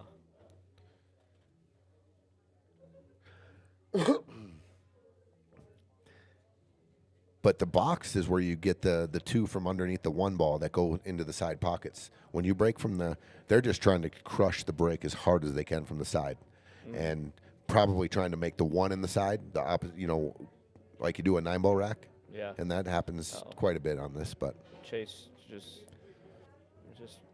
missed that ball. 2-2. Does anyone? I should ask them. I'm not quite sure where David and Richard play out of. I want to say Greenfields, but I wouldn't bet money on it.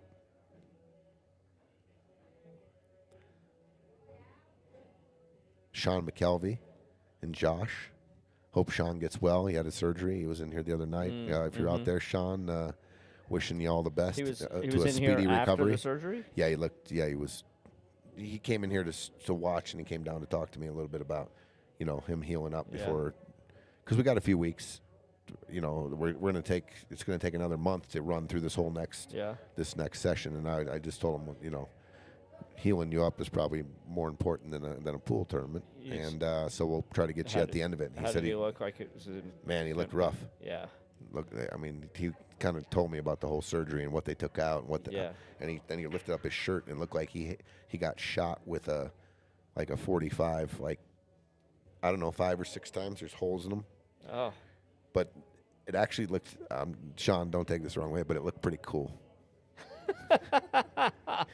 It did. It looked like this guy just survived like a just got blasted Yeah. like 6 times. It's like a with scoop. superhero. Yeah. I saw was the like- picture of the robots going at him. Yeah. That's incredible. The robots were inside of him. Yeah, and the doctors are just staring at at the computer screens, and the robots are doing all the work. Crazy. We're living in the future. So we wish him the speedy recovery, and yeah, he said he'll be ready in about hopefully like 4 weeks. He said, and I said we'll get you in, bro. So start a good shot. Did he just? okay. That didn't require any shape. That was just a stop shot. He Yeah. looked like he was maybe trying to shape it. Barb turned off our page on YouTube, and she's watching a Beato match. I don't blame you. No. All right, 3-2, Chase and Dave. So we've already had 2 lead changes in 5 games. It's pretty good. 1-1 on a dry break. Koping, Beato. Dude, I love the best 3 out of 5 sets. You know, when they first started, 2 out of 3. it was 2 out of 3, but as you go farther, it just rolls out almost like a men's tennis final or a tennis championship. Yeah. I mean, what's better? If you're a tennis fanatic, there's nothing better than a 5-set match between 2 champions and just wearing each other out and just who's got the guts, who's got the stamina. Did you watch 7 Days of Hell yet? Oh my God, Dude, you have to. I have not. It's about the tennis match. Oh, it is so funny. You're gonna be crying, laughing in parts. Yeah. I did scene, the bring it opening up. scene, I the did first bring it up, 30 and I was seconds. like, "Oh, I can't wait to watch this." Yeah. And it's on Max. on my TV. Yeah, Yeah. HBO Max. Yeah. Yeah, I found it finally. That Dude, Sweet, You're I got- gonna laugh so hard. that's the next thing I'm gonna watch. Oh, that's just the opening 30 seconds, or more than 30 seconds, but just the opening scene. Just ended.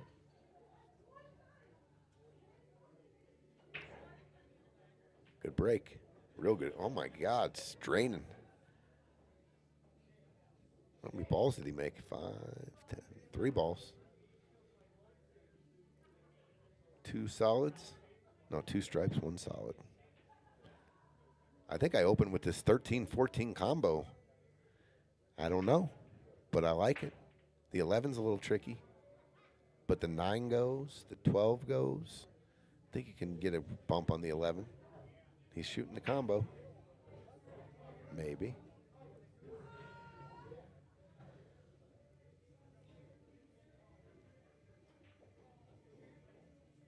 Okay. That worked out well. Yeah, it did. He could cut this 9 in and. Yep. 11.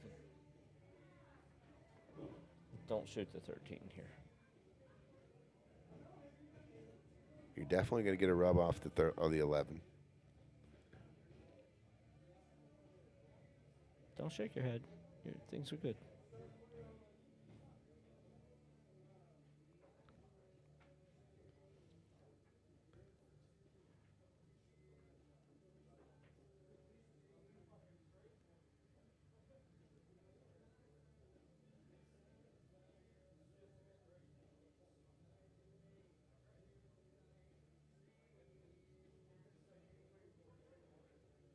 Oh, good shot.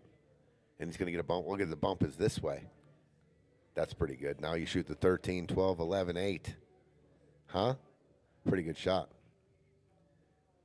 You don't want to get too much of a back cut on the 12 here, though.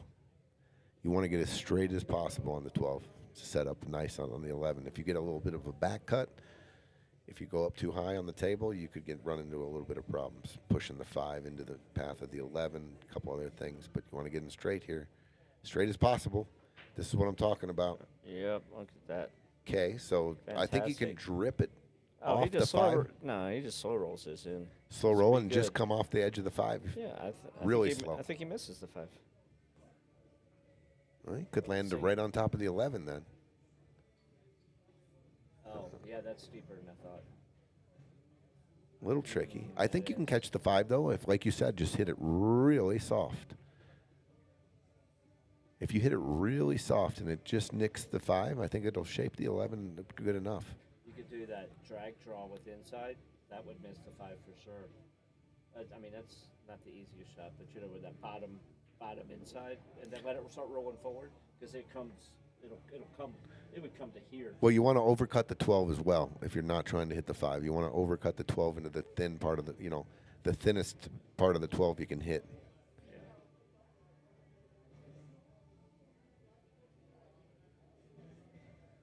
I don't know. There's so many different ways that this 12 can enter the side pocket, and how thick you hit it is huge here. I think you can actually, from this angle, you can go right into the 11 if you play the tangent off a thicker hit and just easy and just bump the 11. The ideal would be you can roll it and cut the 11 just a little bit down the rail. So here we go. As full as I can and as soft as I can. That is perfect. That's pretty good. That's better than pretty good. Assuming the 8, well, it doesn't matter. It's perfect. No, you go straight across. Yeah. 8 ball, I think, goes in the side. Looks like it goes right in the side. Looks like it. From here, we both tilt our heads. It's so funny. I just rotated like I could see better from over there. Dude, everyone does it. It's hilarious. Are you sure? I know you all do it at home when you're watching pool tables. How's it look from over there? When you got it, like, yeah, everyone tilts their head to see if they can. Does it go? Oh. Guess it doesn't. Doesn't go. 8 ball corner pocket for a break and run and a 2-game lead.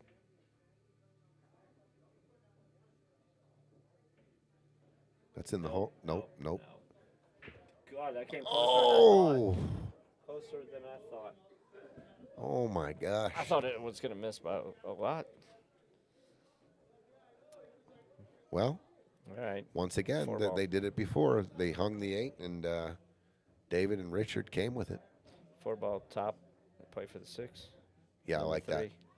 I like going 2 to the 6 here.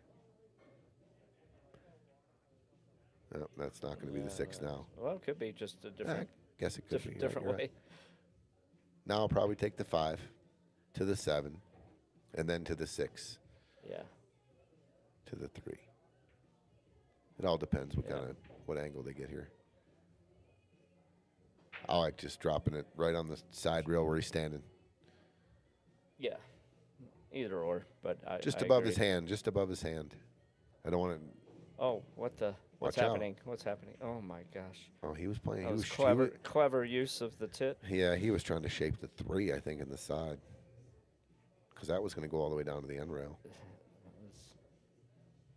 A little tricky here.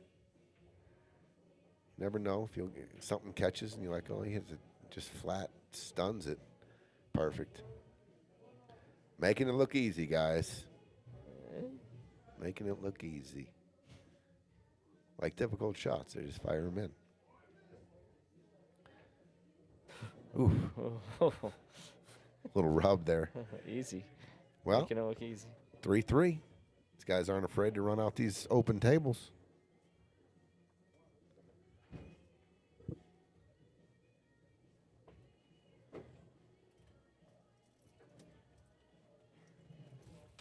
What up?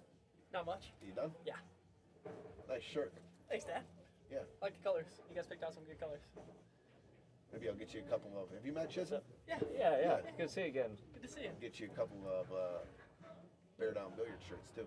They're nice too. Heck yeah. Hook it up. Did you help the boys out? Mhm. Nice. Yeah. I'll probably be back tomorrow. Sweet. Tomorrow's Saturday night? yeah, dude. Saturday night. Clock in, I'm going make to some money. Pikes Peak on Sunday. Nice. I'm going. She said Sanctuary. Hell yeah. Hell yeah. Boom. That's what Excited. I'm talking about. Yeah. Sanctuary? What's that? Golf course. Oh, nice. That's gonna be fun. Hopefully the weather's nice. Yeah, it's supposed to be. Really? Oh, Yeah. perfect. Pikes Peak shouldn't be too bad then. Yep. Heck yeah. All right, dude. Love you. Love you, Dad. Appreciate you. Yep. Have a I'll good see you. stream. Hopefully, I'll see you tomorrow night. Yes, sir. All right. Drive Love you. safe. Thank you. All right, bud. Bye. Is Sanctuary one of those places you got to be invited to? Super private. It's the Remax guy owns it. Crazy story. Like he bought it like just to build a course for himself. Built a court because they wouldn't let him in and This is the rumor I heard was how it came down was years and years and years and years ago. He tried to join Castle Pines, and they wouldn't let him. Do you know why? I think it was something based on his religion or something like this. Yeah, of maybe course. being Jewish or something. Yeah. I don't know. Listen, I don't know the facts. Sure, This yeah. is just what I heard. Yeah. And he goes, "That's okay. I'll just buy that mountain, and I'll make my own effing golf course." Yeah. And that's how I heard it came about. Yeah. And I've gotten to play a sanctuary once, and tomorrow will be my second. I played it like 7-8 years ago, and it's just absolutely gorgeous. And how was the connection working that you like? Jeremy, the guy who came in here tonight, the tall dude, playing with him. But does he know the guy personally, or how did he get it? No, his friend of ours, our mutual friend of ours, high roller kind of guy, does a lot of business with Vegas here, there. I just knows a lot of people and got us on. Yeah. And, it's a sweet course, dude. Maybe the coolest tee shot in Colorado from hole 1 on the tips, or maybe the one up on the tips, though. It is the coolest tee shot I've taken in Colorado. No shit. It looks like you have a little tube to hit this ball down. Oh, I wouldn't fare But well on it's that. straight down. It's straight down, like probably 200-300 feet. Yeah. But once you take your cart down, and you're like, dude, it opens up. There's a huge place to hit your golf ball. But when you're up there, you just want to launch this ball. But you got to be. It looks like you got to be more accurate than it. It's just cool.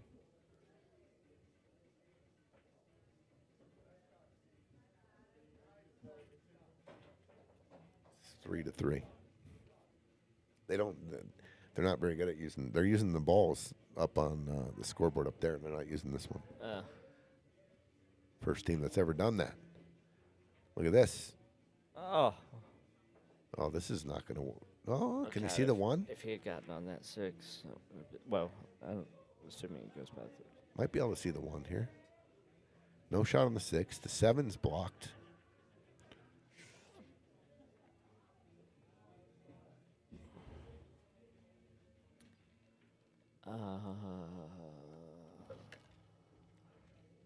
What's Dave looking at here?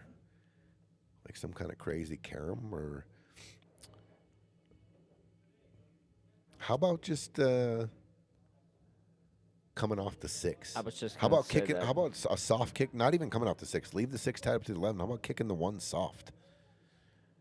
How about just kicking at the 1 and just putting the cue ball right there? I mean, I don't want to move this yet because I'm at a disadvantage. So how about just this? Just leave the cue ball right here and just move the 1 a little bit. I like where this ball is. I want to make him work for it. Are you talking about kicking at the 1? If he can see the 1 and cut it in, I like that. Just run into the 13, he can run out. Wow, he hit that good. He's going to scratch here, though. That's his dead scratch off the 3 balls. No. Man, if he could have ran right into here, that was gin rummy right there. But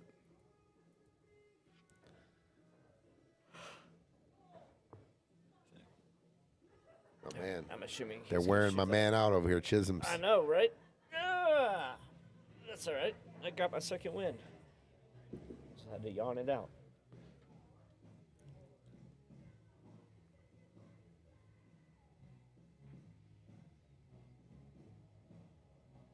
Do you think the pros, like this level here, like Koping and Beato and Shane and Fedor, and when they win their match and they get down and they look at the bracket, everyone looks at the bracket. I don't care if you talk to somebody and they say, I just don't look at the bracket. I just wait.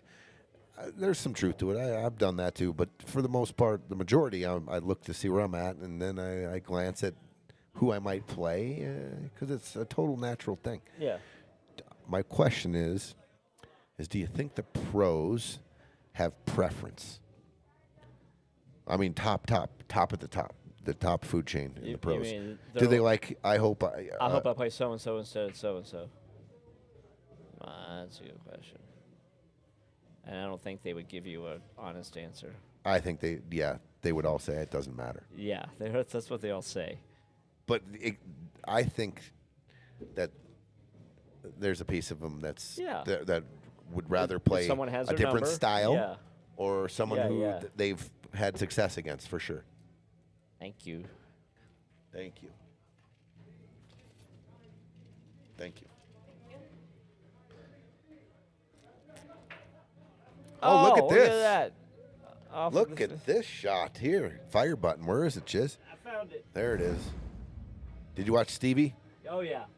We had the lightning. Yeah. The crowd noise. At first, I didn't get it, but then I'm like, oh, it's like a rock concert.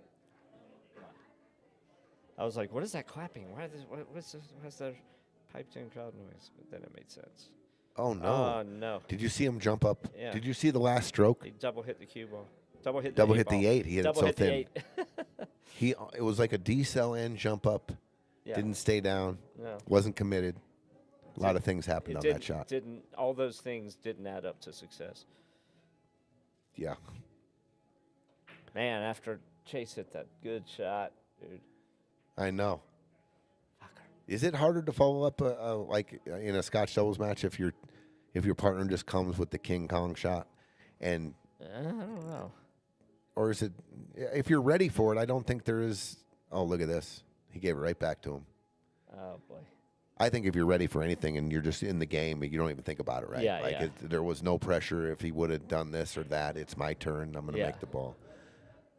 That's my excuse after I dog it after Yeah, my guy that's comes a up. good one. Like, Oh my God. What's going on? Oh right my now? God. I did not see that coming, and I bet Chase didn't either. What's Wow. going on right now? Wow.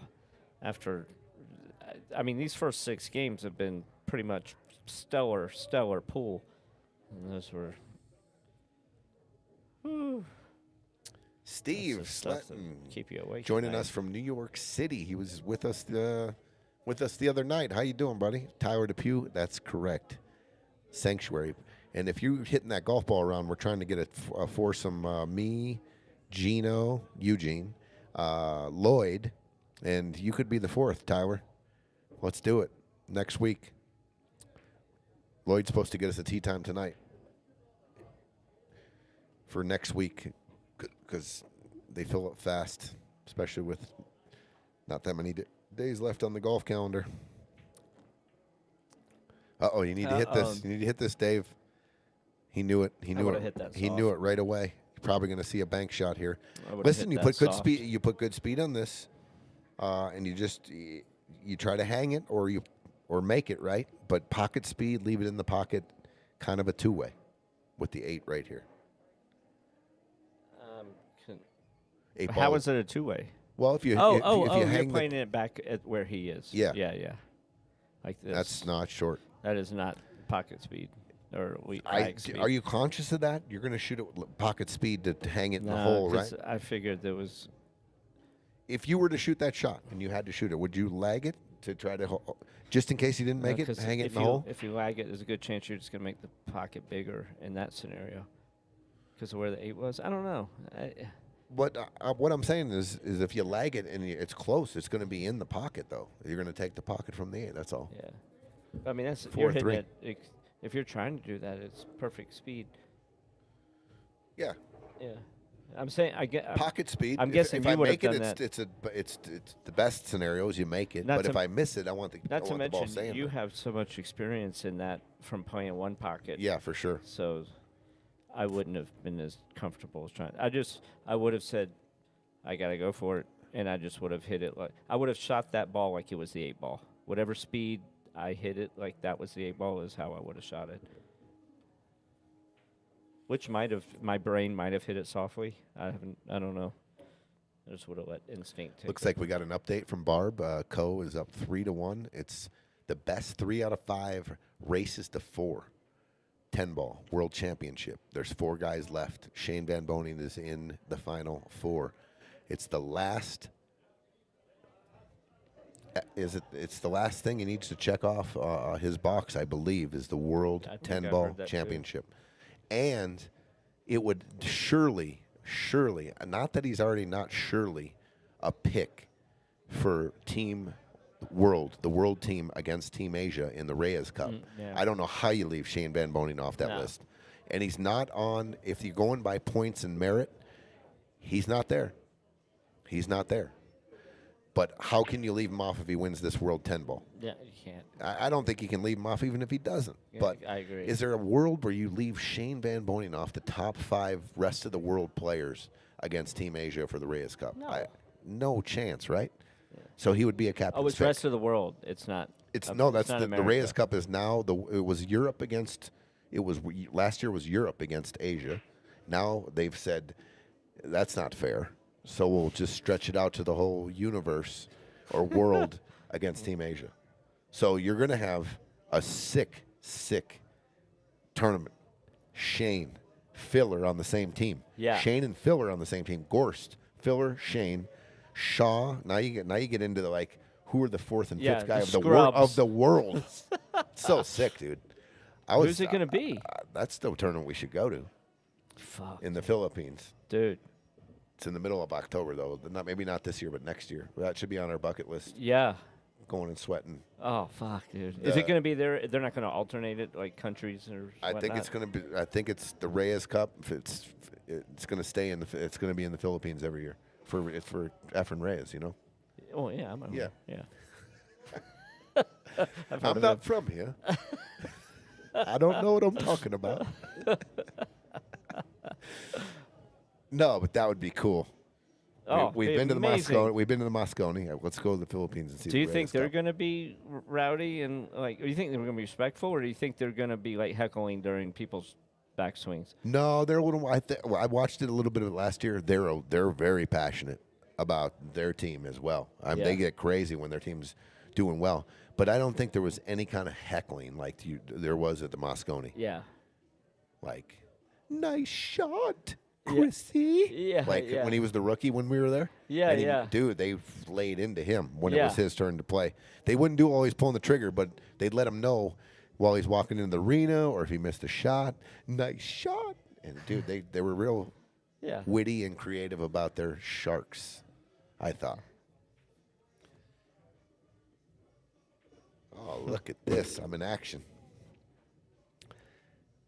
Tyler, we will know soon. We will know soon. Lloyd's supposed to be getting us at a time. It's me, you, Eugene, and Lloyd. That's a great foursome. That sounds fun. How does Eugene play? Do you know? I have never played with him, and he's been to the driving range a few times, said he hits it pretty good.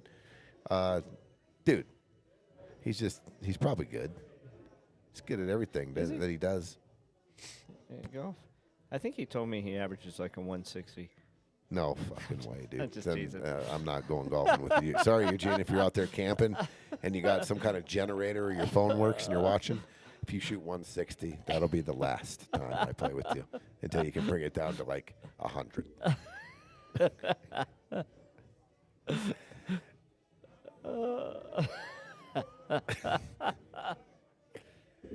Oh boy. Oh, I hope he shoots a 160. I don't. Don't wish that on anybody. That would be a brutal day. Not even, dude. It's brutal if you're. It's brutal for the guy who's hitting that many strokes, but I'm telling you, it's brutal too to just have to watch that. Nah, Gino's probably 90s, 80s, 90s. I want to see I'm Tyler gonna put. DePue All right. play. What do we put the over under at? I don't, Oh, so if we do that, then he'd have to count every stroke and with penalties and drops and all Yeah. that. Man, don't get mad at me, Gino, if you're out there, because I've never seen you. no, hit. we're just going just off of pure assumption here. Yeah, exactly. It's not. And, we're not and stereotyping. It's, No, I'm not. No, it's I a was lot going to of throw a good high Asian- number out there. Asian I wasn't. It had nothing to numbers. do with that. It was either he's good at golf or he isn't, and that's also subject to 80s is 'Cause great, you set really the, good You golf. set the line, and I'll bet either $10 or $20, and I'll pick the side.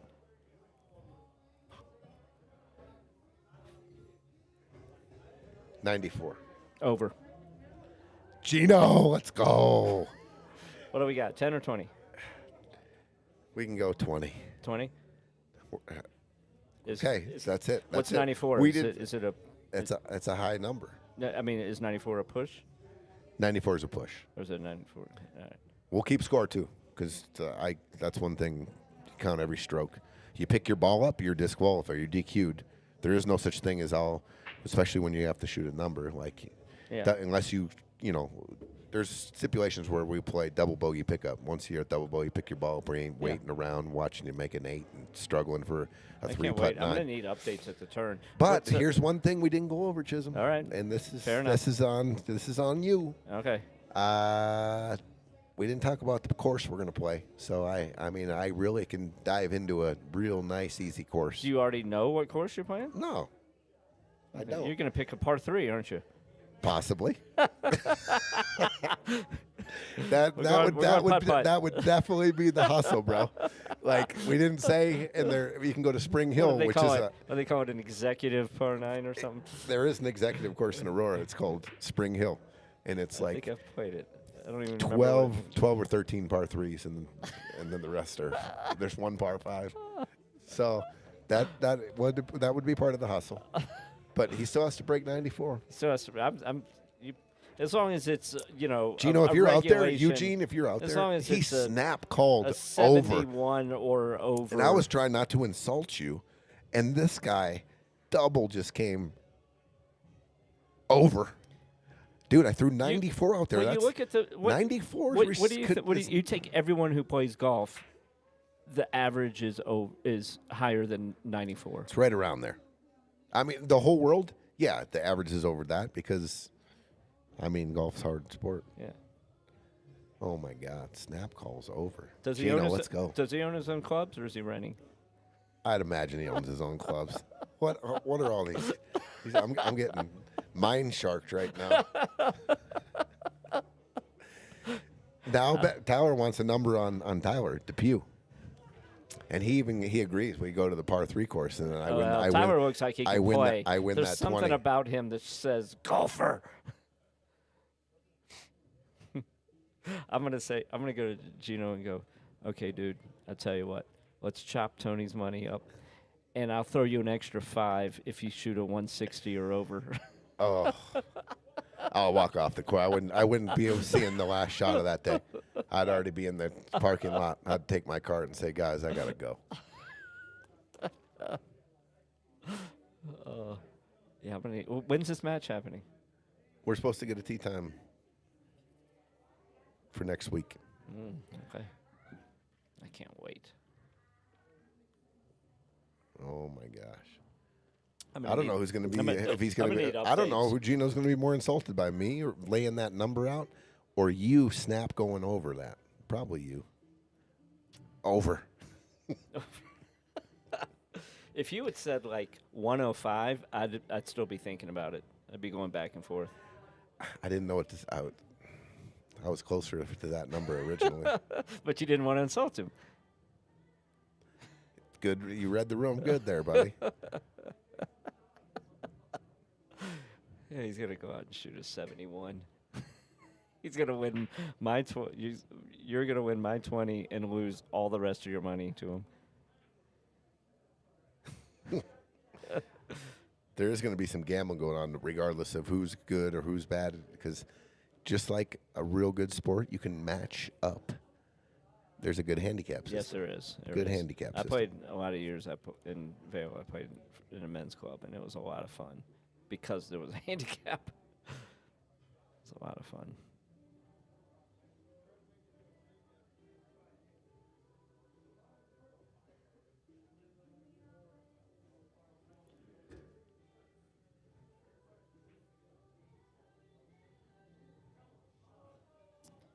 All right. This game is gonna have multiple innings, I think. Therefore, 4-3. Chid's going to step out for a sec. Yeah, that's a good way to win that bet. Just go to take Gino to a par 3. I don't think there's any possible way anyone can shoot more than 94 at a par 3 course. If you do, you can just quit. Not for me.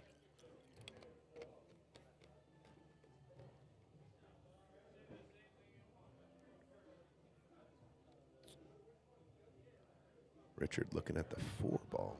I think I would try to make the 14 here. I'd try to cut the 7 ball back into make the 14 ball, take that off the track here. Oh, what a shot. Nice shot. Very nice shot by Richard right there. All right, just got a text from Lloyd Tyler. He's on it. It's tough because tee times fill fast, so he can, like tonight, he can go a week out.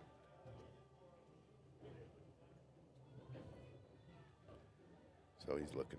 All right, so there he's going to just carry him off the 3 and make the 14. Very good shot. Okay, very good. Okay, let's say Richard and David get ball in hand here. What's the play? You got 2 clusters. And, man, what is the play?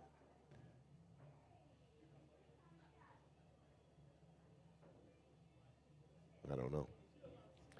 This one is very tricky. If you got ball in hand, would you...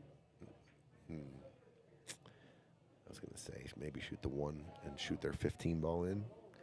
That's too far away from the pocket, though. It's too risky. Hang it, and they got to break out. They could actually break out the 13 and the 10 on a perfect hit. Both those clumps can be broken out in one shot.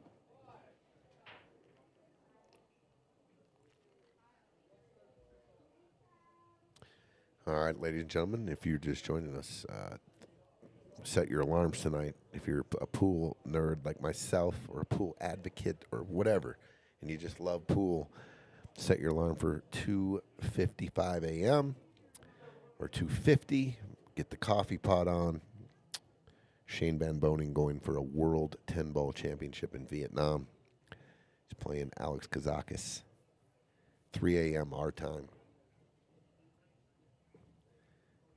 Plays the winner of this match. The winner of that will play the winner of Carlo Beato and Ko Ping Chung. Going airborne here. Oh, and that's going to be a foul. And there's the solve. But the 8, I just looked up, the 8 does not go. No. He got ball in hand here. And what's the solve here? How's he going to make I mean, this you're going to... 6 and... No, he's stripes. Oh. So you're going to go the 10. You're going to line up that 6 where it makes connection full on the 13. The 13, if you can hit that perfect carry, 13 is going to go to the bottom right pocket. Wait a minute.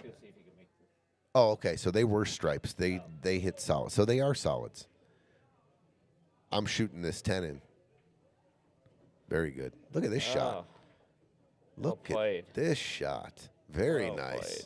I'm going to give him a little something for the strategy, for the execution, everything. Nice shot by Richard right there. They've played 8-ball before.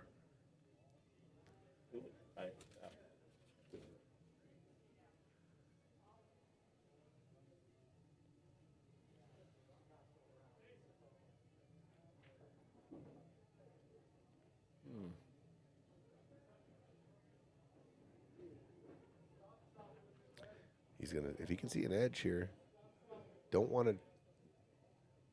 Oh, it's not the worst thing, though. No. I think that was that hit? I don't know if that was. I think he was, I think he was trying to clip the get a good hit. How about shooting the 3 into the 15 now? You took his last soldier off. That's the shot. Go ahead and shoot the 3 and make the 15. Go ahead and do it. Yeah, go ahead. No one's stopping you. Go ahead.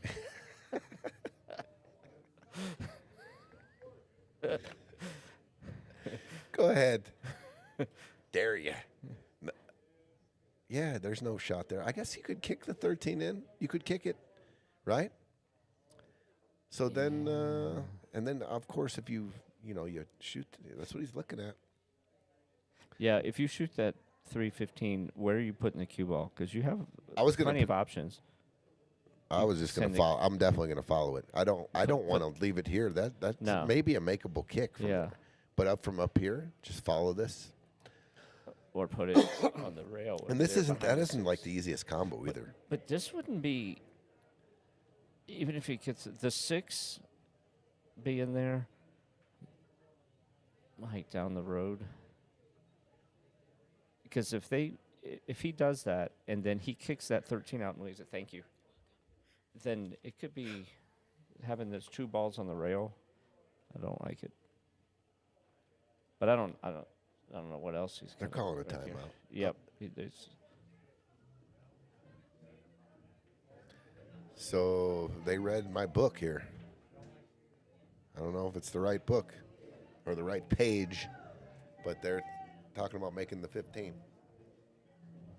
I don't mind getting the 6 out. What if you clip the 6 and put the cue ball on the bottom rail, like center, hooking them behind What do the you mean? Here, 315.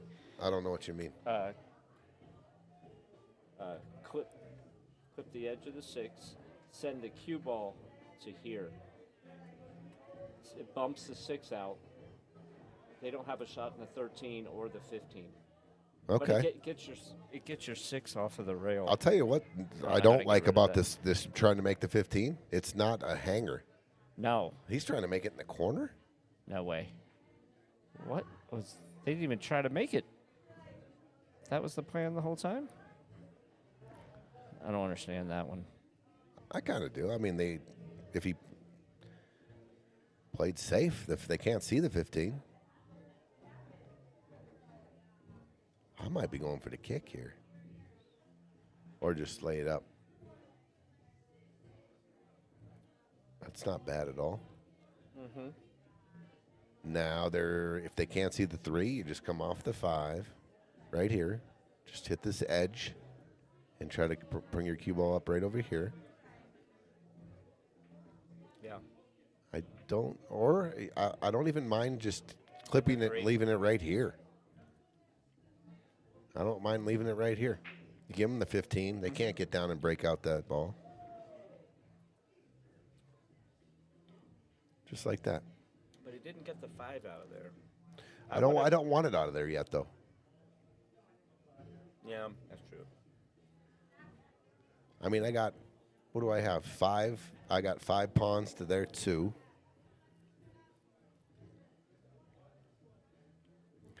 How about this?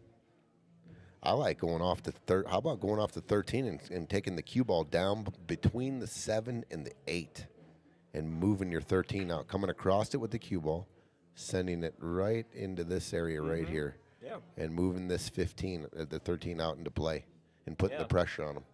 Yeah, yeah. I like getting that 13 out of there because that 5 and the 6 are tricky. Exactly. That didn't do any good.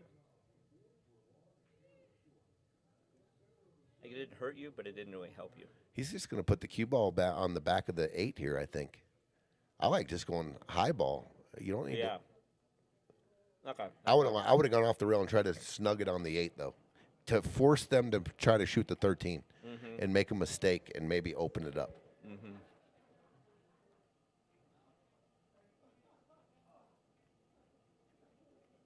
Good chess game going on here. Mm-hmm. They need to get that 13 out of there before the 5 and the 6 get moved. Put the pressure on them. Not yet, though. They can't afford to go after it yet. I like soft kicking. I might even put the 8 on the 15. You guys want to play this game? Okay. Just soft kick the 15. He could hook. He could come up with a really good hit here and hook everything on this 15 if he hits it. That would be incredible. Like that? No. Almost. Very good hit, though. Very good. Forces him to shoot some kind of shot on the 1.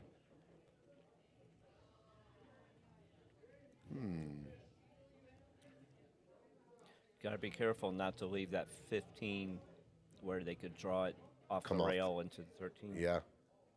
And there's a good line there where you can come into the rail and back of the 13. Mm-hmm.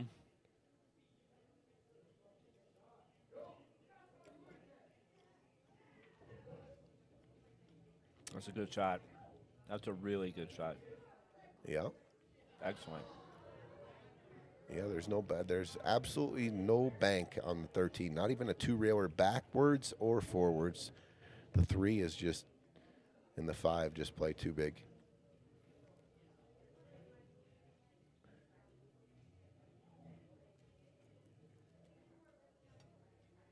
How much patience are you having here?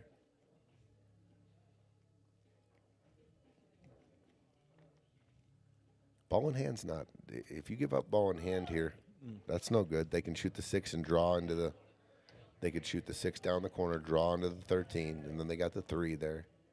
Here comes their timeout. So here you thin the 6, send the cue ball back to behind the 1. They're stripes. Oh, never mind. How about? Well, I mean, if you want to I'll keep tell you this what. The match- 6, the 5. If you go 1, I don't think the 1's cuttable on that side. The 3, the 7. There's a lot of double ups going on here. So what They're about? going for a hit on the What 15. about here? Shaving the 13 with some. Get that right hand English. We got to really just feather this You got ball. to make sure you miss the 6. Oh, you're getting really touchy. It's there. there. It's there though. It's a natural. If you thin the 13, I don't know what else to do. Well, they're just going for a hit on the 15 here. And if I they, just saw Chase, who was I'm pointing at this telling one you, railer. if they give them ball in hand, the other team can run out by This opening is- up with the 6. This won't be ball in hand. Oh, that's a good shot. That's where Chase was pointing to. That was the line, I think. That's a really good shot. Mm-hmm. That's a really good shot. I mean, they can shoot the 1 bottom right. That's like the only offensive shot they really got here. Man, that was a really good shot. And it moved to 15. It's same position. You got to be aware of leaving them that angle. They can come off the 15 and get to the 13.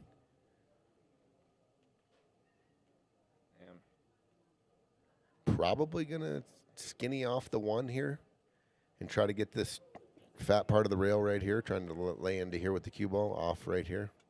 Just gonna thin off the 1 and get to here. Try to take the 15 away. Even if it leaks out, right? They got no offense. There's not a world where I think there's a window here where they can hit this and come somewhere into there. I don't think so. So he's going to draw back. He's going to bank the 1 and draw back behind the 8. That's not a bad shot. Oh, that's a really good shot. I mean, he's going to kick at the 15 again. Yep. This is a really good game. That was great speed, though. Yeah, he hit a real good shot there.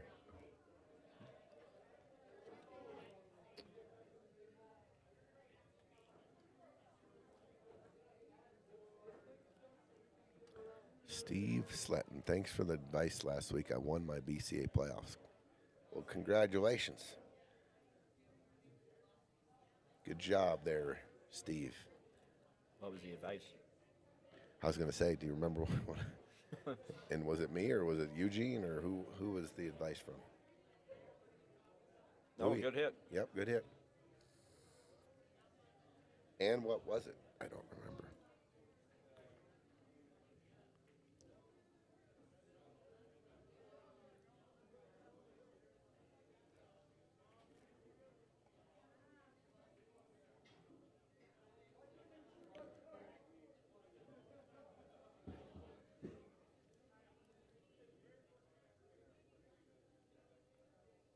Is it time yet? You can see the patience going on here. Like they're not ready. They don't have that proper angle. I believe at any time if they were to get a really good makeable shot and an angle, they're going for it. They're going to go for that break on the 5-13. It's almost there off the 3. It really is. You can hit this with some speed. The 1, thin the 1. You're going to go off the back of the 3, and that tangent line is going to go over into the 13. I might have took a shot at it right there. There was no scratch. If the cue ball hits the 3. Look at this mess. Okay, well, I know what shot I'm going to take now. This 15 ball is going. This 15 ball is in play right. I'm going to try to put it somewhere in this zone right here. I'm going to bank this ball and try to land it in here for a possible. Just keep it close to my work here in case I need a breakout. Oh, no. Oh. Was he trying to make that? I don't think so. I know he came like super close to making it, but I really, Chase wouldn't just shoot. Here you go, buddy. I made it. Yeah, my job is done. Wow. Look at where the 13 sits. This is interesting. What about just making their I know it's crazy, but Here you go. Here's ball in hand, guys. There is no spot. There's no pocket. And look where the 8 is. Oh, I know yeah. it's crazy to just all of a sudden give somebody ball in hand, but in this spot, Yeah. Yeah. that's a game I'm winner. not moving the 1. No. Oh man, And now he gave him a breakout. totally. There's a couple different ways you can get there too. First of all, if you have a super stroke, He could have comboed the 15 and not given a ball in hand. I would have never He could moved. have comboed the ball in hand and just drawn it back to the rail. What are they going to do? I would have never moved the 1. Well, he could have moved the 1 and combo the 15 and put the cue ball on the rail.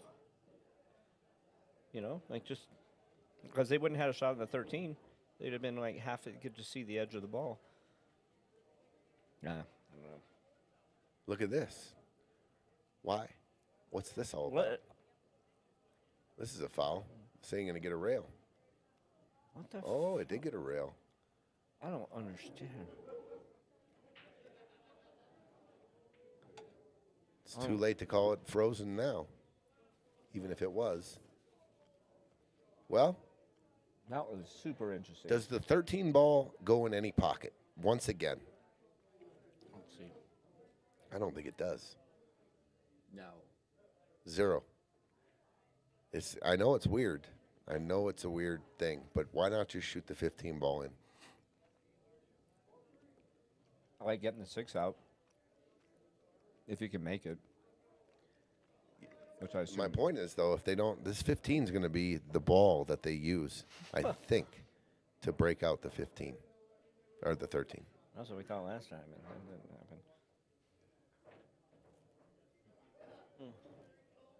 happen. Okay. Well, now your plan goes to make the 15 with the 3. Yeah. There you go.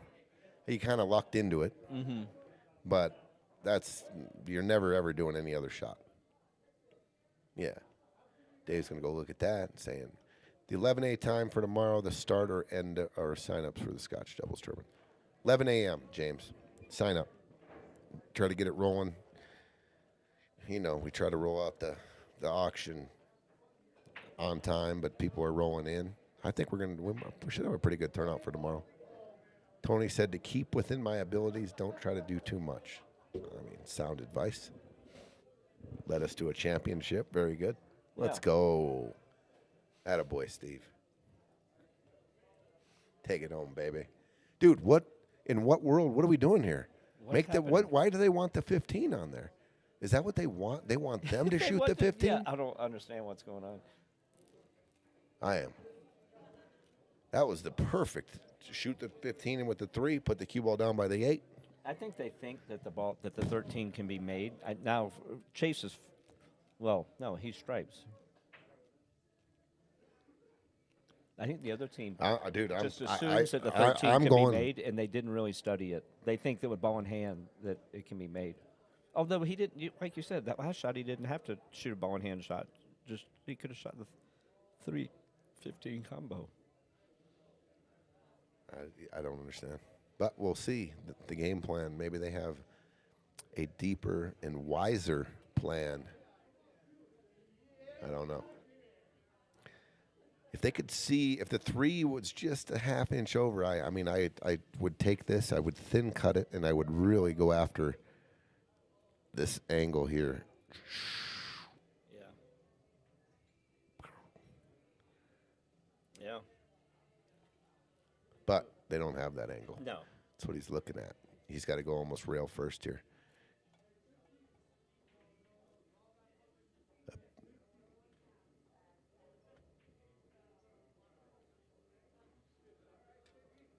And it's unfortunate for Chase in that he can't hit the 15 without making it. He can't. Koping won the first set 4-1, and Beato's up in the second set 3-1. That looks like a 5-setter. And if it does go to the 5-set, Hill. If it goes to the 5th set and it goes 3-3, shootout. Shootout. Sick. It's stressful to watch that shootout. Can you imagine? No, I would vomit. I think it would be. We should do some stuff like that. We did actually. We just never got to the shootout. I remember. And you can take this to the bank. All right. Arizona came out with the shootout.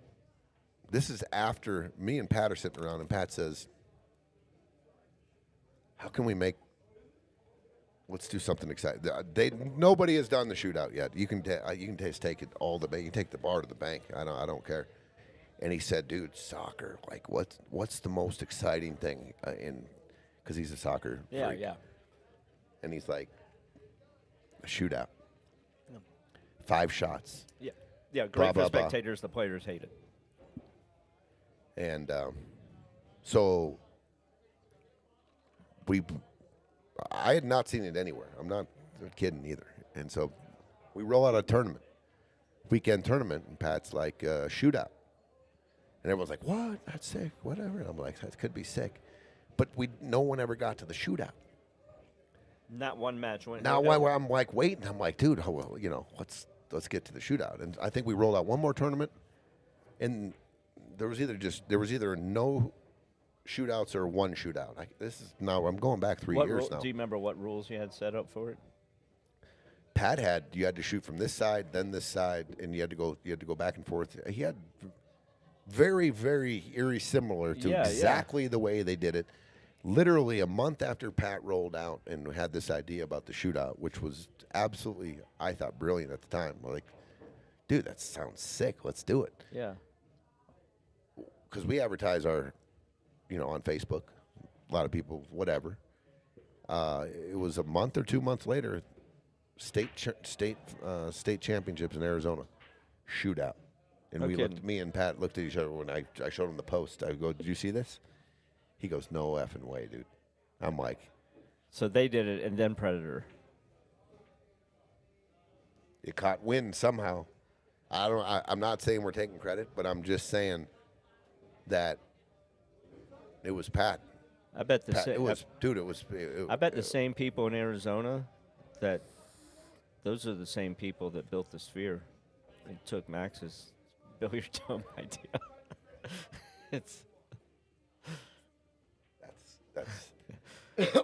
What's going on? What are we doing here? What are we doing here? Dude, there's nothing better than I like putting the cue ball right here and going bink and going just full Monty right here. You can totally control and hit that. Is he going for the breakout here? This is okay. If I'm going that way, I'm going to put the cue ball right here, and I'm going to play this here and drag draw this here with the cue ball. He tried. He hit the 8. He tried to follow it down in there. There was so many more better options than that one. That was hard. Yes. Following the ball. That was like a shootout shot. Man, this one here is like gin. I mean, ball in hand right here, or even like right here, up a little higher, cut this ball backwards and go. This is natural a safety right here. That's not worth it because you don't know where the 5's going to end up. You wanted to leave that there. The 7 was right here. This is a safety. You just missed this ball, which he did, but it's a good thing you left it and leave it. Guess what? I was going to say. Guess what the shot is? Shoot the 3 in the pocket. The 3? Yeah, shoot it right in the corner and give him ball in hand. Yeah. Here you go. What if the 5's frozen? The 5 might even be frozen. I mean, there is no. I mean, you and I both know that shot what to do, but they might not. It's awkward though. Yeah, you just touch the 5 and then the rail, and you hook them. Sure, but if the 5's frozen. Yeah, you touch your 5 and then the rail. Yeah. I don't know when the 3 was right here. The shot when the 7 was here was the cue ball here and shoot the drag draw. If you do connect, you got this ball right here waiting for you to shoot in the side. Oh, he missed. Oh, my God. That's a foul. And somehow it didn't free up that ball. Okay, now it's an easy safety. I'd call it. What? I got ball in hand. Yeah, ball in hand, safety. Well, okay, just going by what he did before, and the 7 was here, and he put the cue ball here, and he was trying to follow it all the way down. Exactly. He tried this shot. Why wouldn't you do this shot? Okay, cue ball here. You like that follow shot, and then follow it in there. I don't know. There's so many ways. There he goes. I knew it. I knew he was going to take this shot. So I drew the line there. This isn't going to work, is it? Oh, no. We're not laughing at you. Please bring up, please, if we could bring a clip up for me right now, Goodwill Hunting, please.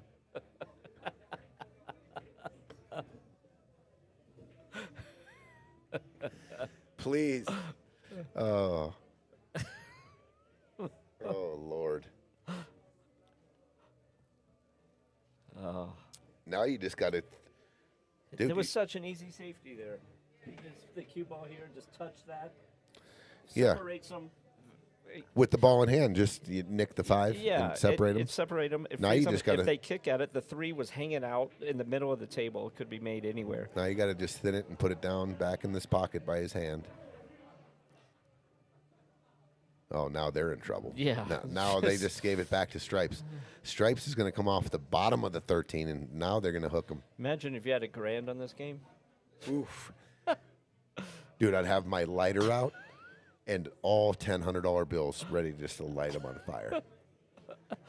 Then all of a sudden, depending on who you bet with, like a swing of emotions right here. You're like, yes. Good shot. Stripes.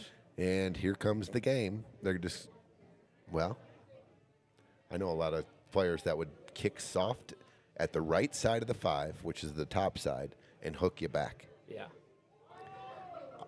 I know a lot of people would just nudge the 13 into the 5, That but then doesn't you work. send, then you shoot Yeah. the 13 and send the 5 up. Yeah.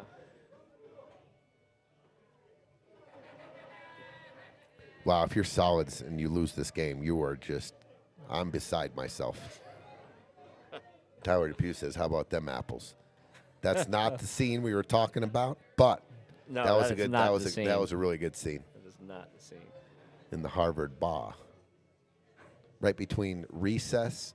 Oh, that's going Remind me high. at league, Tyler. I'll pull it up. Oh, this is just a crushing game for David and Richard. 3 4-ball in hands. You had 5 solids to their 1 and 2. And assuming this 8-ball goes in, the difference between 4-4 and down 5-3. Brutal. It's not over yet. Been a lot of bunting. He fires it in. spears Dave it fires in. it in. 5-3. Woo. Boy. Turned into a. Man, I had my queen out there. I had my bishops. I had my rook. And you had a pawn. And you frickin' found a way to beat me. I mean, That's what we call. I'm going to the rope store and the wobbly stool store That was after that one. That was what we call unpredictable. Talk about a plot twist at the end. Goodness gracious. I'm just listening in. It's enthralling. It's our chef, Top Chef. We should, both our guys should be on the show Top Chef. Connor and Greg doing a hell of a job. Oh yeah. JG, that was a crazy game of 8-ball. Yeah. Wasn't it, though? Sounds like a country song. Wasn't it, though? It was a crazy game of poker. That's a Yeah. OAR baby. OAR. I went to a concert one time. I just saw them this summer in Vail. I've seen them a few times. Awesome band. Where did you see them? Red Rocks. Oh yeah. Yep. Awesome. It was a crazy game of With poker. with June, right? Yep. Yeah. Did you take the playing cards, throw them in the air for No, she poker didn't. song? I didn't. I Yeah. didn't know I had to bring the cards. I don't know. Well, that should have been her job. She was the big fan. Yeah. I agree. Pretty good break there She's by up Mr. there. Dave. She's up there in wilderness life, Yeah, like Oregon. Oregon, yeah. Yeah. Outside of Portland somewhere. Yeah. How about them apples? Thank you. JG really enjoyed that game of 8-ball. He did. Now, what are we going to do with this 8-ball here? Man, if you get on the 13, it's perfect action to go right into the 5-8. I love those shots when they're just an inch off the rail. you You shooting can the really 10 here control it. first, or you Dude, I shooting think the you can see 15? the 13. If yeah. I can see the 13, I'm going after the 8-ball right now. Yeah, you- It's a shooting gallery with stripes up there. You putting bottom left on it? Yeah. Yep. It looks like he's shooting the 10. He's definitely shooting the 10. He's banking the 10. These are just things that I'm done predicting what's going to happen. Well, Because I'm like 80% maybe he didn't shoot the wrong. 13 because of the 2 ball. The 2's tied up.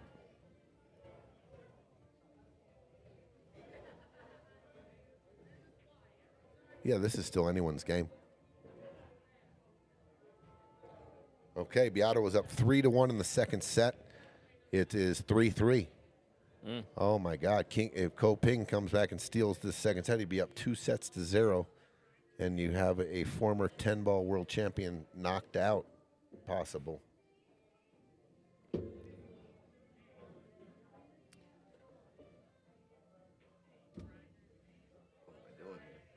Imagine if someone made the song "Crazy Game of 8-Ball," and it was like "Crazy Game of Poker," but people would go to the concert instead of bringing cards, they brought 8 balls and just started launching them in the air. That would not Throwing go them well. up. Yeah. You have to wear a helmet or something.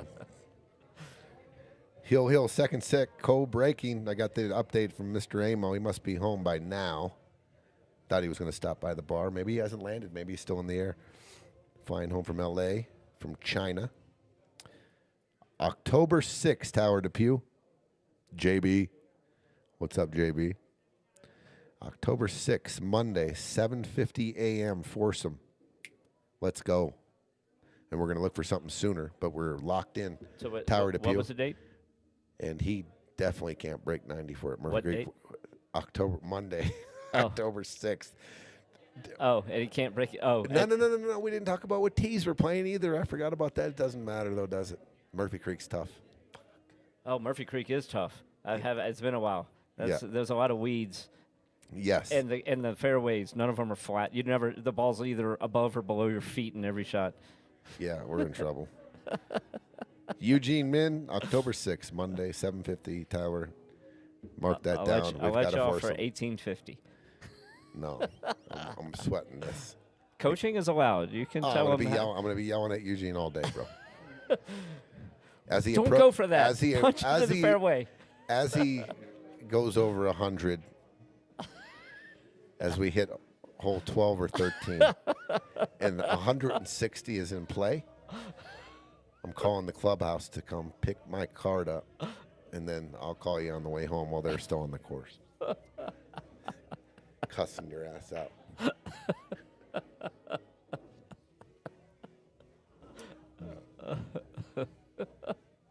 What do we got here? Is Ko Ping got a shot? He does. Balls are wide open. He's on the 6. He's going to be up 2-0 here.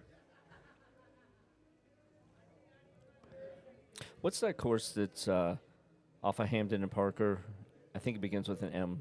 Meadow Hills. Yeah. One of the oldest courses in Aurora. Oh. Beautiful course. One of my Beautiful course. Lots of big trees. yeah. Tight course. Yeah, one of my friends, me and him, Bob, and Jimmy Gardner were playing there, and it was the sun was about to go down. We went to 17. It's a long par 3. It's like 230 or something. Yep. Oh, look And- at this shot. Look at this shot. And it was directly into the sun. Like, it couldn't have been more in the sun. He hit it. None of us could see it, and he was like, it felt good. And we walked up, we're looking around, we couldn't find the ball, No and then he way. walked it fucking in the hole. No way. Hit a 4-iron. No way. Yeah. Hole in one. Yeah, that's the only hole in one I've witnessed in person. Well, witness is a strong word. I was in the same presence. The sun was in the way. Ko Ping takes set number 2. He's up 2-0. If Shane Van Bonen were to win his match tonight, he plays the winner here. And that'll be, I believe, tomorrow night. No, it would be earlier in the morning, about 5 hours probably after that. No, I don't know. Oh, what a shot! What a shot. Tree Dude, did you see topped. these last 2 shots? Ooh. Oh, tree topped. That was your 4. What's his? 6-3. 5, Wow, 4, 3. Chase and Dave playing well together. These guys Yeah. might be well, we'll see. Force to be reckoned with. Yeah, very, very much. This isn't over yet, That though. was a David hell and Richard of a shot. have the firepower to get back in this for sure. Look at this. Straight up. This is the kind of stats I'm talking about. Missed shots, safety shots, legal kick shots, bank shot attempts, successful bank shots, jump shots. We could roll out something like that for this. They used a lot of buttons. They probably didn't use any button, but we're going to have buttons for every one of that. Or maybe it's like a stenographer, and they only use all of those are just like 2 buttons. Koping Is that up the right 2-0. word? Stenographer. Johnny Amo letting it know. Let's see. Where is he?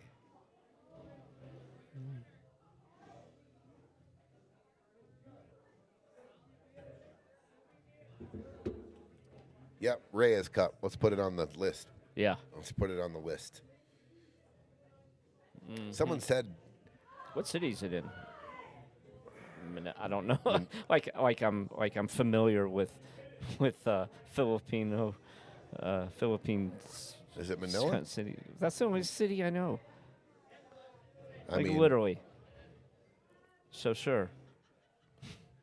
someone asked me the other day, and they said, it's because rumors have it Shane's getting old, mid-40s. Is he going to retire? And I said, I honestly think he's having the time of his life. Yeah. If this would have been going on 15, 20 years ago, with the money you can make, the traveling the world, tournament after tournament, like not a lot of downtime, man, like this, he's might be in his prime still because of the energy that's going around Yeah. in all these tournaments. I mean, Yeah. he is going to, I just think this whole idea about the world against Team Asia and the Reyes Cup is going to be so sick. Yeah. Yeah. The world team. World team. I just filler. I wonder if. But Shane's not going to. I don't think he. No, he's not retires. going anywhere. No. I think he's got another 5 years in him. So he got 5 more Moscone Cups. He got the U.S. Opens. WNT has revived the whole pool world with the purses. You got Qatar. You've got Vietnam. I mean, look at him. He doesn't look like You've he's got all of a Hanoi. sudden just going to start missing balls. I mean, come on. Right. And the money's real now. I mean, dude, How you can about travel Ralph the world. Surkay, and he's still Yeah. tearing it up?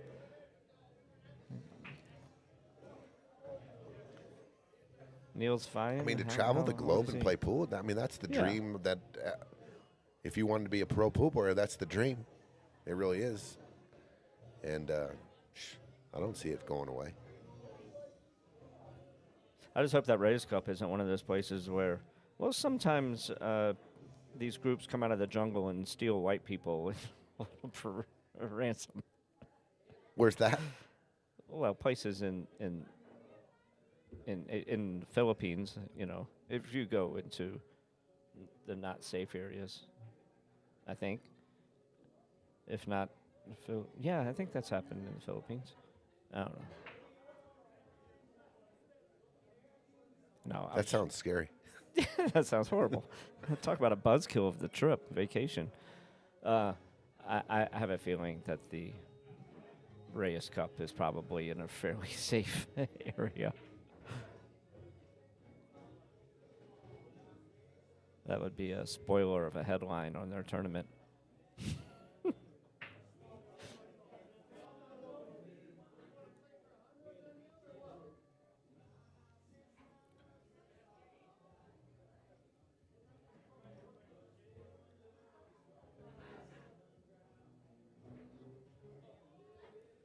All right. Well, they're going for it. I mean, it's 6-3. They have kind of the luxury, but they're just What are they? pocketing balls or They're- stripes. Yeah, I don't think they haven't. What are they going for here? I'm not sure. I'd pull back right now. First of all, look at this. Body hooked a little bit here.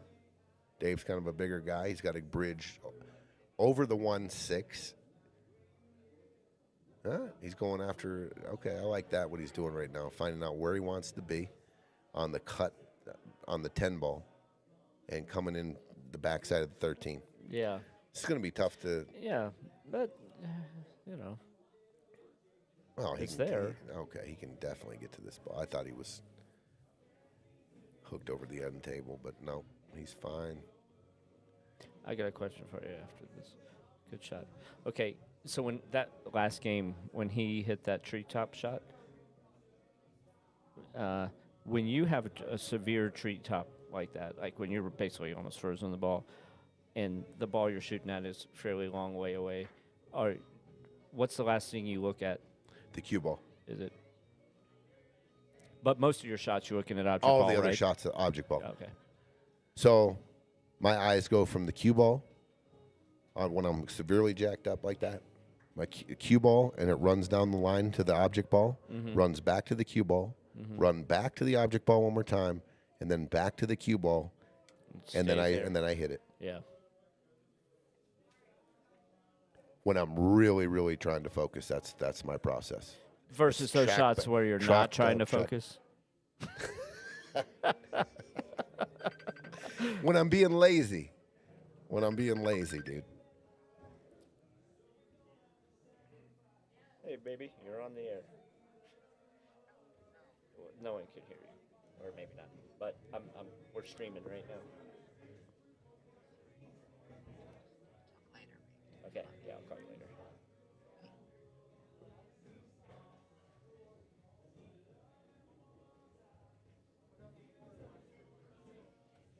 All right. What just happened here? How did they get this shot? Oh, no. Oh, God. Oh, my goodness. How did he not scratch right there? And how? I turned away for 2 seconds. Yeah. How did they get a shot? No, well, see that one hanging there? Yeah, I'm it's assuming probably it has it. something to do with that. Oh, boy. Okay. Dave and Chase on the hill.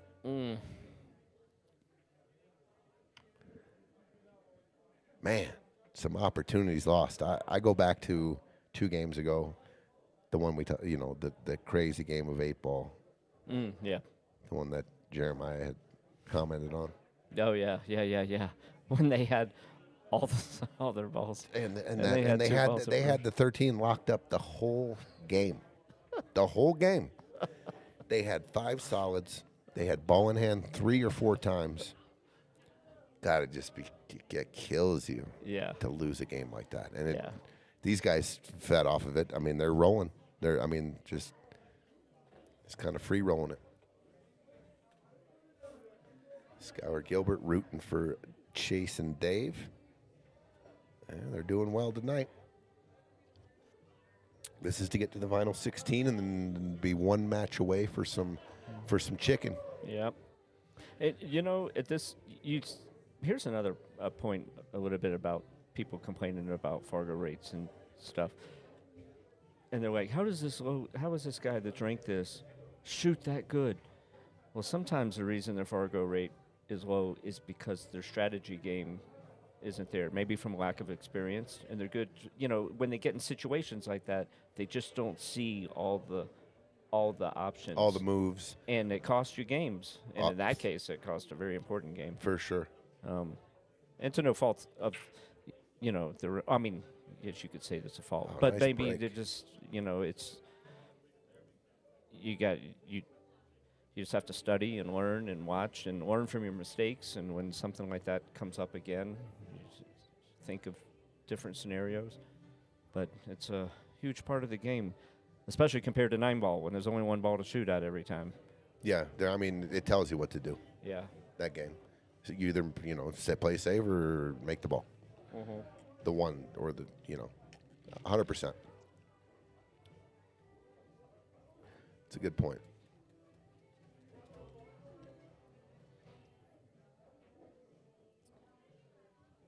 Yeah, Fargo rate obviously does not take into account there's not separate ratings for different games. So. And in a perfect world, there should be for Correct. 100%. Yeah. Because they were talking about the next Fargo rates they're gonna do Fargo for 1 pocket. There was rumors. I have no idea if that's confirmed or when it's coming, but there was talk, and I'm like, damn, I wish they would. That'd be cool. Yeah. That'd be cool. But I mean, if you go there, then you have to go 9-ball, or maybe even just group the rotation together. Yeah. And then 8-ball. And winter break or They do in not They do in is Napa. Huge. Napa has an 8-ball rating, a 10-ball rating, and a 9-ball rating. They sure do. Yep. APA. Yeah, and the Fargo rate thing, the races, it doesn't take into account not only what game, whether it's winter break or not. So that's That's a true, too. Big game changer, Huge. especially when you're talking. You get someone who's 700 or above. Yeah, I mean, when you get to that level, you're looking. The next inning could be. It could be the set. So I got a shot to run the your set next, out. Your next inning is your next tournament. Yeah. Yeah. Winter breaks, man. Are you a fan of winter break or Love it.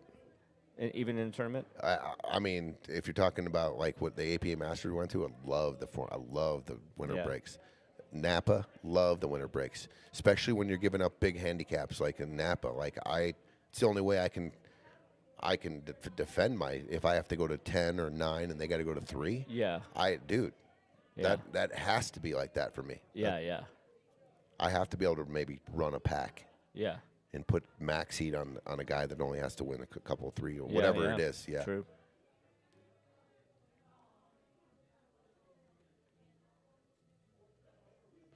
Now, if I'm playing SVB, no, I don't want to play winter breaks, dude. I want to play alternate breaks. I want to have my shots. I want to have a like. I just know, like, just no shot. I got no shot. I do have a shot. If we alternate the break, I feel like it anyway. I get to shoot. I get a break. Can I hold serve? Can he break dry one time or whatever? So I guess it all depends. Certain situations like the Stevie Chan, that's why we made it alternate break. I want everyone to have a chance. I want someone that can show up an underdog that has one of the best weekends of their life and breaks good and runs out all their racks, and it's going to be hard to beat anybody that does that. Yeah. Because top level players are just once they figure out the break, then you're going to be looking at 3s and 4s and 5s. Yeah. Yeah. And it's just the way it is, and I want everyone to have a shot.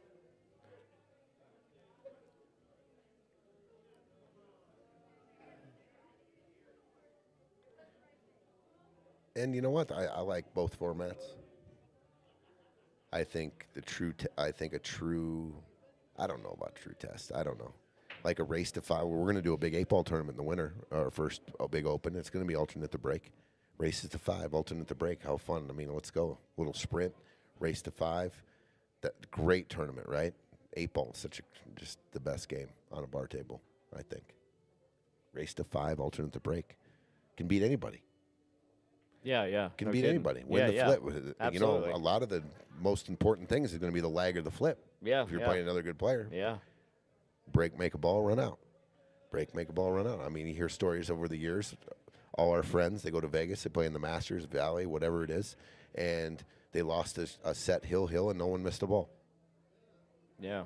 What happened? I lost the lag. Yeah. I didn't get a break on the hill. And the other guy broke and ran out. Yeah. And you're like, damn, Better be- that's better- pretty good pool right Should there. be better at lagging. Yeah, or flipping or whatever,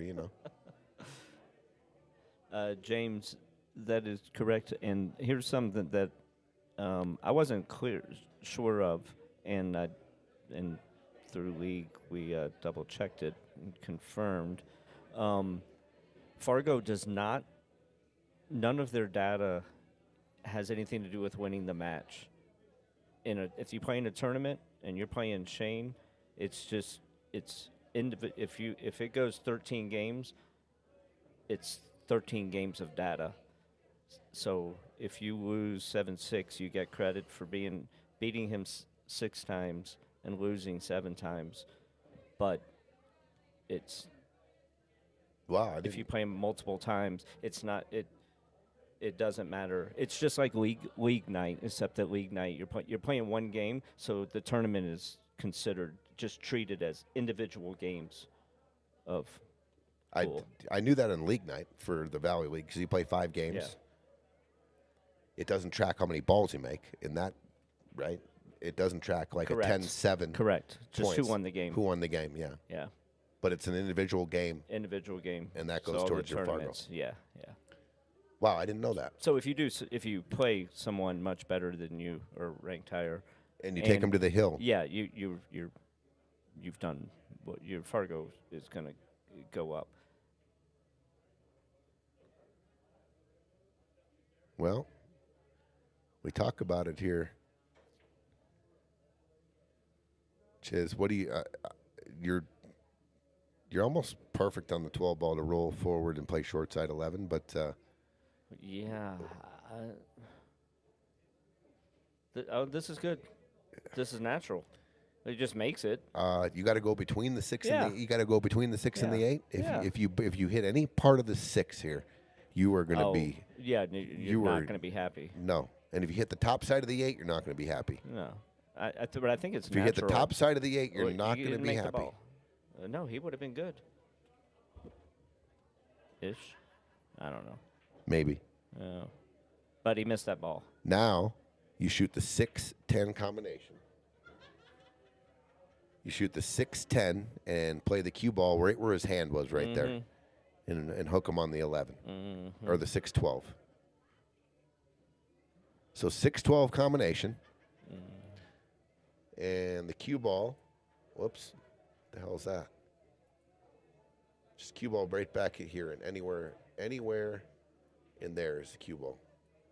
And make that, okay? Well, he hit that pretty hard, and he missed the ball. That didn't look possible. How did he touch that ball and have it not go in? That was like a circus shot. Okay, they're still alive. I thought they were counting their last shots here, but David and Richard must win this game, obviously. And then 3 more. Well, it but sure is looking better for them than what they were just about to be facing. I can't believe that ball. He touched it.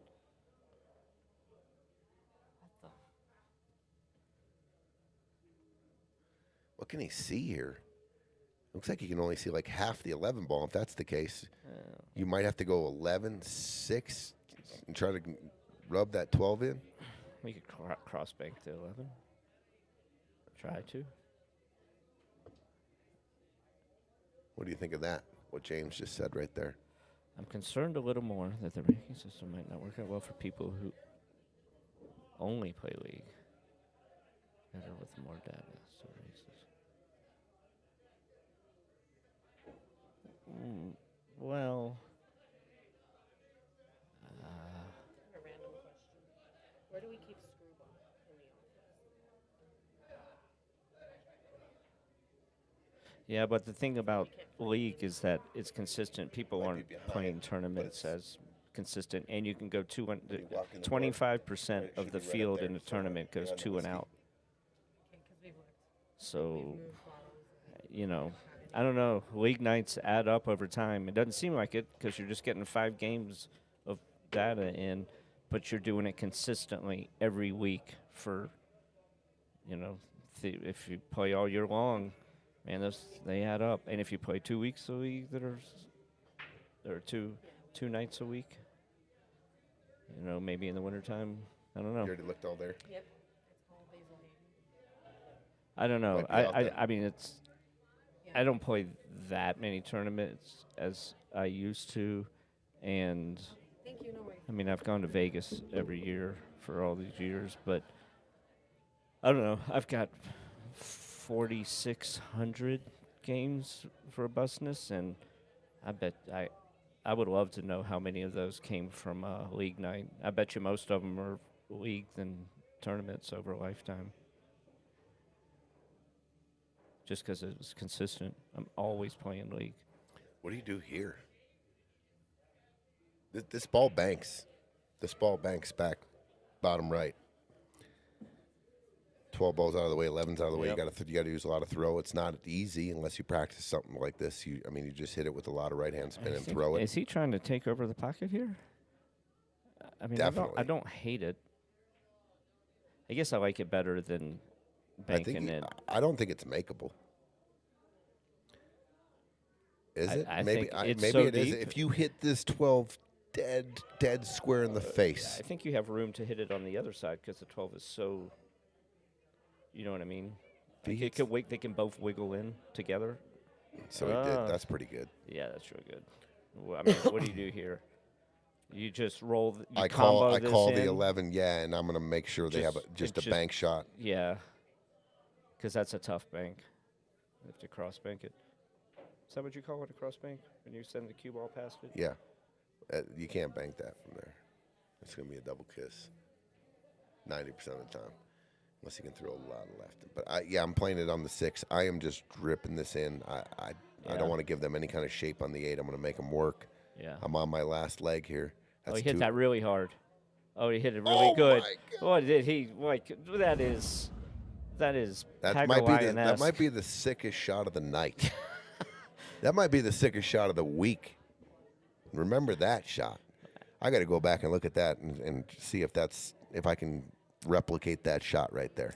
That is sick.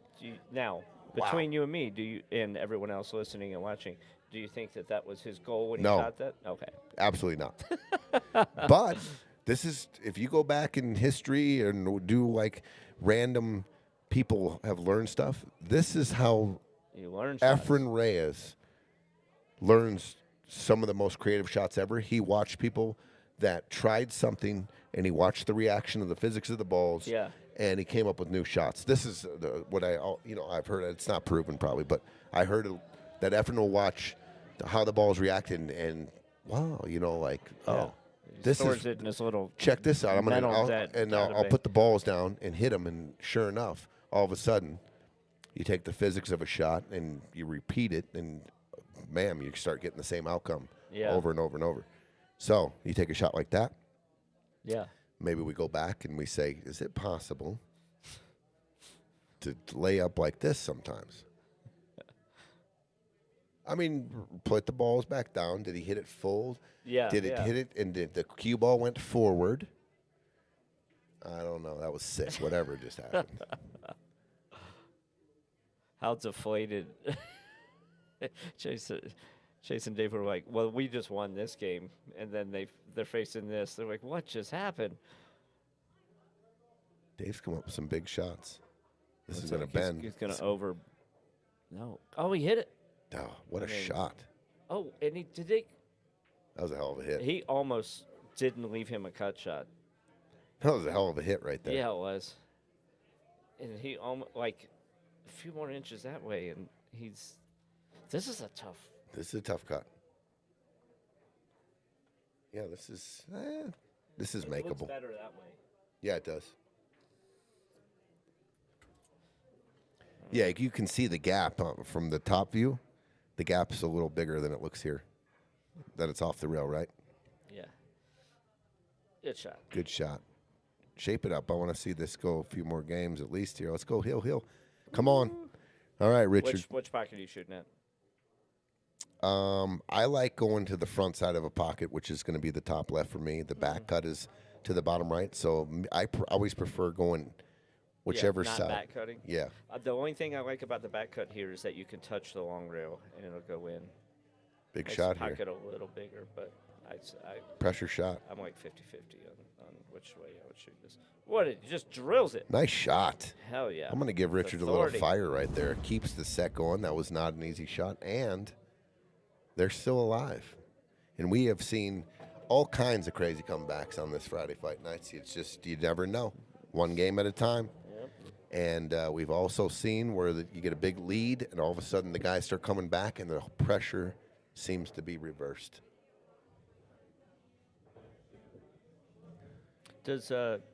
I was just looking at the ads and stuff up there. Does Manny live in Denver, or is he in Greeley? Really? So does he do gigs, do jobs down in Denver and like South? That's a long commute. Not too bad. Yeah, yeah. I guess Greeley. It's not hour. like, yeah. Especially if you hop on 85 and hop on well, we live in Aurora, so Denver. Yeah. I don't know, but the Denver Metro. Yeah. It's probably not too bad. Yeah. I bet she's got quite a lot of work too in the pool community, which hopefully all the sponsors are a part of being part of this, and they get action from the pool community.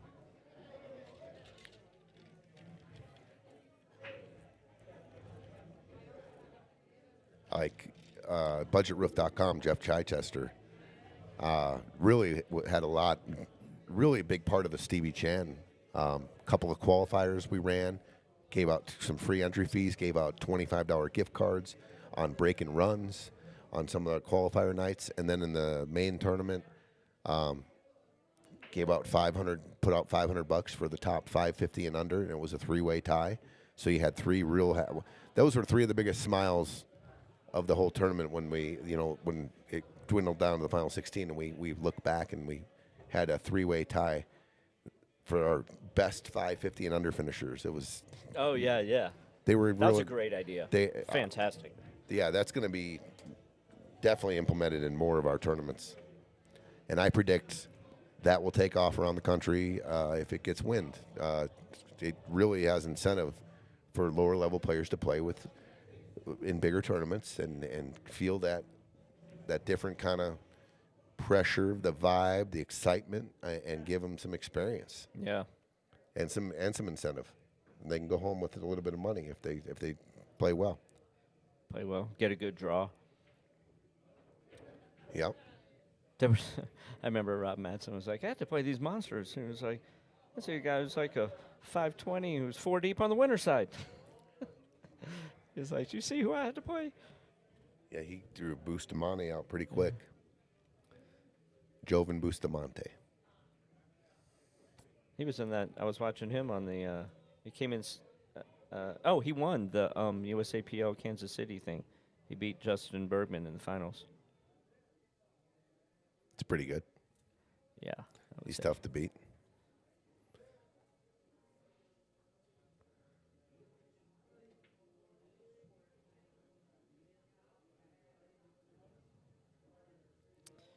All right.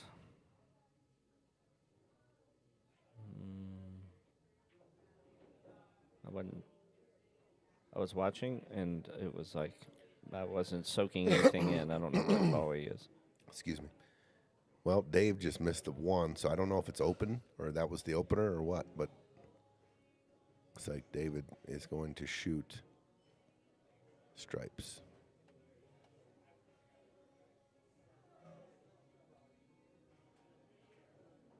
I think it's 2-2 in the third set. Ping's trying to skunk him. And what are we, tea time? 3 a.m. for Shane. If you want to watch it live, I'm sure you can wake up in the morning and watch it on YouTube. I like watch it live. So what do we got? Midnight, 3 more hours. Shane playing to get in the finals, the World 10 ball. Hey, James. I can't remember. I remember you gave me your hat to fix because you had a problem with the patch, and I know that was a while ago. Am I imagining that, or did you not get the hat back? But the reason I'm asking is because I have a new attachment thing that is working much better. So if you're having issues with that, I'll fix it up. I was wondering how yours was holding up. Shoot me a PM.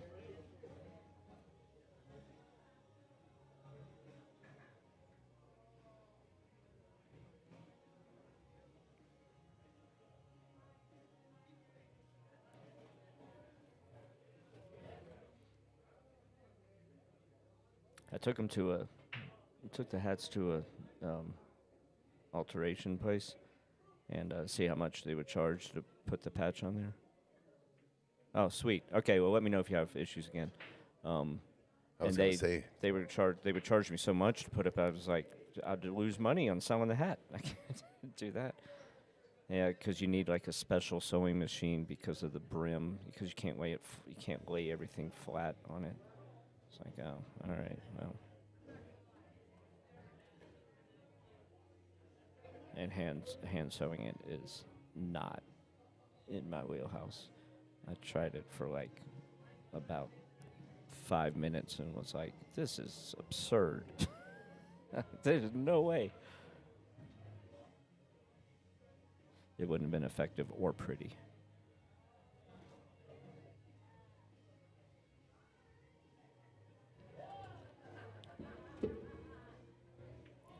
Well, this could be, this is definitely runnable here now.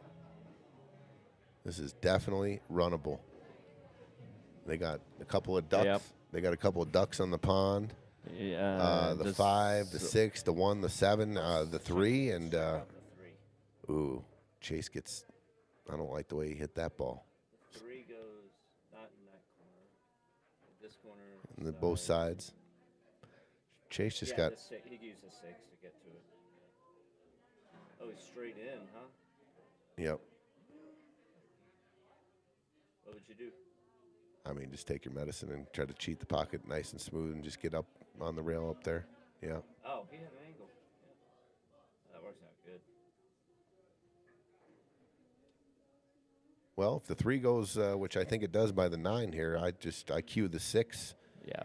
And just play a little stop shot, use the angle, and shape the 3 in the bottom left.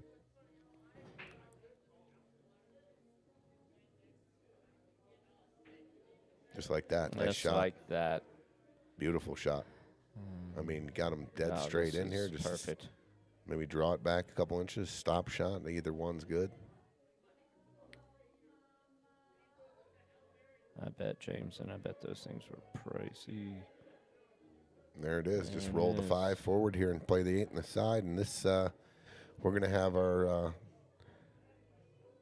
winners of the match is going to be Chase and Dave. If they connect here, and that's in. God, I thought that missed. A little funny here, maybe. It's not a hanger now. I thought he'd leave him a stop shot. This is missable. All right, for the win, Chase and Dave moving on, final 16, and Dave can put this down.